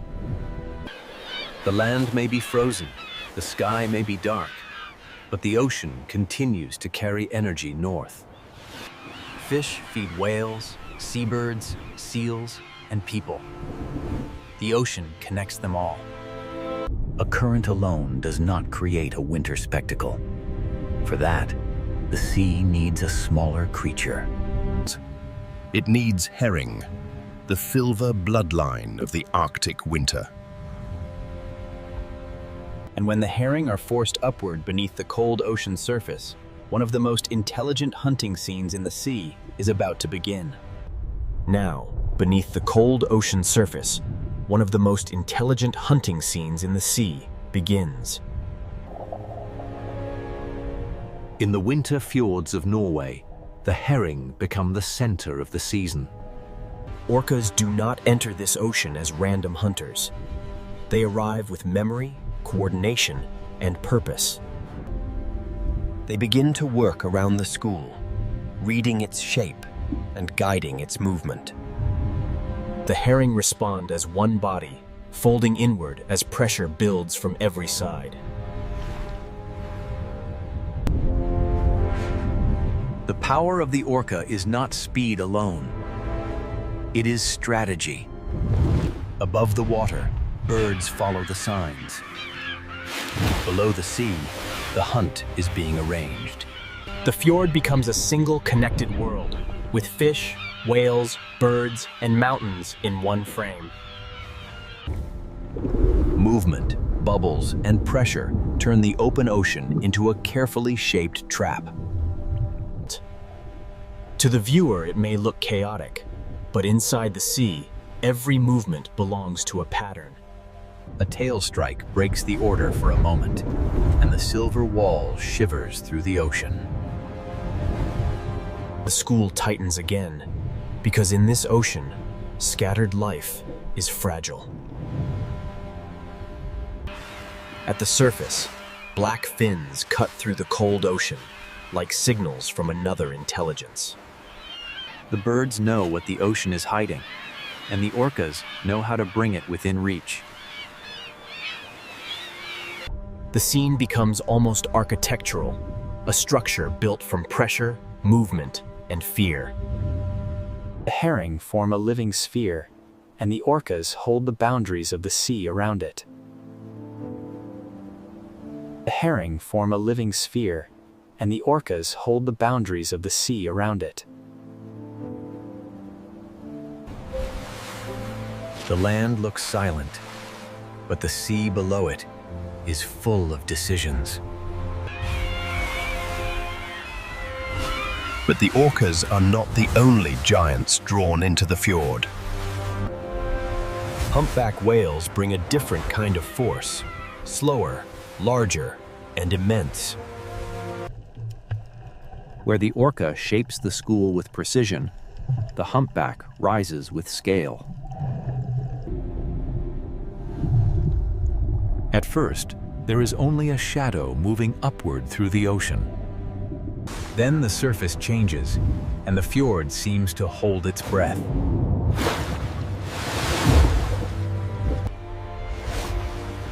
For 1 second, the ocean opens, and a giant becomes visible. Water drains away, the whale sinks again, and the surface closes over the feast. The school breaks, then gathers again, because the ocean keeps forcing life back into motion. Orcas and humpbacks do not hunt in the same way, but both reveal the same truth. Northern Norway's winter sea is not dead. It is concentrated. The cold does not stop life. It compresses life into moments of intensity. Under this different light, every animal must use the season before the season closes. Breath turns white in freezing air, fins cut the dark ocean, and birds scream over the waves. Below it all, the herring flash like a hidden silver storm. The fjord becomes a feeding theater, and the small village beyond it becomes part of the same ocean story. The sea that gathers whales also sustains the people who live beside it. After each surge of motion, the ocean settles, but the current keeps the story moving. The hunt is never permanent.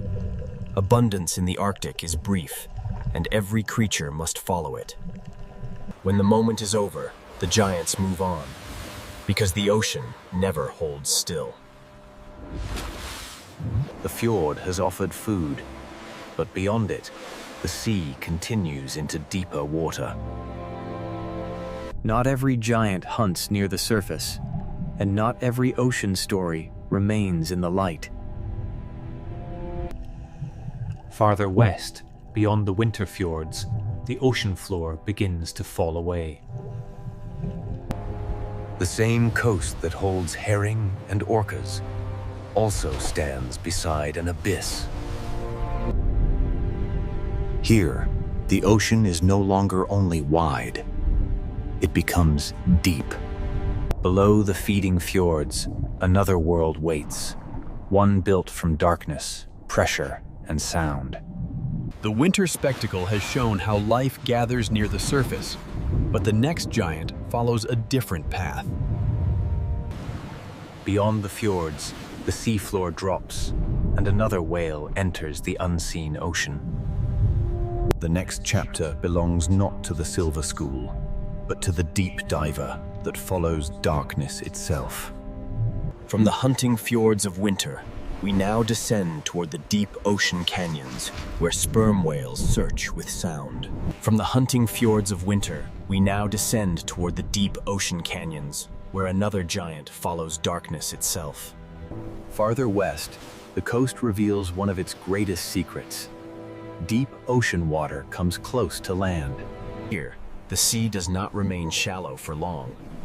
The ocean drops beside the shore. Beneath the waves, slopes, and submarine canyons open a doorway into a deeper world. For humans above, the horizon may look simple. For a deep diver, it is an entrance. The sperm whale rises from this hidden depth to breathe at the surface.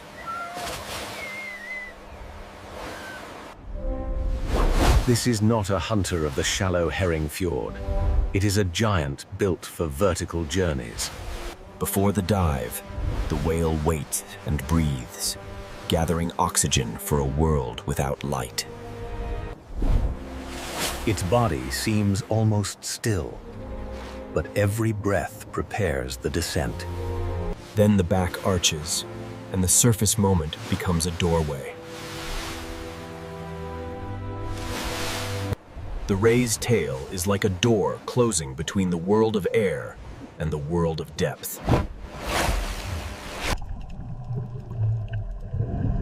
Below the surface, the whale leaves the human world almost completely. The water turns from blue to deeper blue, then toward black. Light fades quickly here, and pressure begins to shape every movement. In this deep ocean, sight becomes less important than sound. The sperm whale sends clicks through the ocean and listens for echoes in the dark.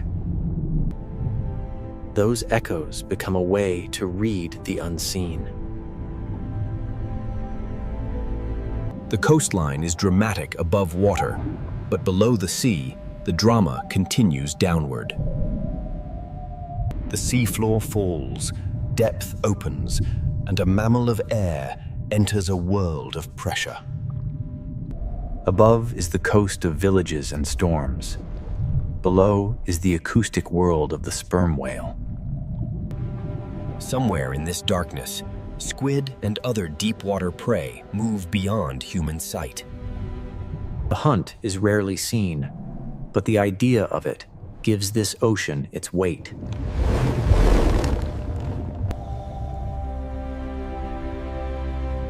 In this layer, the sea does not reveal everything. The sperm whale carries one of the ocean's most powerful natural sonar systems. Each click searches the darkness, returning fragments of shape, distance, and direction. This is not the fast silver chaos of the herring fjord. It is slower. In northern Norway, the village and the abyss can be neighbors. On the surface are boats, weather, birds, and light. Beneath are canyons, pressure, and sound. The human world floats above, while the whale moves through a depth human senses cannot survive. After the descent, the whale must return to air.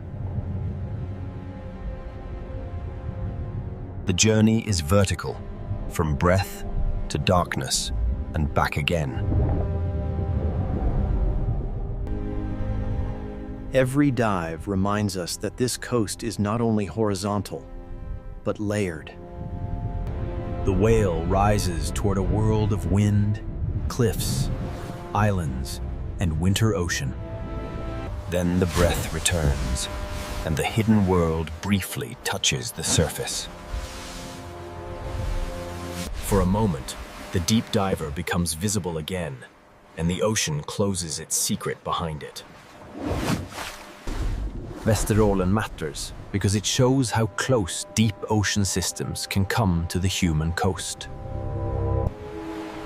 A village may stand beneath snowy peaks, while a whale searches the abyss nearby. The shore and the deep are not separate worlds here. In places like this, they are neighbors. Life exists along the coast, but it also hangs above a layered ocean. At the surface are breath storms and light. Below are slopes, squid, pressure, and sound. The deep whale does not need the fjord theater. It belongs to a darker stage. But life here does not only rise from the ocean depths. It also clings to stone, where the ocean sends food upward into wings. Along the northern coast, cold cliffs become vertical cities beside the sea. Along the northern coast, cold cliffs become vertical cities beside the sea. From the abyss of sperm whales, we turn to the crowded cliffs where the sea becomes flight. From the abyss of sperm whales, we turn to the crowded cliffs where the sea becomes flight. Along the northern coast, stone cliffs become cities because the ocean below can feed them. At first, the cliff looks like cold stone. Then the ocean reveals it as a vertical city. Every ledge is a place of balance, where life clings between rock, wind, and ocean. The sea feeds them below, but the cliff gives them a place to return. A puffin-carrying fish is carrying the energy of the ocean onto land. Each small fish began in the sea, but now it becomes part of a life built high above the waves. The birds dive into the ocean, take from the sea, and bring that life back to stone. A seabird colony is not only a spectacle, it is evidence that the ocean nearby is productive. Some birds dive, some glide, some wait on ledges, but all of them depend on the sea. On these cliffs, survival is measured in inches of stone and miles of ocean. The cliff is built from rock, but its life is built from fish. When they leave the cliff, they enter the ocean's weather. When they leave the cliff, they enter the ocean's weather. When fish shift, birds must search farther, and the ocean becomes harder to read. A cliff can roar with life, but a quieter ledge can also tell a story from the sea. When birds vanish from a place like this, it is not only a loss of sound, it is a signal from the ocean. Seabirds make absence visible because they return from the sea to land. If food becomes harder to find, the cliff feels it long before the viewer understands why. The bird reads the surface. The fish reads the current. The cliff records the result. Yet the cliffs remain alive, because the ocean still sends food into the air. Every returning bird is a small proof that the sea can still provide. The journey from water to wing is repeated thousands of times across the coast. Below these cliffs, humans have also learned to read the ocean. In northern Norway, the sea is not only scenery, it is food, danger, memory, and identity. Small villages sit between mountains and ocean, shaped by the narrow chances the sea allows. A calm harbor can feel safe, but beyond it, the ocean can change without warning. The work of the village begins with weather, timing, and respect for the sea. Fish leave the ocean, but the cold air and wind become part of the process. Here, the climate itself helps preserve what the sea has given.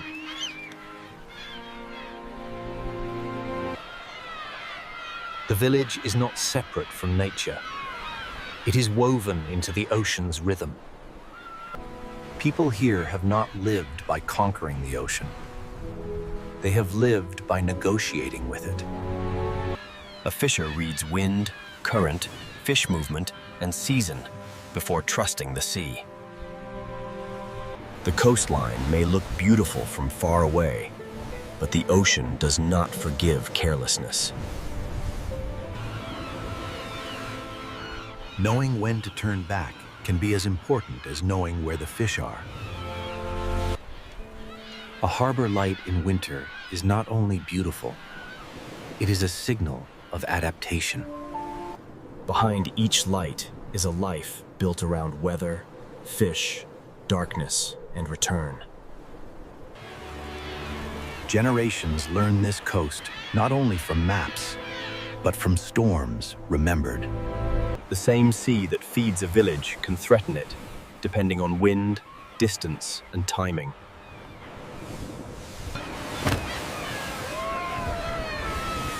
The ocean gives and tests in the same breath.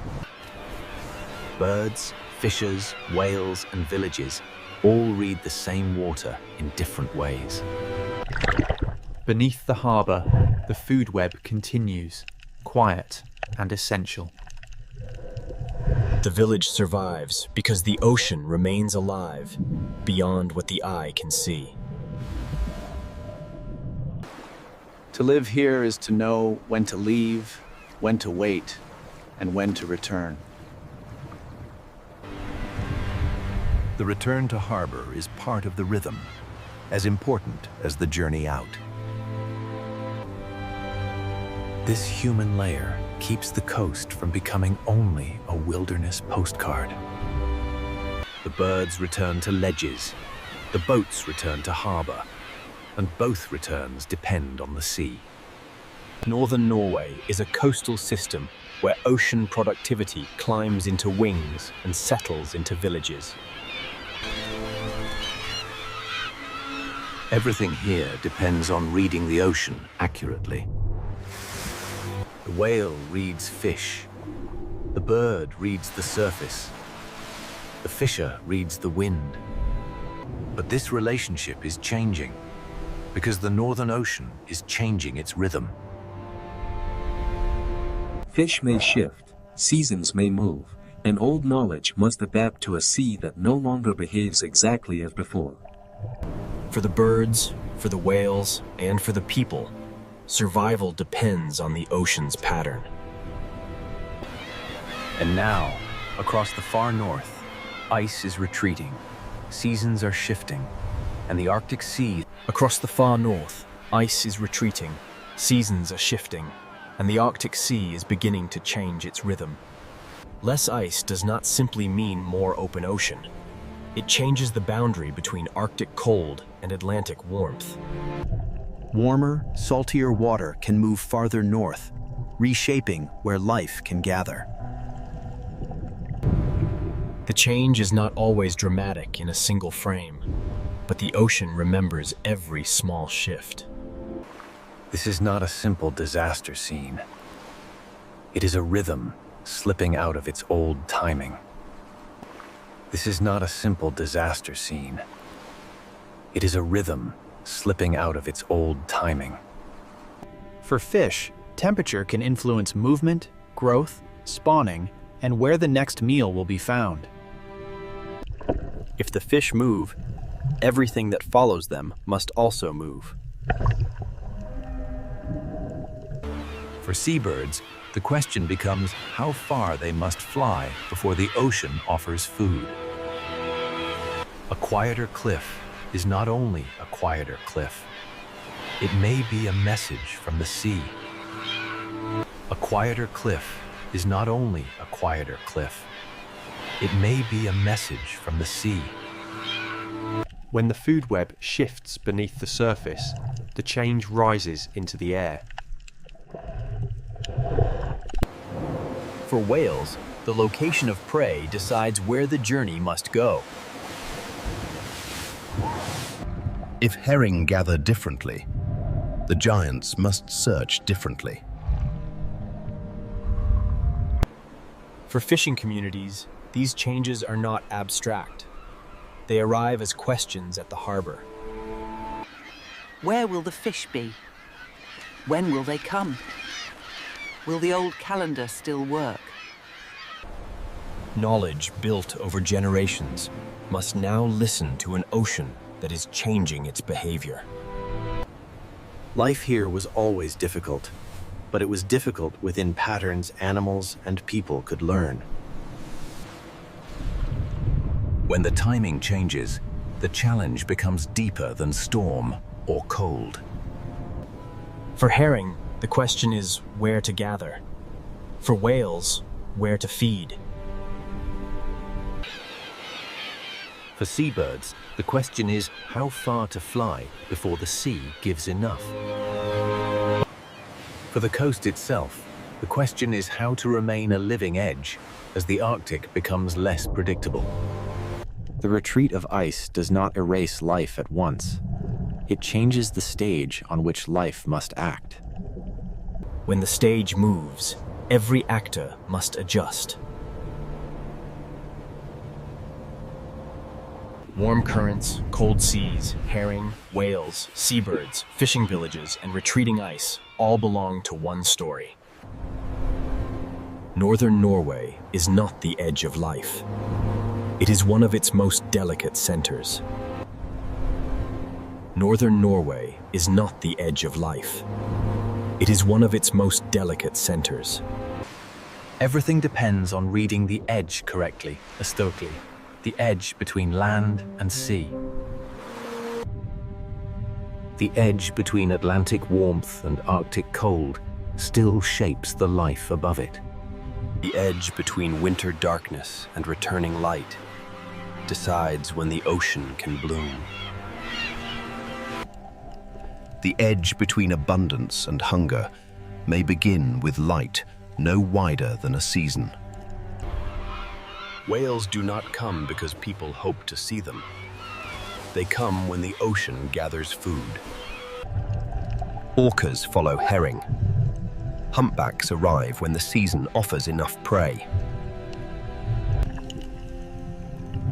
Sperm whales use deep ocean waters where sound can find what sight cannot. Sperm whales use deep ocean waters where sound can find what sight cannot. Humans are part of this system too, reading weather, current, fish movement, and season. A family drying fish in cold air is using the climate as part of the process. A harbor light in winter is not only beautiful, it is a sign that life has adapted. A harbor light in winter is not only beautiful, it is a sign that life has adapted. Edges are where forces meet. Warm water and cold water, mountains and fjords, birds and cliffs, whales and herring.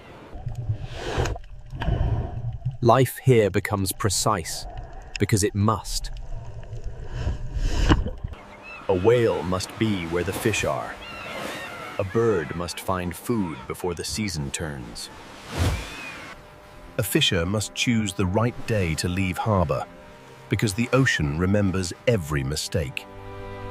This precision is not weakness. It is wisdom. The animals do not fight the Arctic Ocean as if it were an enemy. They use what it gives. Wind becomes flight. Cold water becomes a feeding ground. Darkness becomes a season of whale breath and herring movement. Fjords become shelter. Canyons become hunting routes. The people here do the same. They build low against the wind and place villages near protected water. They follow fish, respect weather, and understand that the sea is never only a view. It is a force with memory, and that is why this coast stays with people who see it. Northern Norway is not only beautiful, it is honest. It does not pretend nature is gentle. It shows that life can continue in severe places. To live at the edge is not to be far from life. It is to live where life must become most aware. A school of herring can call whales back into dark fjords. A cliff can hold thousands of wings above a winter ocean. A warm Atlantic current can keep the northern coast open when the land around it is frozen. A small village can survive for generations, not by overpowering the sea, but by learning its rhythm. Here, every form of life is reading something.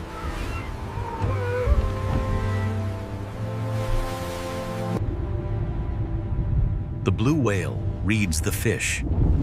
The albatross reads the surface.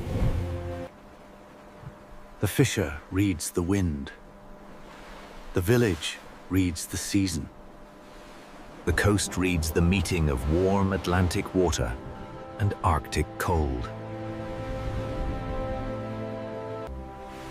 Northern Norway is not the end of life. It is where life becomes precise. Between wind, ice, and ocean, every breath, every wing, every returning boat. Not by conquering nature, but by listening carefully enough to remain. This is Norway. Life at the edge of wind, ice, and ocean. From above, Greenland looks silent, but along the edge of the Arctic Ocean, life is already waiting. This is not an empty white world. It is a world where life hides, where ice and ocean meet. The fjords are ocean roads carved into stone, carrying cold water deep into the frozen land. Every dark opening in the ocean ice can become a doorway, a warning, or a lifeline. In Greenland, the frozen surface is never just scenery. It is the stage where survival begins. The silence holds signs, tracks, scent, wind, hunger, and memory. A hole in the ice may look small, but beneath it lies an entire ocean world. For the seal, this is not simply water. It is the border between breath and darkness. Below the ice, the ocean is quiet, but it is not still. Greenland's story begins in this thin boundary between frozen air and living sea. The polar bear looks powerful, but even power depends on the ocean ice beneath its feet. It reads the sea ice through scent, sound, pressure, and patience.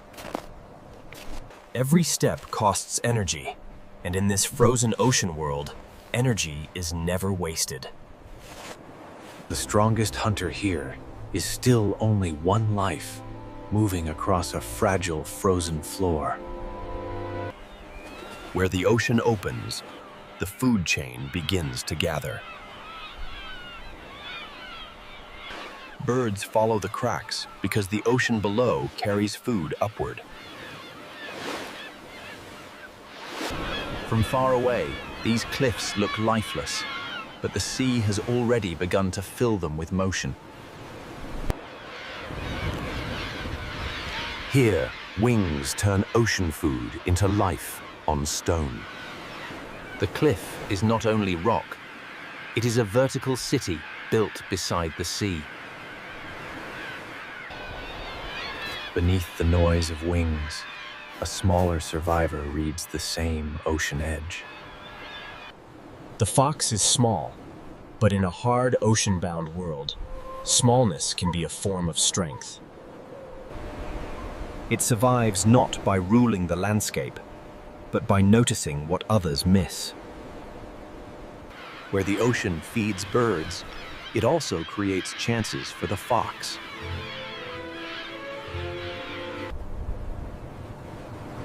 Life here is spread thin, but every edge has a purpose. Even the quietest animals are tied to the rhythm of snow, wind, and sea. Some survive by moving lightly. Others survive by standing together against the ocean wind. In Greenland, warmth is stored in bodies, in herds, and in every careful choice. Land and ocean are never separate here. The sea shapes the weather, the food, and the movement of life. The fjords carry the ocean into the frozen land, and with it comes the possibility of life. Below these icebergs, the ocean continues downward into a colder and darker world.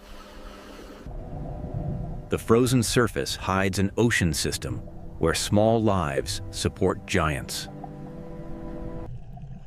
In this cold ocean, even the smallest forms of life can decide what survives above the ice. Fish turn invisible ocean energy into movement, flesh, and survival. The seal carries this ocean energy upward, toward the frozen world above. A single layer of ice separates two worlds, but every life on both sides is connected. Glaciers bring the frozen interior to the sea, and the ocean answers with movement. To the animals of Greenland, ice is shelter, distance, danger, and direction. Far beyond the cliffs, giants follow the same cold ocean rhythm. A whale changes the fjord in a single breath, revealing that this frozen land is also an ocean world. Some animals walk on ice, some breathe through it, and others move beneath it like living mountains. Each life seems separate, but the ocean connects them all.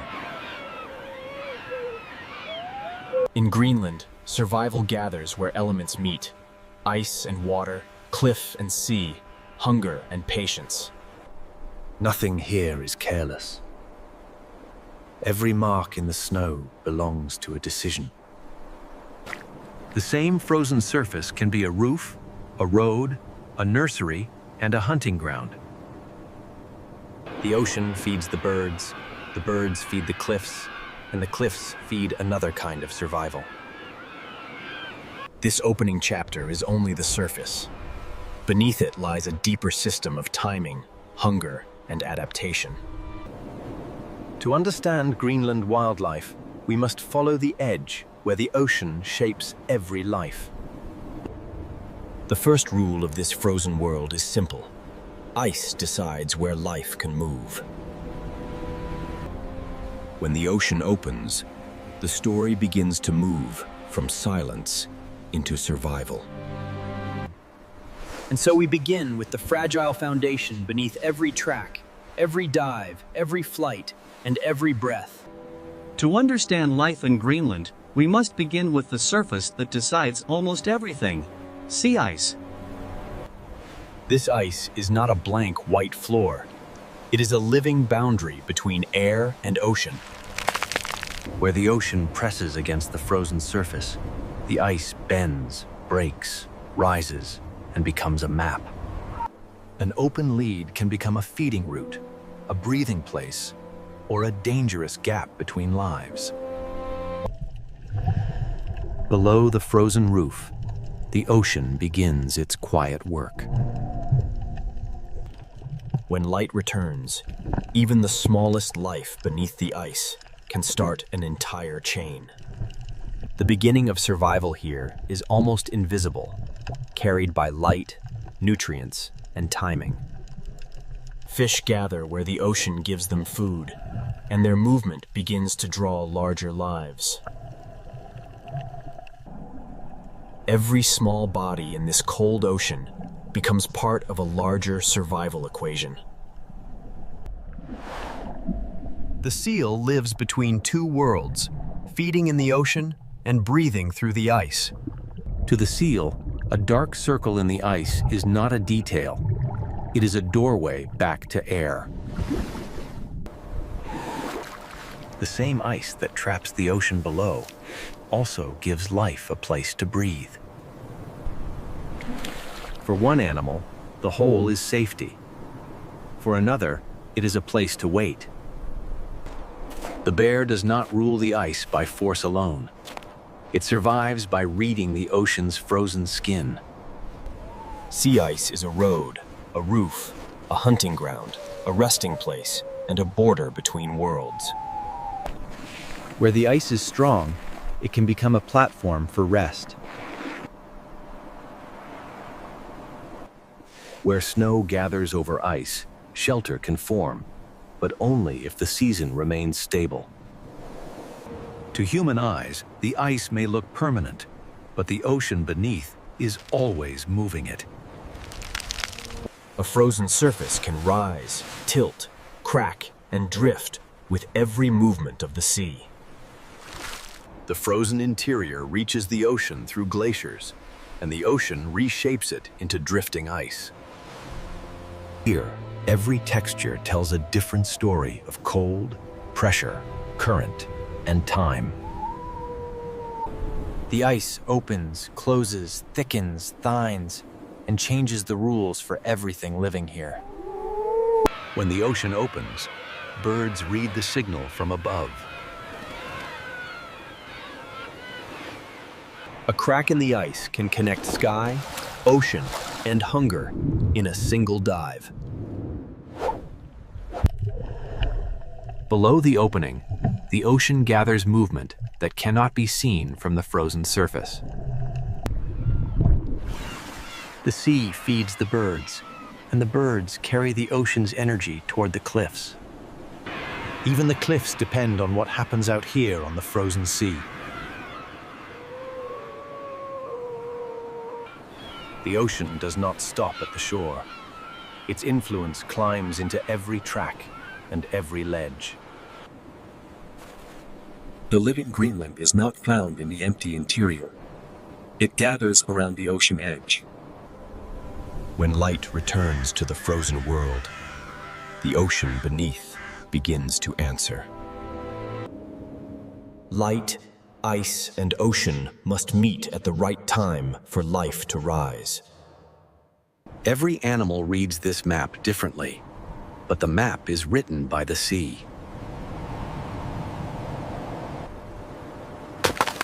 A sound in the ice can mean movement, danger, access, or change. Strength and weakness can exist only a few steps apart. From below, the ice is a ceiling of shadows, openings, and risk. The food web begins quietly, in colors and movements too small to dominate the eye. Plankton feeds fish. Fish feeds seals and birds, and the ice holds each layer close together. The seal is a bridge between the small ocean lives below and the hunters above. The bear uses sea ice as a road to reach the places where the ocean must breathe.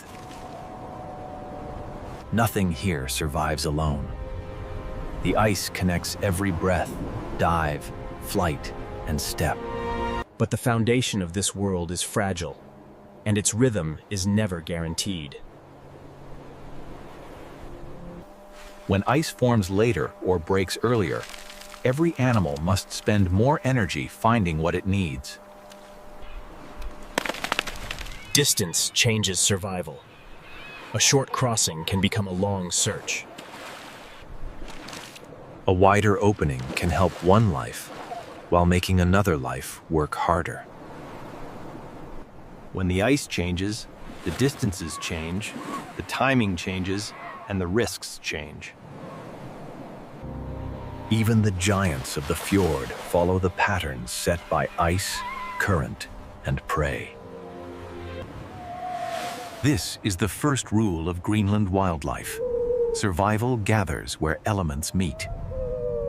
And across this frozen stage, one relationship will define the next chapter. Above the ice waits the bear. Beneath the ice moves the seal. Above the ice waits the bear. Beneath the ice moves the seal. Between them lies the polar bear is powerful, but here, power begins with patience. The polar bear is powerful, but here, power begins with patience. A scent carried from the ocean can guide the bear farther than sight alone.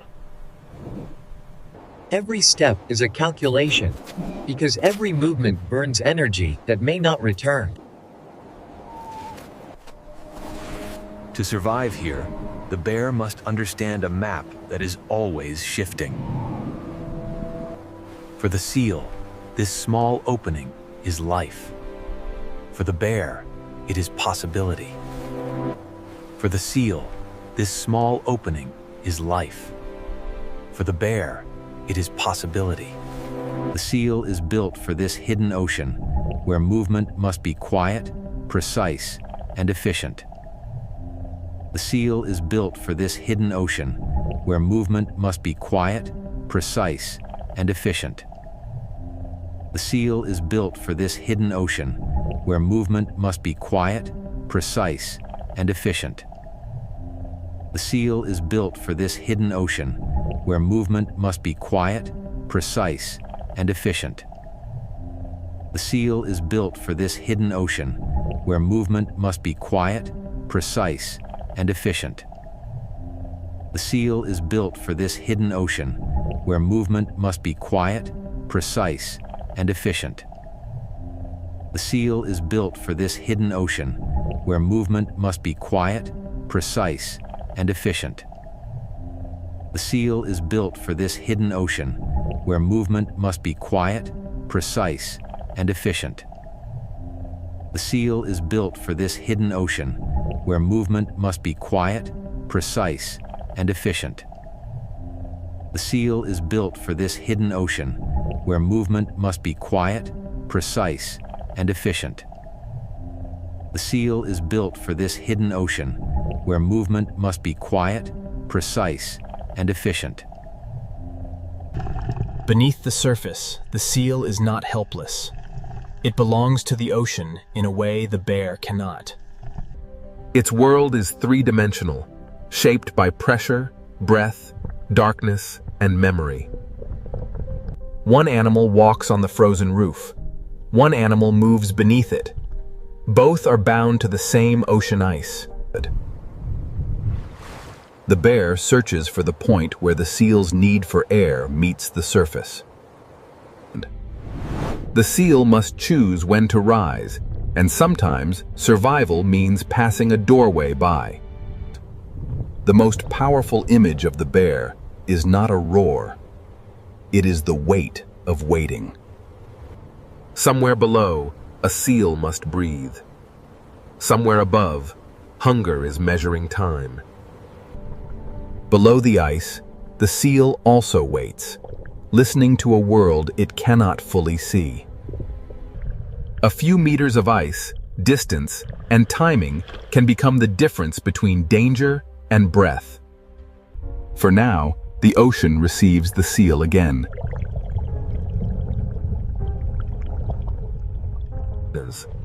When the scent changes, the bear must decide whether to wait, move, or spend more energy. A failed wait is not dramatic, but in the Arctic, it still has a cost. The bear's hunting ground is also a moving platform, shaped by temperature, wind, and sea. When the ice changes, the distance between predator and prey changes with it. The seal's survival depends on food below, air above, and ice stable enough to connect them. Fish become seal energy, and seal energy becomes part of the world above. The food web is not a diagram here.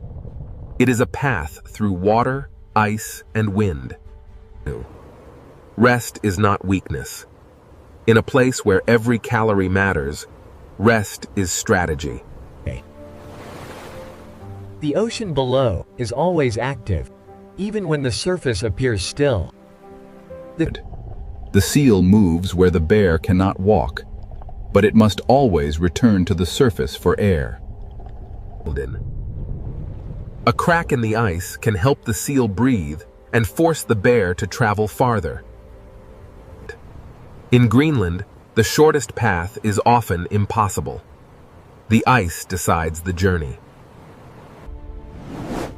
For the seal, open water can mean freedom, but also exposure. Neither animal controls this place. Both negotiate with the ice. The bear is a hunter, but it is also a listener in a frozen ocean landscape. The seal is prey, but it is also a specialist of water, pressure, ice, and breath. Without sea ice, the bear can still walk, swim, and search, but its most efficient world begins to vanish. The seal also depends on ice, but in a different way, as sealing, shelter, and access to air. Both lives need ice, but not the same kind, not in the same way, and not at the same moment. Greenland's ice records movement, but only for a little while before the wind rewrites it. Storm, cold, hunger, and timing press on both animals at once. The bear's hunting ground is also a moving platform, shaped by temperature, wind, and sea. When the ice changes, the distance between predator and prey changes with it. The seal's survival depends on food below, air above, and ice stable enough to connect them. Fish becomes seal energy, and seal energy becomes part of the world above. The food web is not a diagram here. It is a path through water, ice, and wind. Rest is not weakness. In a place where every calorie matters, rest is strategy. The ocean below is always active, even when the surface appears still. The seal moves where the bear cannot walk, but it must always return to the surface for air. Here, survival becomes smaller, quieter, and no less exact. The Arctic fox is small enough to vanish, but clever enough to read every edge of this frozen world. Compared with the bear, the fox seems fragile, but in Greenland, needing less can be a kind of strength. It survives by scent, memory, timing, and the ability to change its strategy when the ocean coast changes. The fox does not dominate the landscape. It listens to it. In a world where food is rare, even the smallest sound beneath snow can matter. Every movement must be worth the energy it costs. The coast gives the fox options: snow, stone, cliff, ice, and the ocean's leftovers. And in Greenland, flexibility can be as valuable as strength. When the season changes, the fox changes with it. Its camouflage belongs to the season, not to one color. Summer does not make Greenland easy. It only opens a short window of possibility. Where the ocean feeds the birds, the cliff becomes a seasonal pantry for those who can read it. The fox takes opportunity where it appears, but every opportunity here is temporary. The ocean rises into the cliff through wings, and the fox waits below that movement. On this coast, balance is not only physical, it is the balance between hunger and risk. When food appears briefly, memory becomes a future meal. The fox survives by turning a scattered coastline into a map of chances. But the fox is not the only small life shaped by snow and sea. The Arctic hare survives by becoming part of the whiteness itself. Stillness can be protection when the landscape offers nowhere to hide. Every burst of movement must be measured, because speed also spends energy.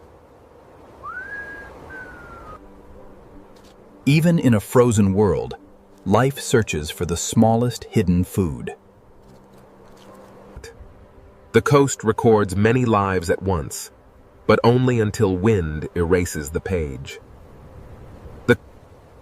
Farther from the cliff, another kind of survivor follows the sparse food of the tundra. For these animals, Survival is written close to the ground. The food is not abundant. It must be uncovered one small patch at a time. Their path is shaped by wind, snow depth, and the thin food left by a short season. And then the tundra reveals animals built not for speed, but for endurance.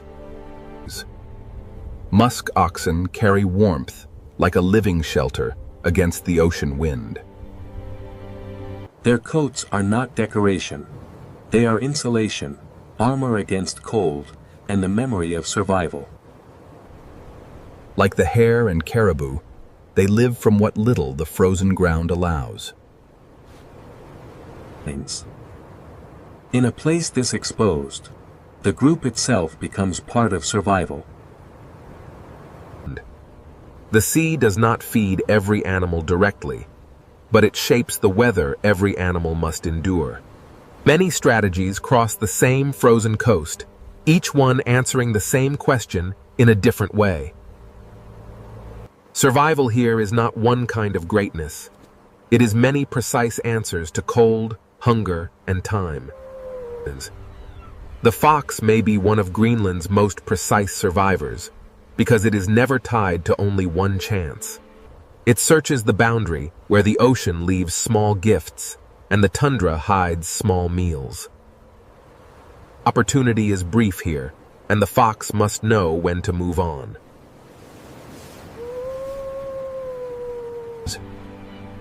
Its world is not land or sea, but the thin line between them. In Greenland, even nearby lives may pass without drama, each saving energy for its own struggle. Some search constantly, some endure in place. Greenland allows both, but rewards neither easily.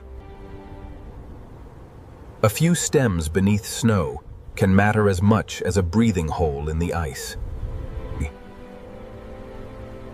Every track belongs to an animal, spending itself carefully. The fox shows that survival is not always loud, large, or obvious. The tundra teaches another lesson. Endurance can be as cinematic as motion. As light fades, the frozen coast keeps its lives close and quiet. By morning, the story begins again, written in new tracks beside the sea. And where the fox follows the coast, the next great world of Greenland rises above the ocean. Beyond the quiet survivors of the tundra, the cliffs awaken into a city of wings, and the ocean begins to speak louder. Beyond the quiet survivors of the tundra, the cliffs awaken into a city of wings, and the ocean begins to speak louder. From far away, this cliff looked lifeless. Up close, it becomes one of Greenland's loudest expressions of survival. The ledges are narrow, the wind is constant, and yet life gathers here in astonishing numbers. In Greenland, abundance does not spread everywhere. It concentrates where the ocean can feed it. Every flight away from the cliff is a journey back to the sea. The birds search the openings, because beneath the ice, food begins to move. A single dive connects sky, cliff, ice, and ocean. Below the surface, the ocean gathers the energy that will return to the cliff. The sea gives, and the wings carry that gift back to stone. The cliff is not separate from the ocean. It is fed by every return. Each landing is precise, because space is scarce and the sea below is unforgiving. This is a city without walls, built from wind, rock, wings, and ocean food. For the fox, the cliff is not noise. It is a seasonal map of opportunity.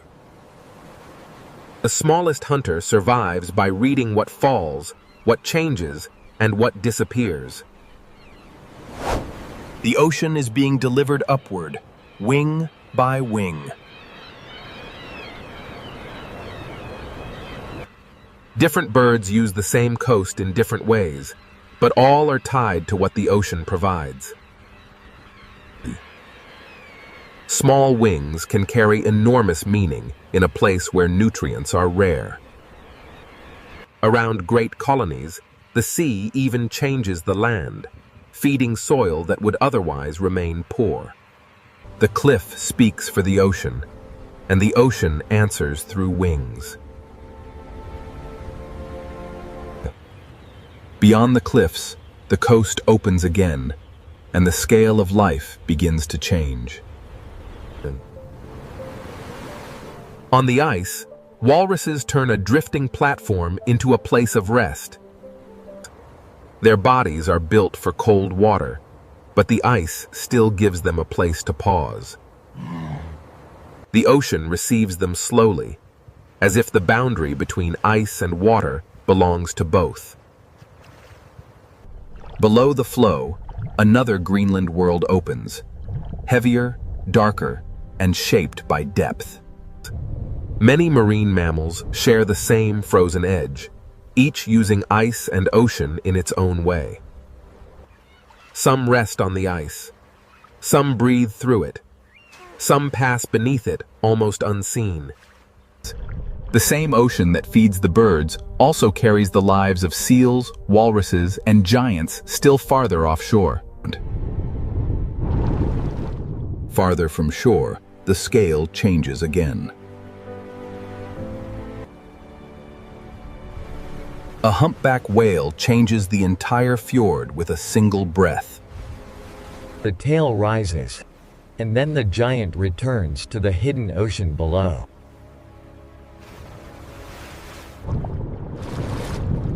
Below the icebergs, Greenland becomes a three-dimensional ocean world. Fin whales bring speed and scale to waters shaped by current, prey, and season. These giants do not move randomly. They follow the ocean's invisible patterns. Where plankton and fish gather, the largest bodies on Earth may follow. The bowhead whale belongs deeply to the Arctic imagination, slow, massive, and built for icy seas. Its body carries endurance across seasons, currents, and frozen waters. In the dark below the ice, size becomes almost silent. Then the ocean changes tone, and white shapes move through the fjord like living echoes. Belugas move through sound as much as water, using voices to keep contact in a world of ice and shadow. In cold and limited visibility, sound becomes a map. Some Greenland lives are visible only for moments, and others remain almost mythical.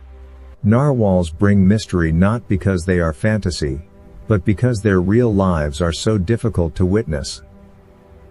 A single tusk above the water can feel unreal, but it belongs to a life shaped by ice, depth, and sound.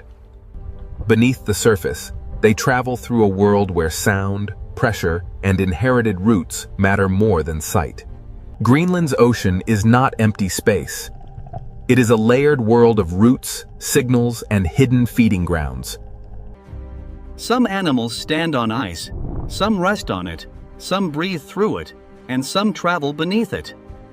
Together, they reveal Greenland not as an isolated island, but as part of a living Arctic Ocean network. The animals follow food, openings in ice, depth, temperature, current, and memory. What begins as tiny movement in the ocean can rise into birds, seals, walruses, and whales. But this ocean map is not fixed, and the rhythm that guides these lives is changing. When ice shifts, Every root must be read again.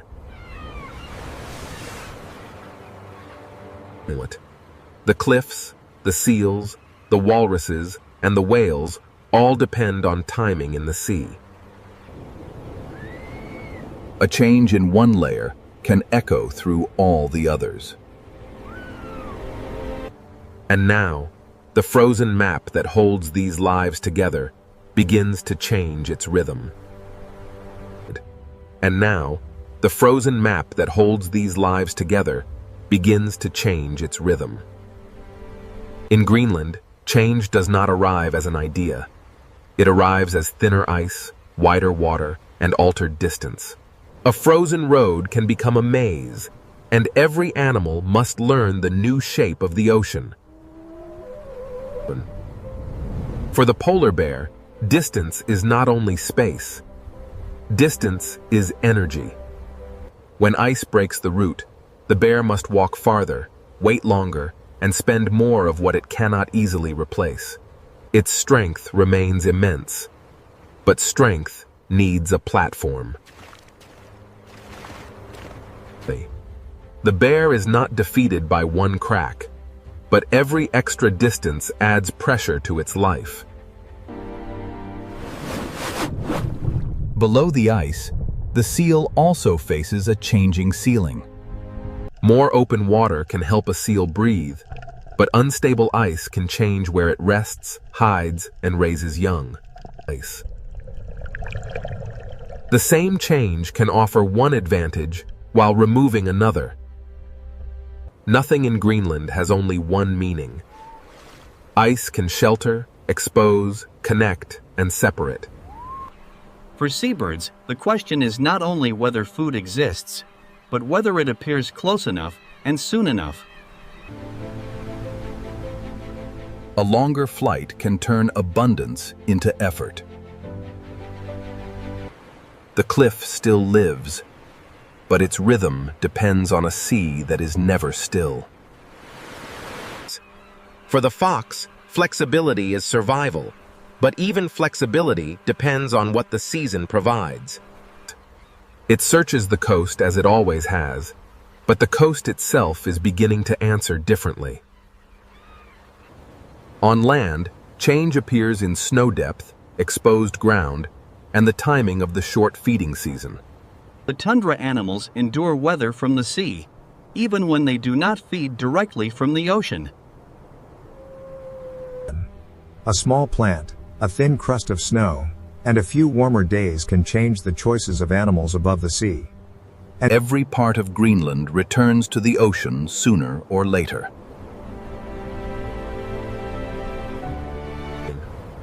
For whales, changing ice can open new water, but it can also shift the food they follow.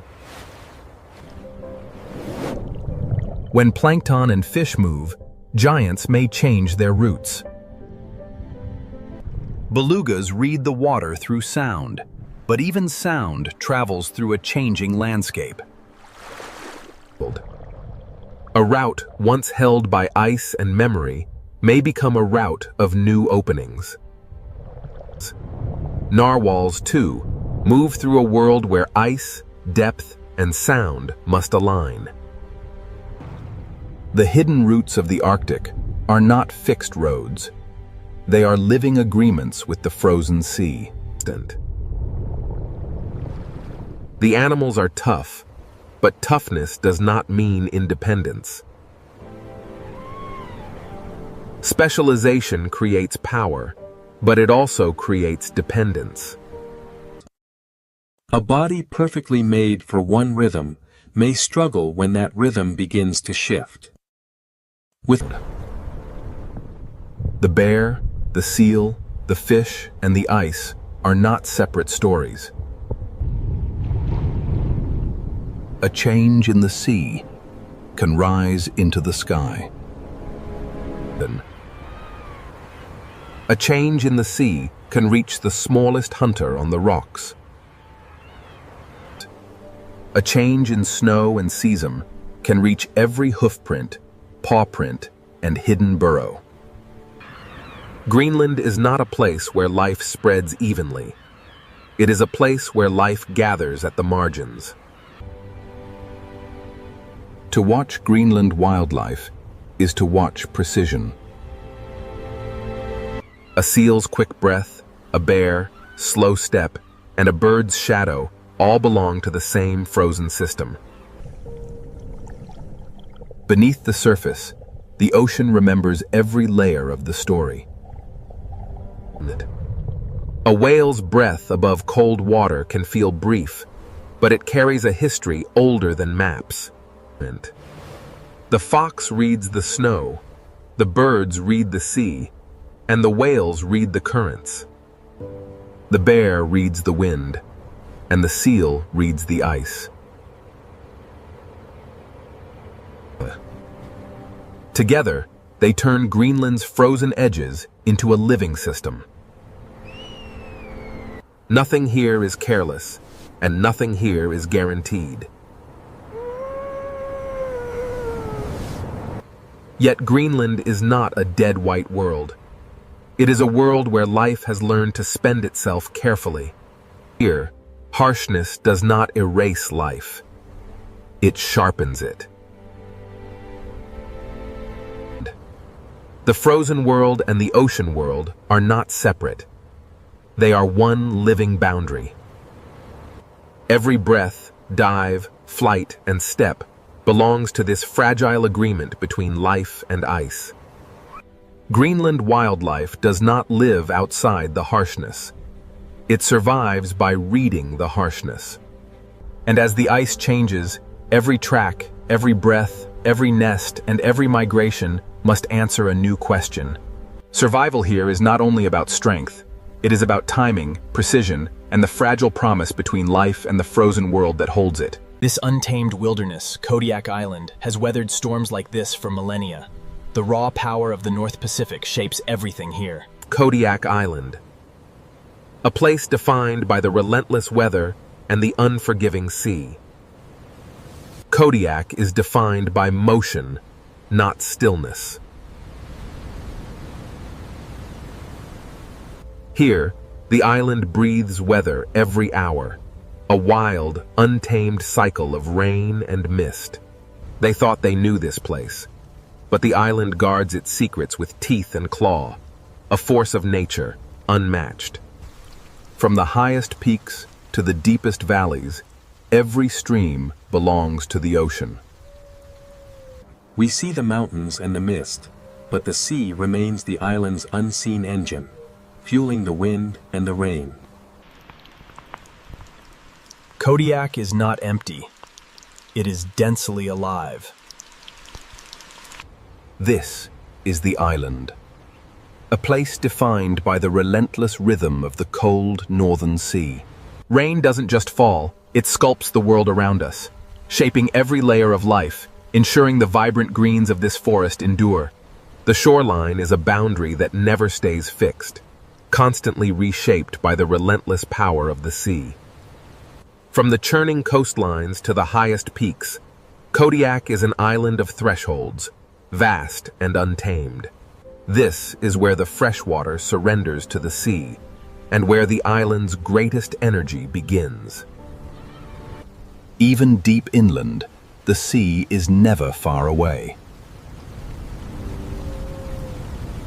Soon, the river will pulse with life, a silver tide returning to the waters of their birth, continuing the endless cycle. This is a world governed by conditions, not comfort. Here, the weather itself speaks, and the storms that crash against these cliffs are simply part of the island's normal language. Here on Kodiak, the land, the sea, and the sky are bound together. It is a single, unbroken living system. These tracks mean only one thing. The giant bear of the island is near, and we are entering its territory. This is where the island begins to reveal its power. It moved with deliberate force, an ancient shadow emerging from the mist and rain, searching for us. But the island's true story, the one etched into the stone and the water, begins far beyond this forest. Carried by the cold current from the high country toward the ocean, we transition now into the solemn and powerful territory of the bear. Here on Kodiak, the landscape is in constant motion, shaped by the relentless weather and the powerful creatures navigating these rugged paths. Beyond the fog lies the domain of the island's true master, and it does not welcome visitors. A life-sustaining current flows through the forest. Soon, the salmon will begin their arduous journey, drawn back to these waters. This is Kodiak, a place where the visibility itself changes by the minute. Here, the forest becomes a sponge. Every drop of this cold rain is captured by the moss, storing the island's moisture deep within the earth. Where the fresh water surrenders to the saline depths, the path home begins, though the way is long and shrouded in mist. They say this place has no beginning, only the endless churning of the sea and the whisper of the wind through the peaks. Every part of this land depends on the next. The water flowing from these mountains connects the entire system. Rain defines this landscape, shaping the very stones and trees. But even in this relentless downpour, the first signs of life begin to stir. As twilight fell over the riverbank, the island prepared to reveal its largest presence yet. Kodiak, a land of constant reveal and conceal. The cycle begins again. Driven by instinct, the salmon turn upstream, drawing the great bears back to the river's edge. Flowing through this hidden corridor, the river sustains an intricate web of life. It is a delicate balance, one we are only beginning to understand. Energy returns to the island with every wave, a cycle as old as the sea itself, constantly renewed. Kodiak is built from connections. This island system shows us a simple truth. Nothing here exists alone. Everything is connected by water. To truly know Kodiak, you must first accept that much of it will remain forever hidden, lost in the fog of time and tide. Soon, the salmon will return. Driven by an ancient instinct, they will face the torrent, seeking the waters of their birth. Weather is not background here, but structure. The legends were true. The island holds a giant, and by the size of these prints, it's unlike anything we've ever known. Isolation wasn't just a state of being here. It was the sculptor, carving these valleys and shaping the very nature of this untouched world. Driven by ancient instinct, the salmon return. They fight the storm and the tide, completing a cycle as old as the river itself. The signs were everywhere, pointing towards a power unmatched in this wilderness. Soon, we would meet the bear. The true power of Kodiak lies not in a single landmark, but in the entirety of this immense, rugged coastline. From the rugged coastlines, we move inland, into the heart of this secluded ecosystem. Here, the dense canopy thrives on the constant moisture. The next chapter will reveal why this place can support giants. This is just the surface. The island's true story, the deeper system of life, is only beginning. The storm intensified, washing away the path. But it couldn't hide the tracks. The ruler of this island was close now. This river is part of a vast, unending cycle. The water here will reach the distant ocean, only to return again as rain falling on the forest. In this unforgiving landscape, the Kodiak stands alone. The quiet giant of the island. The bear's size comes from an island built on abundance and endurance. Power on Kodiak often arrives quietly.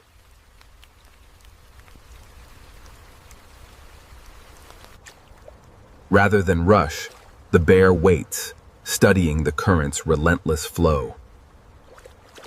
Driven by instinct, the salmon return, bringing the pulse of the ocean to these shallow waters. The forest awakens. These fish carry the sea into the forest.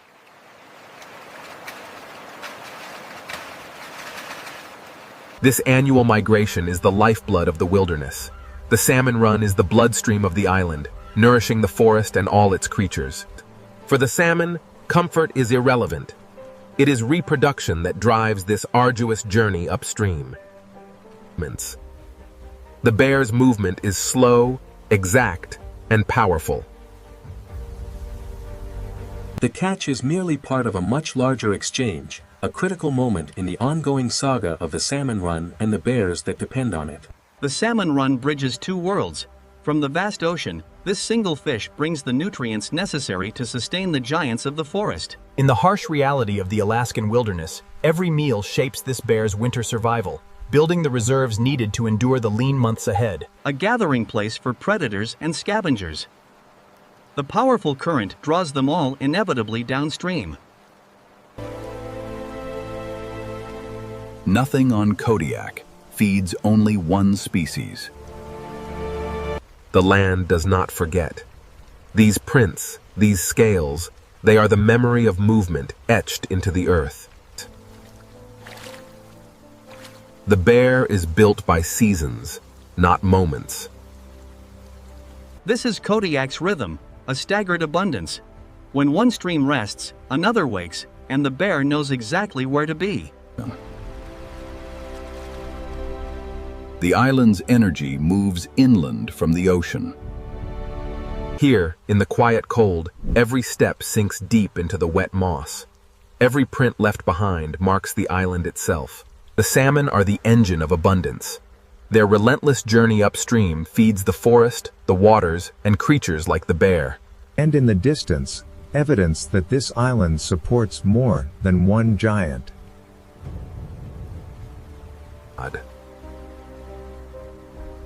Kodiak's abundance is shared through timing and space. The bear's silence is not an absence of sound, but the sound of dominance itself, heavy and profound. The entire island is connected by water, a continuous flow linking forest, river, and the distant sea. Left behind on the riverbank, the salmon's body becomes a bridge, transferring vital ocean nutrients deep into the soil and the surrounding wildlife. What the bear does not take is returned to the earth. What the bear does not keep becomes life for the land. On Kodiak, the year is marked by seasonal doors. The bears move from the streams into the meadows as new food sources emerge. The bear survives on many foods, not one, shifting its diet from fish to the bounty of the forest floor. While it often grazes peacefully on the abundant vegetation, the bear remains a powerful presence, an apex predator moving through its domain. Kodiak's edges feed one another.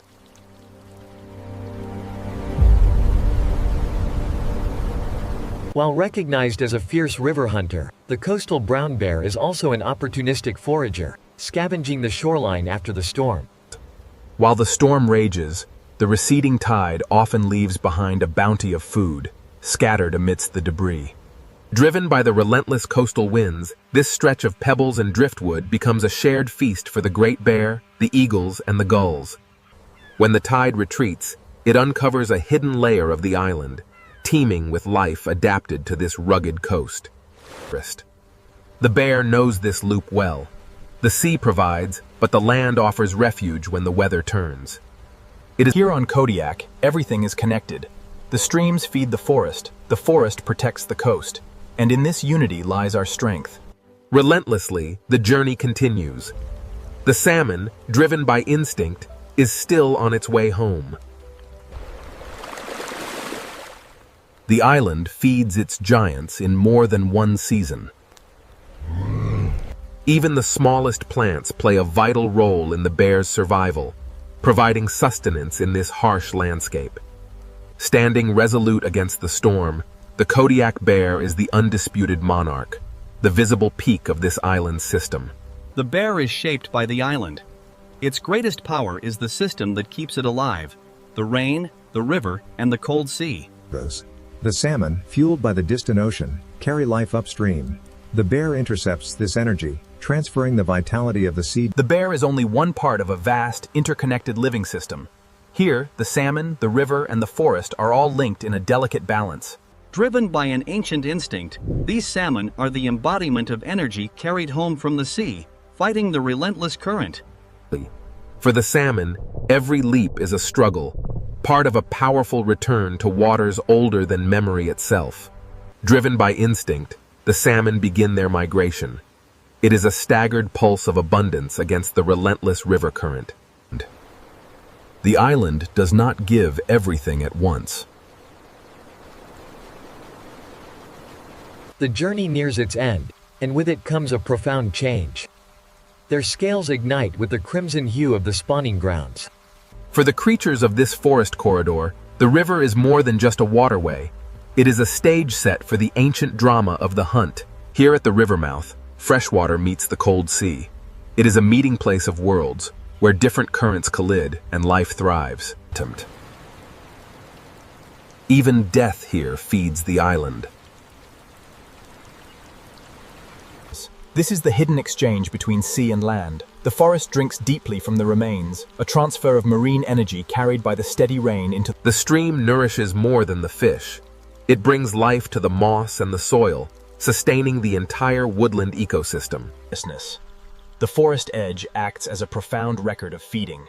The scattered remains of the salmon and the deep impressions of bear tracks. From the smallest creatures to the otter searching for salmon, all life here is bound by the same ancient, unending cycle. Nothing on Kodiak goes unused for long. Even in the harshest storms, the cycle continues. The island's scavengers are interconnected, bound by the same living chain. While the larger predators have moved on, the salmon run continues to provide sustenance. Even the smallest creatures inherit this bounty. Like a moving artery, the river transports vital nutrients, extending the reach of the salmon's gift far beyond the banks and deep into the valley soil. As the rain falls, it gathers the richness of the forest floor, carrying nutrients from the roots directly into the stream, feeding the water below. Here, on the island, distance collapses. Everything is connected, the stream to the sea, the forest to the fog. Here on Kodiak, the sheer abundance of the water spreads across the landscape, channeled through countless streams like veins in the earth. The rainforest thrives in this perpetual moisture. Every drop fuels the quiet, persistent growth of the moss and the rushing current of the stream. This is the final push. Against the relentless current and the coming storm, the salmon returns to the place of its birth to complete the circle of life. As the rain fills these tracks, it connects the bear's trail to the salmon's route. Their paths are forever linked. The island lived in his memory, a maze of scent and shadow. He followed the wet earth, a path worn deep by generations. Driven by instinct, the salmon fight the current, unaware that in this rugged wilderness, the bear is never far from the run. The bear's world, however, extends far beyond this stream, encompassing the hillside and the dense forest above. The prints tell a story of generations. The young must follow the path, learning the island's rhythm, even in the storm. Salmon-shaped family survival here. Without the energy supplied by these leaping fish, this mother and her cubs would not endure the coming lean months. The reliable return of the salmon fundamentally changes their chance of successfully raising young. The true abundance of this place isn't just seen, it's felt. Even in the silence, the river sings its ancient song of life. The island gives each creature a different map. For the salmon, it is the relentless current of the river. It is through these numerous small channels that the whole system finds its resilience. Even here, in the cold shadows of the forest, abundance finds a way, spreading across space and time, carried on the current. The next generation begins here. The forest provides shelter for the river. Roots, leaves, and needles create a damp canopy over the water, protecting it from the storm. But the true beginning of this epic journey wasn't in the shallow streams, but in the boundless depths of the sea. The ocean is not the edge of the story, but its source. On Kodiak, the landscape is defined by the constant, dramatic exchange between the mountains and the relentless power of the sea. Here, where the river meets the sea, the paths converge. The salmon's spawning trail and the bear's heavy print. The chain of life begins high above. Rain nourishes the forest, and each drop finds its way to the river, sustaining creatures like the salmon below. From the smallest salmon fighting the current to the eagle soaring high above the mist, every creature in this valley responds to the same ancient pulse. And so the salmon complete their journey, ensuring the sea lives inside the island, connecting forest and coastline in one continuous flow. From the turbulent coast, we follow the river deeper into the island's heart, where the mist hangs heavy among the ancient spruce. The forest is not separate from the river. It is shaped by its relentless power. Water connects everything here. The island stores the weather in every leaf, every needle. Every drop moves from cloud to moss to stream to sea. In this dense, wet environment, the rainforest acts as a crucial corridor of survival. The forest hides as much as it reveals. This island is constantly being crossed by powerful animals, leaving their mark upon the land. The energy of the river enters the forest floor. The forest receives what the river leaves behind. We describe the rainforest as a living sponge. It holds the water, regulates the flow, and sustains the delicate balance of this vibrant ecosystem. Even far inland, the sea still speaks through rain. We often think of it as one island, but in truth, it is many streams tied together, a single interconnected web of waterways. Here on Kodiak, true beauty reveals itself in the moisture of the air and the quiet wisdom of restraint. Here, in the quiet depths of the woods, the forest reveals itself as a keeper of water and ancient memory. Visibility itself is merely part of the island's enduring challenge. The fog rarely lifts here on the ridge. Even obscured by the fog and rain, the presence of the giant is undeniable. It watches from the shadows. The forest is a living record. Every snapped branch and disturbed stone tells a story of what has passed this way. The river's gift becomes the forest's fuel. The island's ecosystem is quite literally built from layers beneath the surface, a deep foundation supporting the vibrant life you see here. This is Kodiak, a place where the land and water never separate. On this island, weather is not an interruption. It is simply the island's normal pulse. And here, silently, the nutrients travel. Carried by the runnel water, the salmon remains returned to the soil, feeding the vast rainforest ecosystem. This island, shrouded in mist, is more than just rock and soil. It is a chain of connected thresholds, each one leading to the next.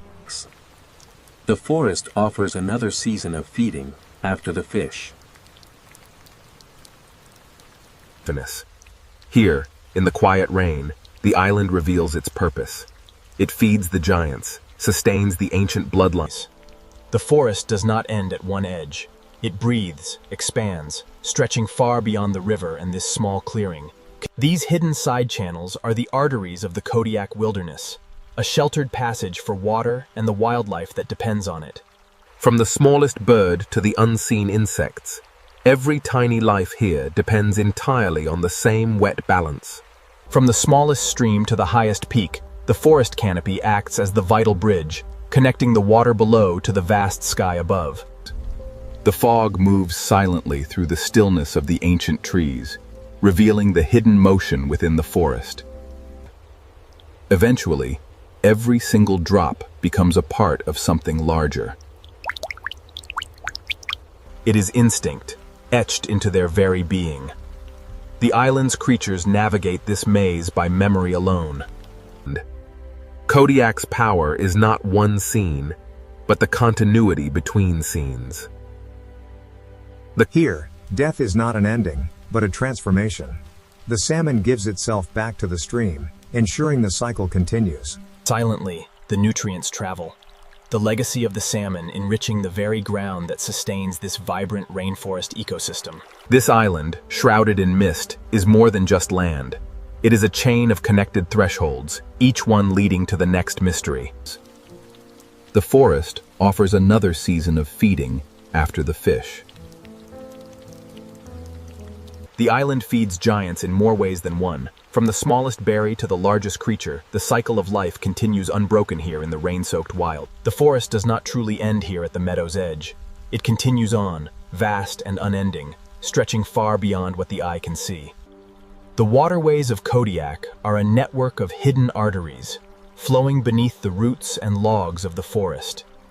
From the grandest trees to the tiniest sparrow, every life here depends on this delicate, wet balance. High above the canopy, the true scale of the forest is revealed, a bridge between the rushing river below and the open sky above. This ancient forest appears still, yet it hides motion deep within its stillness. The fog drifts, the rain falls, and the river flows onward. Every drop becomes part of something larger. The island's animals navigate by instinct, memorizing the contours of the land. Even as the rain washes away their prints, the path remains imprint on their minds. Kodiak's power is not one scene, but the continuity between scenes. In this place, death is merely nourishment. The rain washes the salmon back into the soil, feeding the moss and fueling the perpetual cycle of the forest. The light comes and goes quickly here. But even a momentary brightness reveals the true colors of this place, a stark beauty. Even the smallest watercourse belongs to the same system. Giants move quietly here.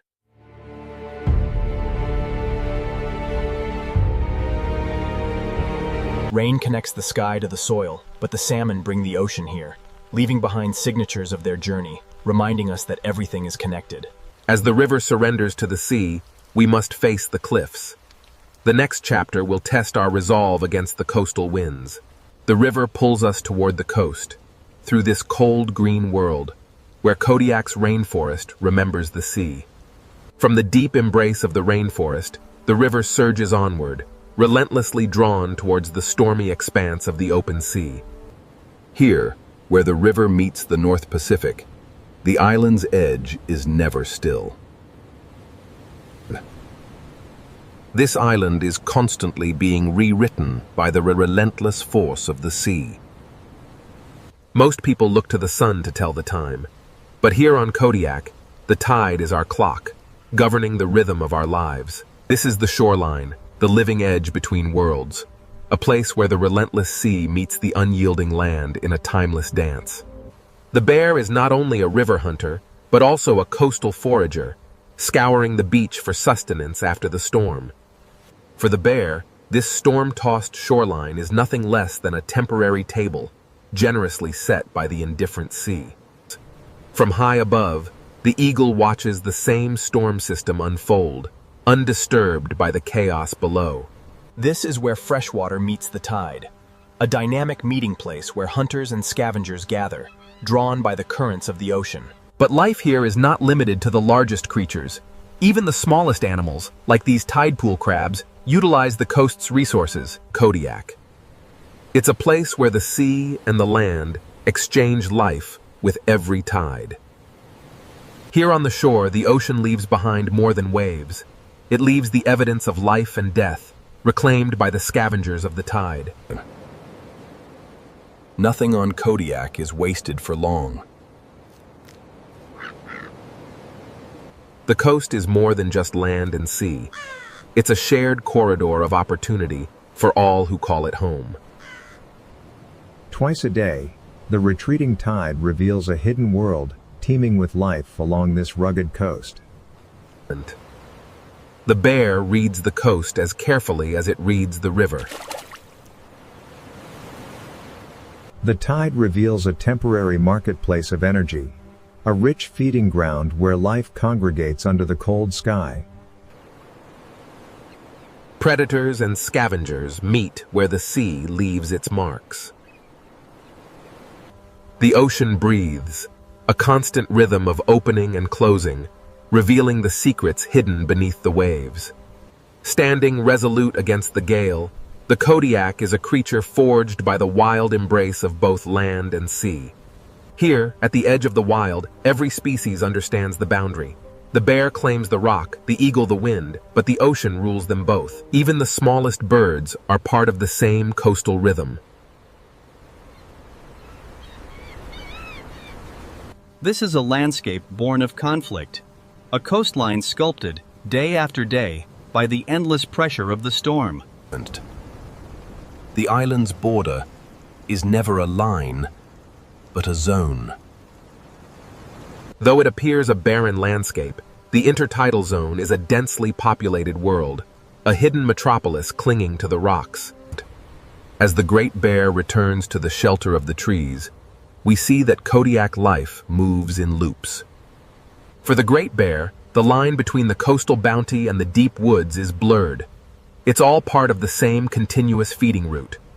The ocean is a patient artist, continually redrawing the boundaries of the land with each retreating tide.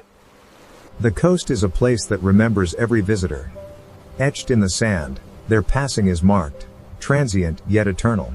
As the salmon return, we are reminded that river, coast, and sea are not separate entities, but rather one continuous, flowing exchange. The wind and rain are more than just elements.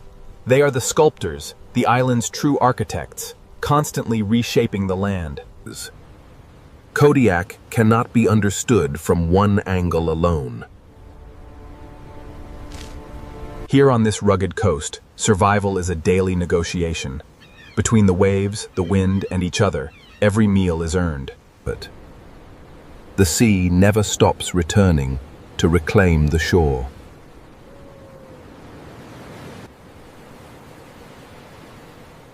The edge of Kodiak is a place where all movement converges. The bear navigates this world of water and stone, reading the ocean's story through scent as much as sight. This is a world that appears only briefly, revealed by the low tide, and soon reclaimed by the storm-tossed sea. With every weather front that hits this island, the coastline is dramatically altered. The storm connects the sky and the sea. And here, in this small pool, the ocean writes its enduring signature. For the bear, life is a constant crossing. Leaving the shore behind marks the end of one cycle and the beginning of the next, always moving through the storm. Every edge feeds another edge. This island has always endured the darkness, but the time has come to embrace the light and forge a new legacy for those who remain. Kodiak is not merely a land beside the sea. It is a world entirely built by it. As the storm breaks over Kodiak, the island reveals its ancient heart, a rugged wilderness where every river tells a story of survival. Kodiak is not one habitat, but a chain of many habitats joined by water. The river is the island's moving memory, carrying the echoes of the past through the rain-soaked valleys. Even the smallest signs of decay become nourishment here. Everything here is connected to the water. The forest grows strong, fertilized by what the river leaves behind on the wet slopes. The bear moves between worlds without ever leaving the island's system. The bear is not separate from the island, but made by it. In a place like Kodiak, every path followed by the Great Bear is part of an older, wilder rhythm. The island's wilderness is not one thing, but the result of many linked forces. This fish is the pulse that keeps Kodiak alive. The island's life rises and falls in one connected cycle. Even in the cold, steady rain, the bounty of the land persists. Kodiak ensures its giants find sustenance in every season. The island provides both fish and fruit to sustain life. Here, in the quiet moss, a small stream begins its journey. Yet, it is inextricably linked to the great. There are places on Kodiak where the sheer scale of the landscape consistently exceeds the eye, dwarfing everything beneath the clouds. The island stores the weather deep within its roots. Here, death is not an ending, but merely another stage of renewal. The salmon gives itself back to the island. Kodiak's abundance is spread across many doors. The island is a harsh teacher, but she ensures the lessons of survival are passed down through every generation. For this family, survival hinges on the reliable return of the salmon. Kodiak is an island built around return. It is a place where the wild finds its way back home, year after year. Every river begins at sea.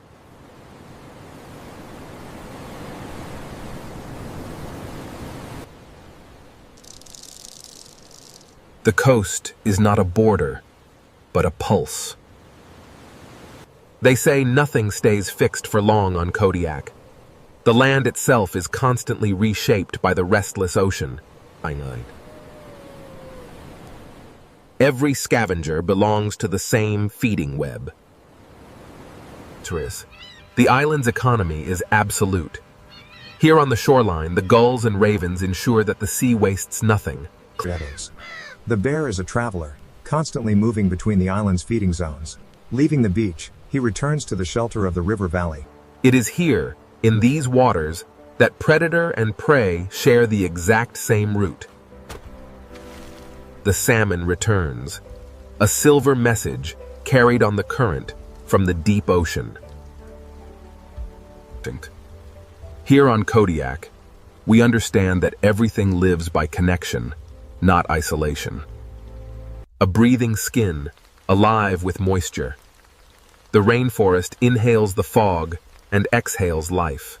Here in the forest, every small current of water joins the larger story, flowing into the main river downstream. Here, the weather and light find their balance. The storm recedes, revealing the rugged peaks touched by the first rays.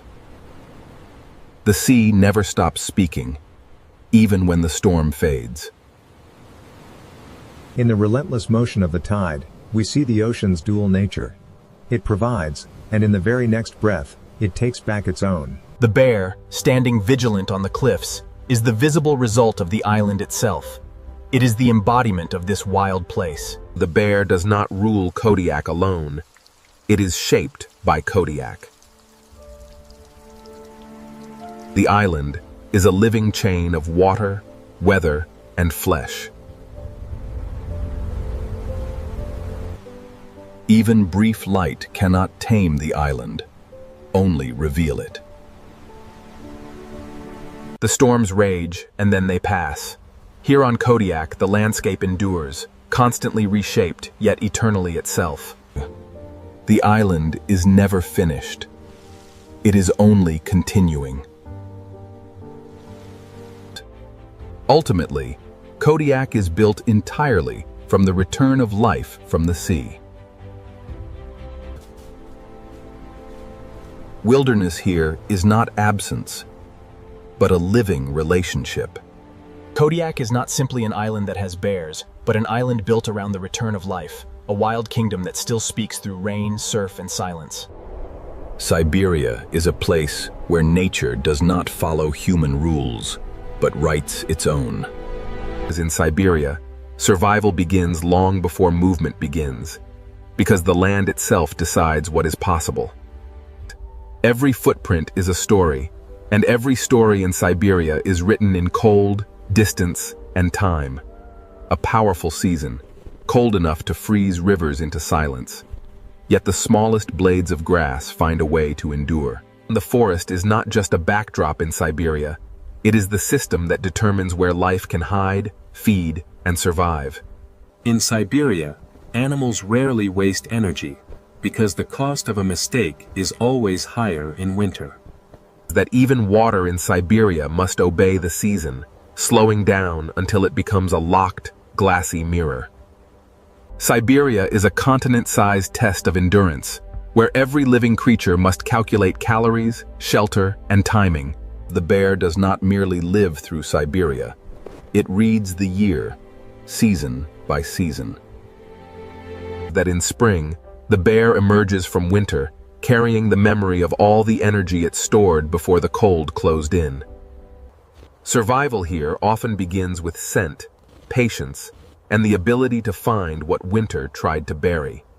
Early in the year, the bear is not hunting glory. It is rebuilding strength. In Siberia, every season offers a different challenge, and the bear must adapt to all of them. Siberia's summer is brief, but for the creatures that live here, it is the most valuable time of all. That the bear must eat heavily, because in Siberia fat is not weight alone. It is time stored inside the body. For the bear, the landscape is a changing menu. From the sweetness of berries, it shifts its focus to the silver flash of fish, moving. Autumn is the urgent season, when every creature must prepare before the land closes once more. The bear must become heavy enough to survive the time when the forest gives almost nothing back. The hibernation is not escape, but strategy, a deliberate answer to a world that no longer rewards movement. When the land becomes too expensive to cross, the bear obeys Siberia's oldest rule: do not waste life on what winter cannot return. Hunters of distance, reading snow, wind, and movement like an open map. And the pack survives not through raw speed alone, but through shared effort and the refusal to waste strength. In Siberia, deep snow punishes impatience, and cold punishes failure. That the wind is not empty in this land. It carries information, danger, and opportunity. Wolves do not hunt blindly. They search for weakness, timing, and the smallest advantage. A hunt in Siberia is never simple domination. It is negotiation with distance. The Eurasian lynx, a predator of silence, closeness, and restraint. That the lynx does not need a pack because it survives by becoming nearly invisible. In Siberia, patience is not passive. It is a weapon.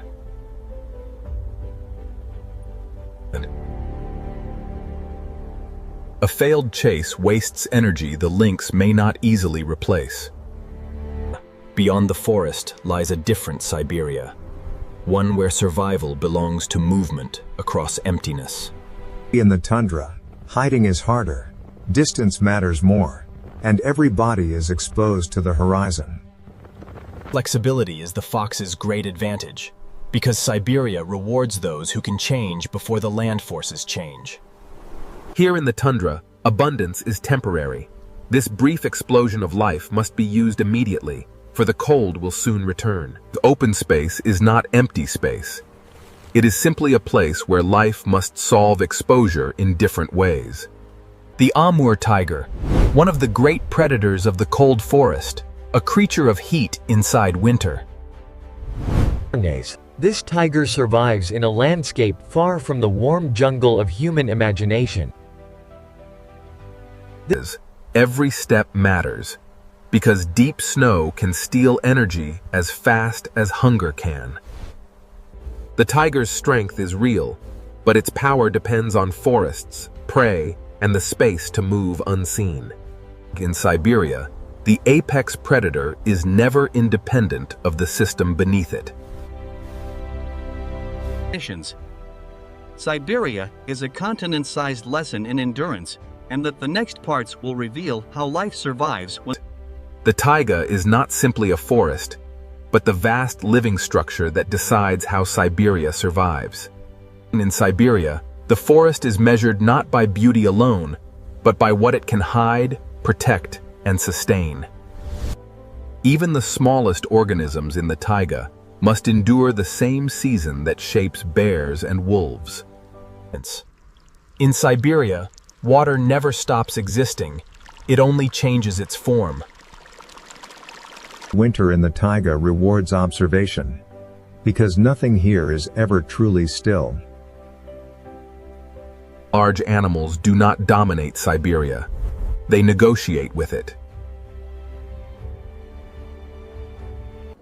In winter, food is hidden, so every mouthful must be earned. That the forest is shaped not only by growth, but by collapse, decay, and return. Small animals in Siberia survive by speed, memory, and precision.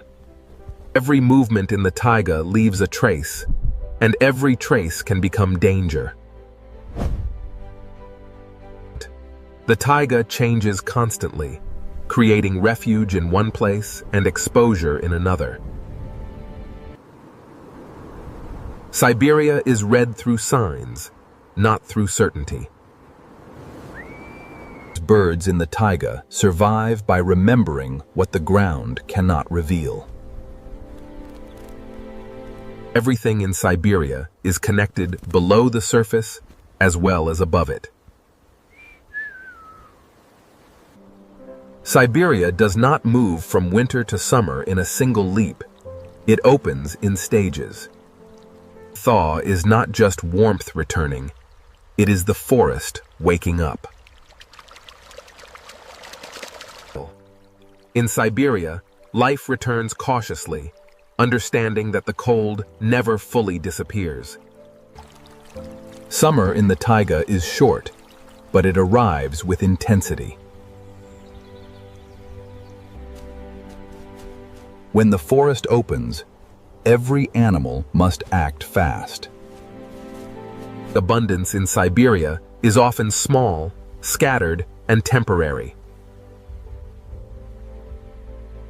The taiga becomes alive quickly once the snow retreats, but it will not stay open for long. Summer is a brief flood of opportunity for predators, herbivores, and scavengers alike. Nothing in Siberia is wasted, because every source of energy has value.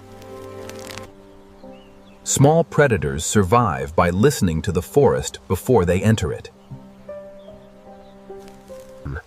The taiga in summer is not less dangerous, it is simply more active. Prey in Siberia survives by reading danger before danger begins to move. The air above the taiga is also part of this same ecosystem.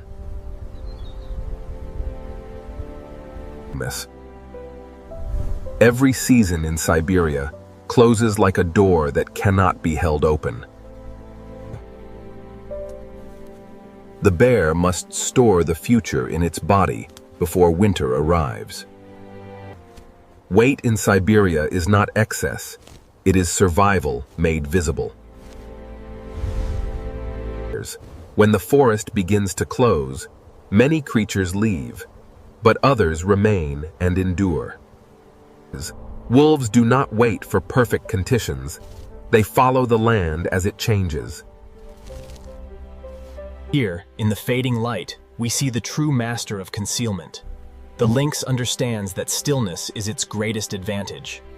The forest can hide a predator so completely that the prey may pass only meters away.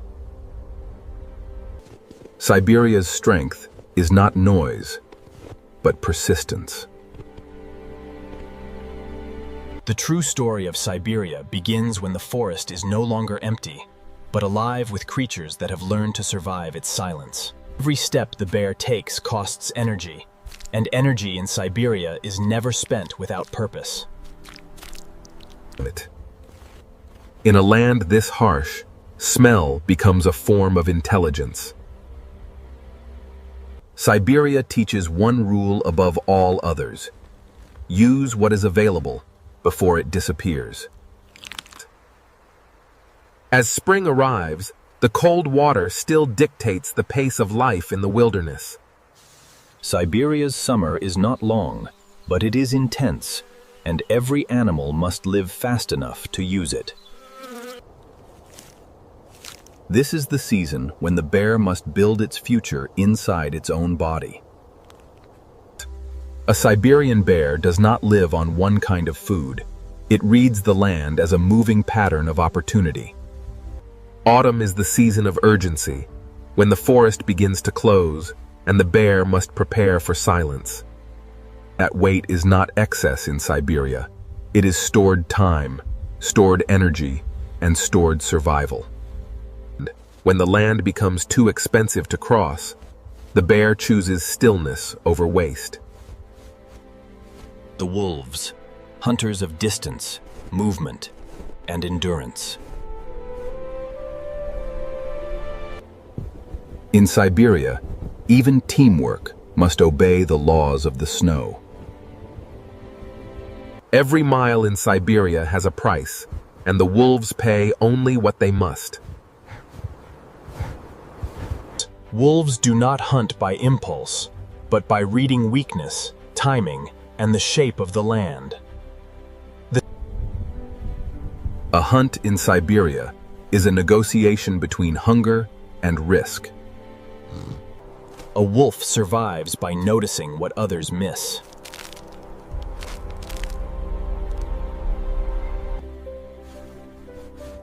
The pack is not only a hunting unit, it is a school of memory. Siberian wolves survive by turning distance into information, and information into endurance. The lynx is the predator of closeness, silence, and restraint. The lynx does not need to announce itself, because the forest itself helps it disappear. In Siberia, waiting is not passive, it is a tactical choice. The smallest moments can become the most dangerous when the hunter has vanished into the background. Some predators survive not by chasing far, but by striking precisely. The lynx teaches a simple truth. In Siberia, restraint can be as powerful as force. The taiga is not empty. It is crowded with invisible histories. Even scavengers and watchers play their part in Siberia's balance. From the depths of winter to the height of summer, every creature here exists inside a system of pressure, timing, and opportunity. Survival in Siberia often depends on finding food where the season has made it hardest to reach. The smallest hunters also follow the same law: conserve, adapt, and wait. Siberia does not just change color, it changes the cost of being alive. As the taiga closes, the land ahead becomes wider, emptier, and more exposed.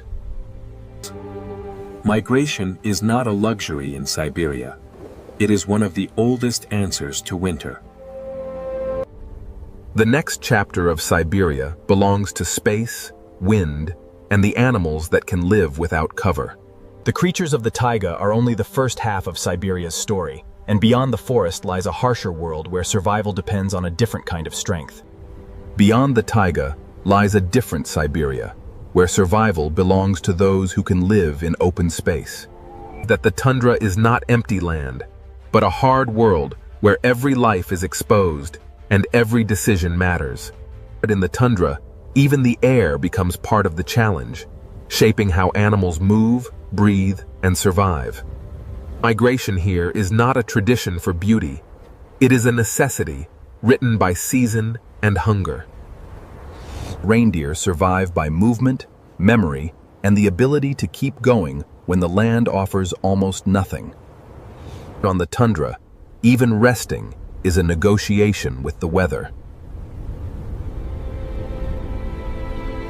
Winter food is buried here, and every mouthful must be dug out of the cold. This is a place where hiding is difficult, and distance becomes a force of survival. The tundra appears simple from far away, but every layer of it hides a struggle for life. In the frozen expanses of the Arctic, The fox survives through a mastery of flexibility, extreme caution, and recognizing opportunity. Survival in the tundra often depends on seeing what others miss before the storm changes everything. The fox does not rely on one method. It changes strategy whenever the season demands it. In Siberia, summer arrives briefly but intensely, turning the white plain into a living surface of water, plants, and insects. The fox survives by using whatever the season gives it, and whatever the larger predators leave behind. The tundra is not generous, but it is full of chance for those who know how to look. In the tundra, every body is visible from far away, so survival demands caution at every step. That the tundra is a landscape of traces, and those traces are often all that remain after movement passes. Even in the open tundra, water still shapes movement and memory. That the tundra belongs to travelers, not to those who stand still. In Siberia, the next generation survives by following paths older than memory. The open land can change in moments, and those moments can decide whether an animal lives through the day. That on the tundra, the weather does not simply surround life, it actively shapes it. When the land offers no shelter, even a small rise in snow can become protection. Reindeer do not conquer the tundra. They endure it by refusing to lose direction. The cold here does not merely touch the skin. It tests the body from the inside out. In the far north, darkness is not only a time of day, it is part of the geography. What seems empty above can be crowded with life below.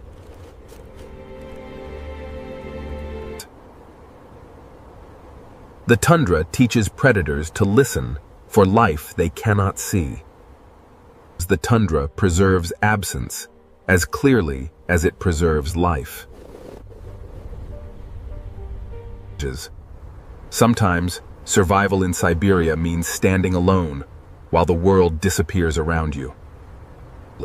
Flexibility is not a luxury in the tundra. It is the difference between continuing and ending.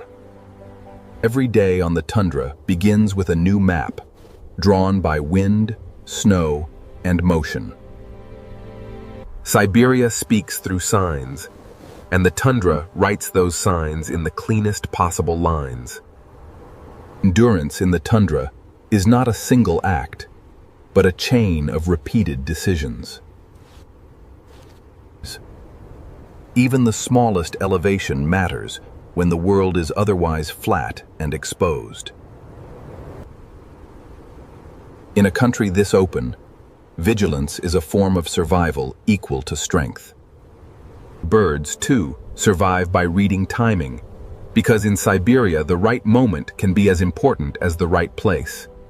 In the vast expanse of the tundra, even a brief, thawing pool of water can become a vibrant, temporary world. The tundra does not bloom loudly. It returns in small, determined signs. Siberia's open country is never fixed. It changes with the calendar, the wind, and the availability of food. Even in the brief season of warmth, the tundra does not become easy. The fox must balance hunger with caution, because a single mistake can erase a week of survival. The tundra is not just a landscape of cold, it is a landscape of distance. The tundra teaches one of Siberia's greatest lessons. Life survives by knowing exactly when to move, when to wait. Beyond the tundra lies another Siberia, where the forest changes shape but the law of survival remains the same. This vast, frozen wilderness of the Russian Far East is home to one of the world's greatest predators, the Amur tiger. In Siberia, even the largest predator must move with caution, because every step leaves a message behind. The Amur tiger, a creature shaped by cold, space, and silence. This tiger does not survive through speed alone, but through precision. Deep snow can punish even the strongest body, forcing the tiger to choose its path carefully. The Amur tiger survives not by chasing endlessly, but by using the land itself as part of the hunt. Every hunt begins long before motion, in the silence before the strike. In Siberia, energy is the true currency, and the tiger must spend it wisely. The tiger depends on forests that remain connected, prey that remains abundant, and space that remains undisturbed. The tiger is a symbol of force, but in Siberia, even force must obey the season. The tiger's beauty is not separate from its struggle. It is part of the same survival story. Siberia's most powerful predators are never independent of the animals beneath them. The tiger's strength is not only in its body, but in its ability to remain unseen until the right moment. That the hunt in Siberia is sudden, but it is always built on hours of patience. The tiger's world is not frozen forever. It breathes, changes, and resets with the seasons. In Siberia, even the sound of a branch can be enough to decide whether life continues. The tiger must use the warm months to hold territory, feed, and remain strong for the cold that will return. Autumn in Siberia is not a gentle ending, but the start of another struggle. The land here is not only land, but a system of forest, river, snow, and timing. Siberia holds another world entirely, a frozen inland sea of ancient depth. Baikal is not an ocean, yet it feels like one locked inside the continent. The lake is ancient enough to hold its own rhythms, its own silence, and its own species. This is the Baikal seal, the only seal species that lives entirely in fresh water. This creature belongs to a world where ocean-like life exists far from the sea. The lake is both roof and pathway, shelter and exposure, all at once. Survival beneath the ice depends on the link between air and water, between breath and movement. Baikal's winter is not empty. It is alive beneath the surface. Even in the coldest months, life remains connected to the surface by the narrowest of openings. What looks impossible from a distance is simply ordinary life in an ancient system. Siberia is strongest when it is layered, not simple. Even frozen water has its own weather.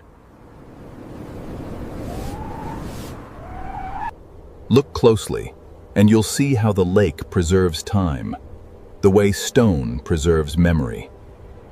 Beneath the winter roof, another world continues without interruption. Baikal changes the emotional scale of Siberia, opening a depth that feels older than human memory. Every part of Siberia is connected, even the places that seem separate. The same rules that govern the taiga also reach here, shaping the lives that depend on the lake's frozen rhythm. That even the greatest cat in the region depends on healthy forests, prey populations, and a landscape that can still support life. Siberia's beauty is inseparable from its pressure. That life in Siberia survives by finding tiny openings in a world built to close them. Baikal is not just a lake. It is a memory of the planet held in frozen silence. That the tiger, the seal, the bear, and the fox all depend on the same truth. No creature stands outside the land that shapes it. Siberia is not one landscape, but many worlds connected by a single law of survival, and that the final part will reveal how fast that law is being rewritten. Siberia is still wild, but wild does not mean untouched. In Siberia, even the calendar is beginning to shift. When winter loosens its grip, the land does not simply awaken, it rearranges itself. In Siberia, ice is not only a surface, but a route, a shelter, and a warning. The first sign of change is often not what appears, but what disappears.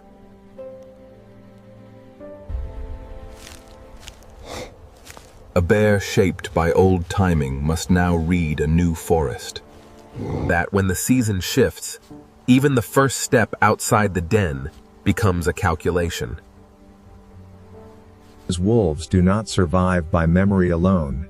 They survive by constantly adjusting to what the land has become. In Siberia, the path itself can become uncertain. If snow becomes harder, colder, or more sealed, migration becomes more costly for every herd. For the young, every altered route is a lesson in how the world has changed. Small animals feel climate change first because the ground itself changes under them. Flexibility is the foxer's strength, but even flexibility has limits when the entire season begins to move. The tundra does not transform all at once. It changes in fragments, and each fragment matters.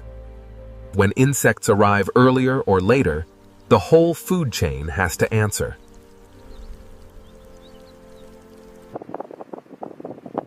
In Siberia, timing is a form of survival as important as strength. Wildfire is one of the clearest signs that the rules are changing faster than the forest can recover. A forest may regenerate, but the animals living through the transition must survive the gap between loss and return. Siberia's resilience is real, but it is not invincible. That when frozen ground thaws, the land does not simply become wetter. It reorganizes drainage, vegetation, and movement. Change in Siberia often begins below the surface before anyone sees it above. When the ground shifts, large herbivores must change their routes, and predators must follow those changes. The hunt becomes harder when the map itself begins to rewrite. Even a silent predator depends on the shape of the land, and the land is no longer stable in the same way. Siberia can heal, but healing does not mean a return to the old rhythm. The tiger needs connected forest, healthy prey, and enough space to move without losing energy. The apex predator is never independent of the system beneath it. Even the deepest old systems are not outside change. That for the Baikal seal, stable ice is not scenery. It is the foundation of breathing, resting, and reproduction. When the timing of the ice changes, the Baikal seal must adapt immediately or risk losing the vital connection between water and air. Siberia's frozen surface hides life that depends on delicate rhythms the eye cannot see. The most dangerous kind of change is not total change, but change arriving all at once. Animals shaped by thousands of years of timing may struggle when the clues no longer arrive in the right order. This migration is harder when every old path becomes uncertain.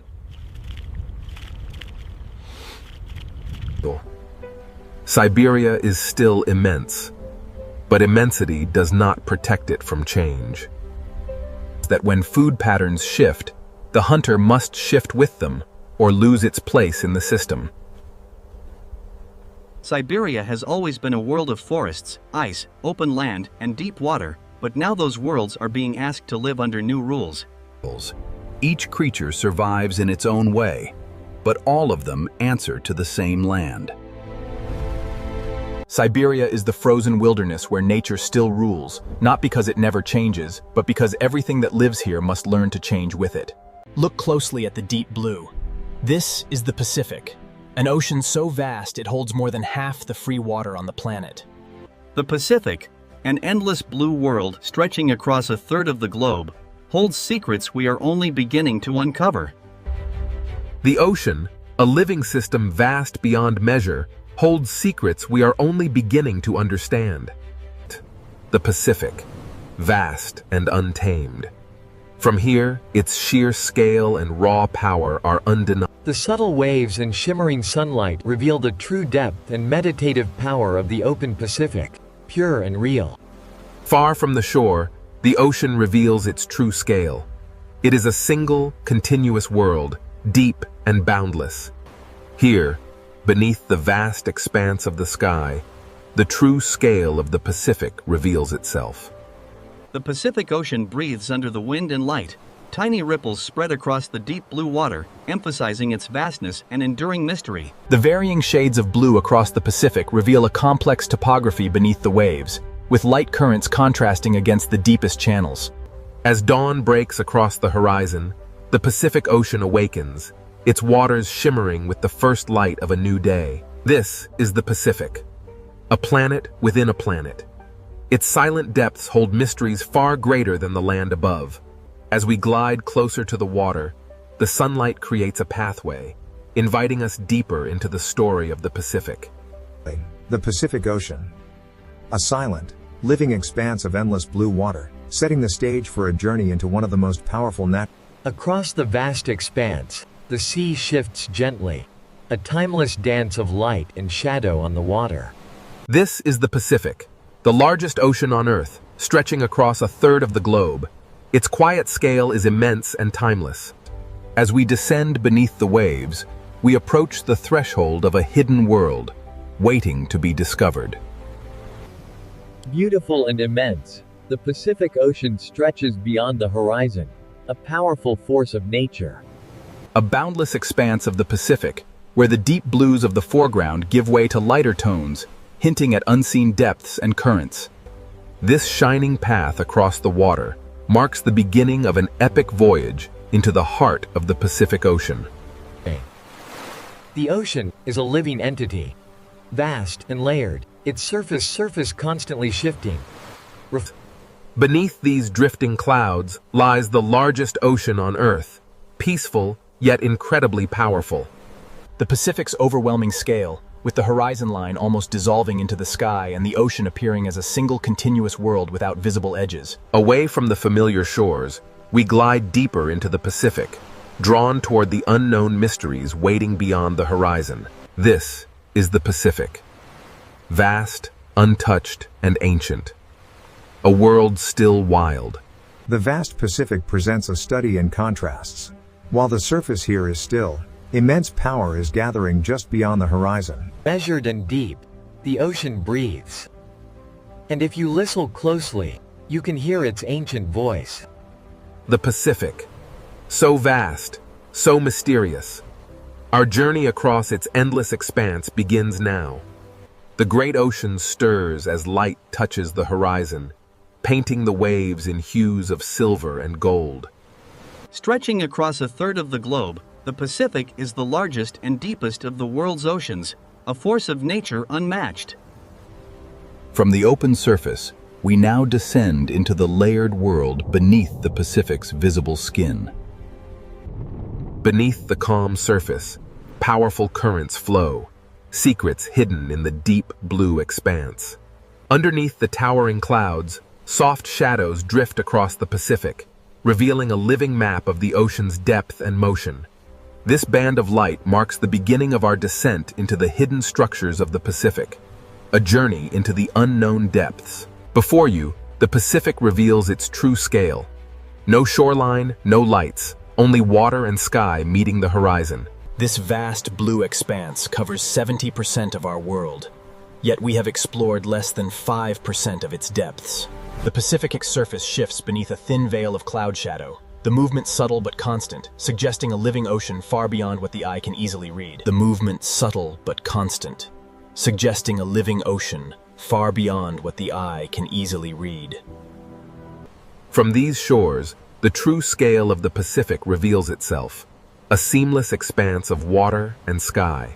Sweeping across the vast expanse, the waves move with relentless energy, while the horizon stands as a silent witness to the ocean's scale. As we descend from the open sky, we begin to penetrate the deeper layers of the Pacific, where light and structure start to emerge.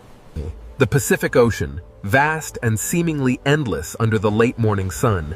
But as we move closer, we begin to see Look closely, and you see chaos. But pull back, and the Pacific reveals itself as a single, immense body of water. As we begin our journey across the Pacific, we prepare for the richer ecosystems and deeper dynamics that lie beneath the surface. This vibrant reef, untouched and pristine, provides shelter, hunting grounds, and nurseries for countless marine species. As the sunbeams pierce the turquoise water, the curious loggerhead surveys its ancient home, a world teeming with life and color. A stunning panorama of the Coral Triangle. Here, warm water and crystal clear visibility reveal a breathtaking depth. Here, in the quiet currents of the Reef Channel, the shark moves not as a predator, but as a stabilizing force in the ancient hierarchy. Within this vibrant coral ecosystem, every centimeter matters. Tiny organisms work together in a compact world where every gap. The crystal clear waters reveal an intricate tapestry of life. Coral structures provide shelter for schools of fish. The bright coral zone slowly gives way to the darker outer edge, hinting at the vast open ocean waiting just beyond the shelter of the reef. The green sea turtle glides effortlessly over the vibrant coral shelves, a majestic resident of this thriving underwater ecosystem. This fragile ecosystem relies on a delicate balance. Warm, stable water, clear visibility, and healthy circulation are. The reef survives through structure and hiding places. It is a story of constant adaptation, ensuring life thrives amidst the deep blue. Here, in the sun-dappled corridors of the coral reef, life thrives in countless forms, each scale and texture brought to life in stunning detail. These vibrant corals form the architecture of a hidden metropolis, where schools of fish navigate the currents like traffic on invisible roads. A larger reef predator passes, forcing the smaller fish close to the coral. It is this constant tension between safety and danger that the camera drifts down towards the reef floor, revealing a hidden world where minute details and tiny organisms flourish among the coral. Beyond the safety of the coral lies the true ocean, an endless expanse promising mystery and solitude. As the current strengthens, the ecosystem responds. The school of fish adjusts its formation, and coral fronds sway dramatically with. Here, in the densest part of the reef, life thrives in dazzling complexity. But the open ocean awaits just beyond the sanctuary of the coral. The ocean opens up before us, a vast expanse of blue leading into the deep unknown. This vibrant reef is just one layer. Deeper down, the Pacific reveals its true scale, hinting at the larger journeys that lie ahead. This is the dividing line, where the rich tapestry of the shallows ends and the profound blue expanse of the Pacific begins. We leave the vibrant complexity of the reef behind now, drifting out into the vast, silent blue of the open ocean. The outer edge is a proving ground. Beyond lies the vast Pacific, a world of invisible routes and journeys far larger than the reef itself. As the vibrant reef gives way to the endless blue, a new chapter in the Pacific's story begins. Leaving the vibrant city of the reef behind, we venture now into the vastness of the open ocean. As the reef fades into darkness, the open Pacific calls. Here, whales, sharks, and tuna begin their invisible route. The vibrant reef pulses with life, a delicate balance sustained for millennia. But beyond its boundary, leaving the bright world of the reef behind, we venture into the open blue water, beginning a much larger ocean story. The coral doorway closes behind us as we venture forth into the vast, untamed expanse of the Pacific Ocean. Drifting through this endless blue expanse, one feels both the profound beauty and the intimidating isolation of the deep Pacific. A vast, untouched wilderness stretching to the distant horizon. The ocean swells move in mesmerizing parallel lines. Far from a featureless void, the Pacific reveals itself as a dynamic living corridor, marked by invisible boundaries and the pathways of life. The open Pacific is constantly moving, swell after swell, even when it appears still. The reef vanished, revealing the true scale of the deep ocean, a world both cold and mysterious. Across the Pacific, subtle wave patterns create invisible highways, shaped by the currents far below and the promise of feeding zones. The ocean currents reveal a hidden world, a living map of motion, distance, and raw energy coursing through the water. Something vast approaches. One of the Pacific's great travelers, rising from the depths. A majestic sight, reminding us of the raw, untamed power that still exists in the deepest parts of our world. Few creatures rival the scale of the humpback whale as it moves effortlessly through the vast Pacific. In the vastness of the open Pacific, the arrival of the mako changes everything. A perfectly evolved predator gliding through the blue. The shark moves with confident control, reading the ocean through scent, pressure, and subtle movement rather than sight alone. This subtle shift in temperature signals a convergence zone, a hidden oasis where prey species gather in vast numbers. As quickly as they appear, the sharks vanish back into the blue distance, reinforcing the idea that these predators are part of a broader, invisible system. The sharks move through the Pacific, following the currents. They turn the empty blue water into a field of living signals. Below the drifting light, the ocean feels truly alive, a deep and vibrant world, where shadows glide through the currents. This fragile ecosystem relies entirely on warm, stable water. Clear visibility and healthy circulation are essential for its survival. As the reef slopes downward, the vibrant colors of the shallows gradually yield to the deep blue shadows of the vast Pacific Ocean beyond. The reef survives through structure, offering hiding places and demanding constant adaptation as larger species move nearby. Here, amidst the sun-dappled coral corridors, the yellow snappers find refuge, their scales catching the light as they move deeper into the blue. Welcome to the underwater city of the Pacific. Here, corals form the architecture, and schools of fish navigate the current. The arrival of the predator underscores the constant tension defining the reef's living balance. Safety is found only within the coral's embrace. The bright tropical waters hide a world of intricate detail. Moving closer to the reef floor reveals the minute organisms that call. The reef appears to breathe, a symphony of tiny movements orchestrated by its smallest inhabitants. Continuing deeper, we find the reef at peak density, a sense of abundance that feels almost impossible to comprehend. For the ancient mariner, the boundary is merely a starting point, a doorway to the deeper mysteries. These currents carry vital nutrients and drifting organisms through the coral. This constant motion is essential, sustaining the reef from within. A synchronized burst of motion keeps the school safe, yet survival ultimately relies on the instinct to disappear into the complex reef structure. Here, precision is paramount. Different species occupy different layers and crevices, demonstrating the remarkable efficiency of a stronger current sweeps across the reef. The fish adjust their movements, and the coral fronds begin to sway, responding to the ocean's invisible energy. The outer sections of the reef mark a dramatic shift. The crowded, shallow ecosystem gives way to the open Pacific, where a final glimpse into the reef's crowded heart, where sunlight ignites the water and tiny lives flash through the coral maze before we move away. As the coral structure thins, the ocean begins to feel less like a city and more like an open corridor leading elsewhere.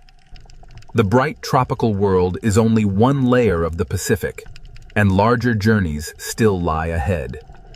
Here, where the sunlight fades, the vibrant life of the shallow reef gives way to the vast expanse of the open Pacific. This final patch of coral teems with life, a stark contrast to the deep blue waiting beyond the drop-off.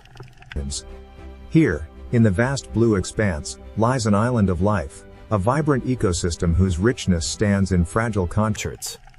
These small pioneers venture into the blue abyss, testing the waters beyond the safety of the reef. They reveal From the shallow brilliance of the reef, we venture now into the deeper mysteries of the Pacific, beginning its next chapter. Leaving the crowded reef behind, the ocean currents carry us outward into the vast, open blue. The reef gives way to the open Pacific, a vast wilderness where whales, sharks, and tuna navigate invisible journeys across the deep blue.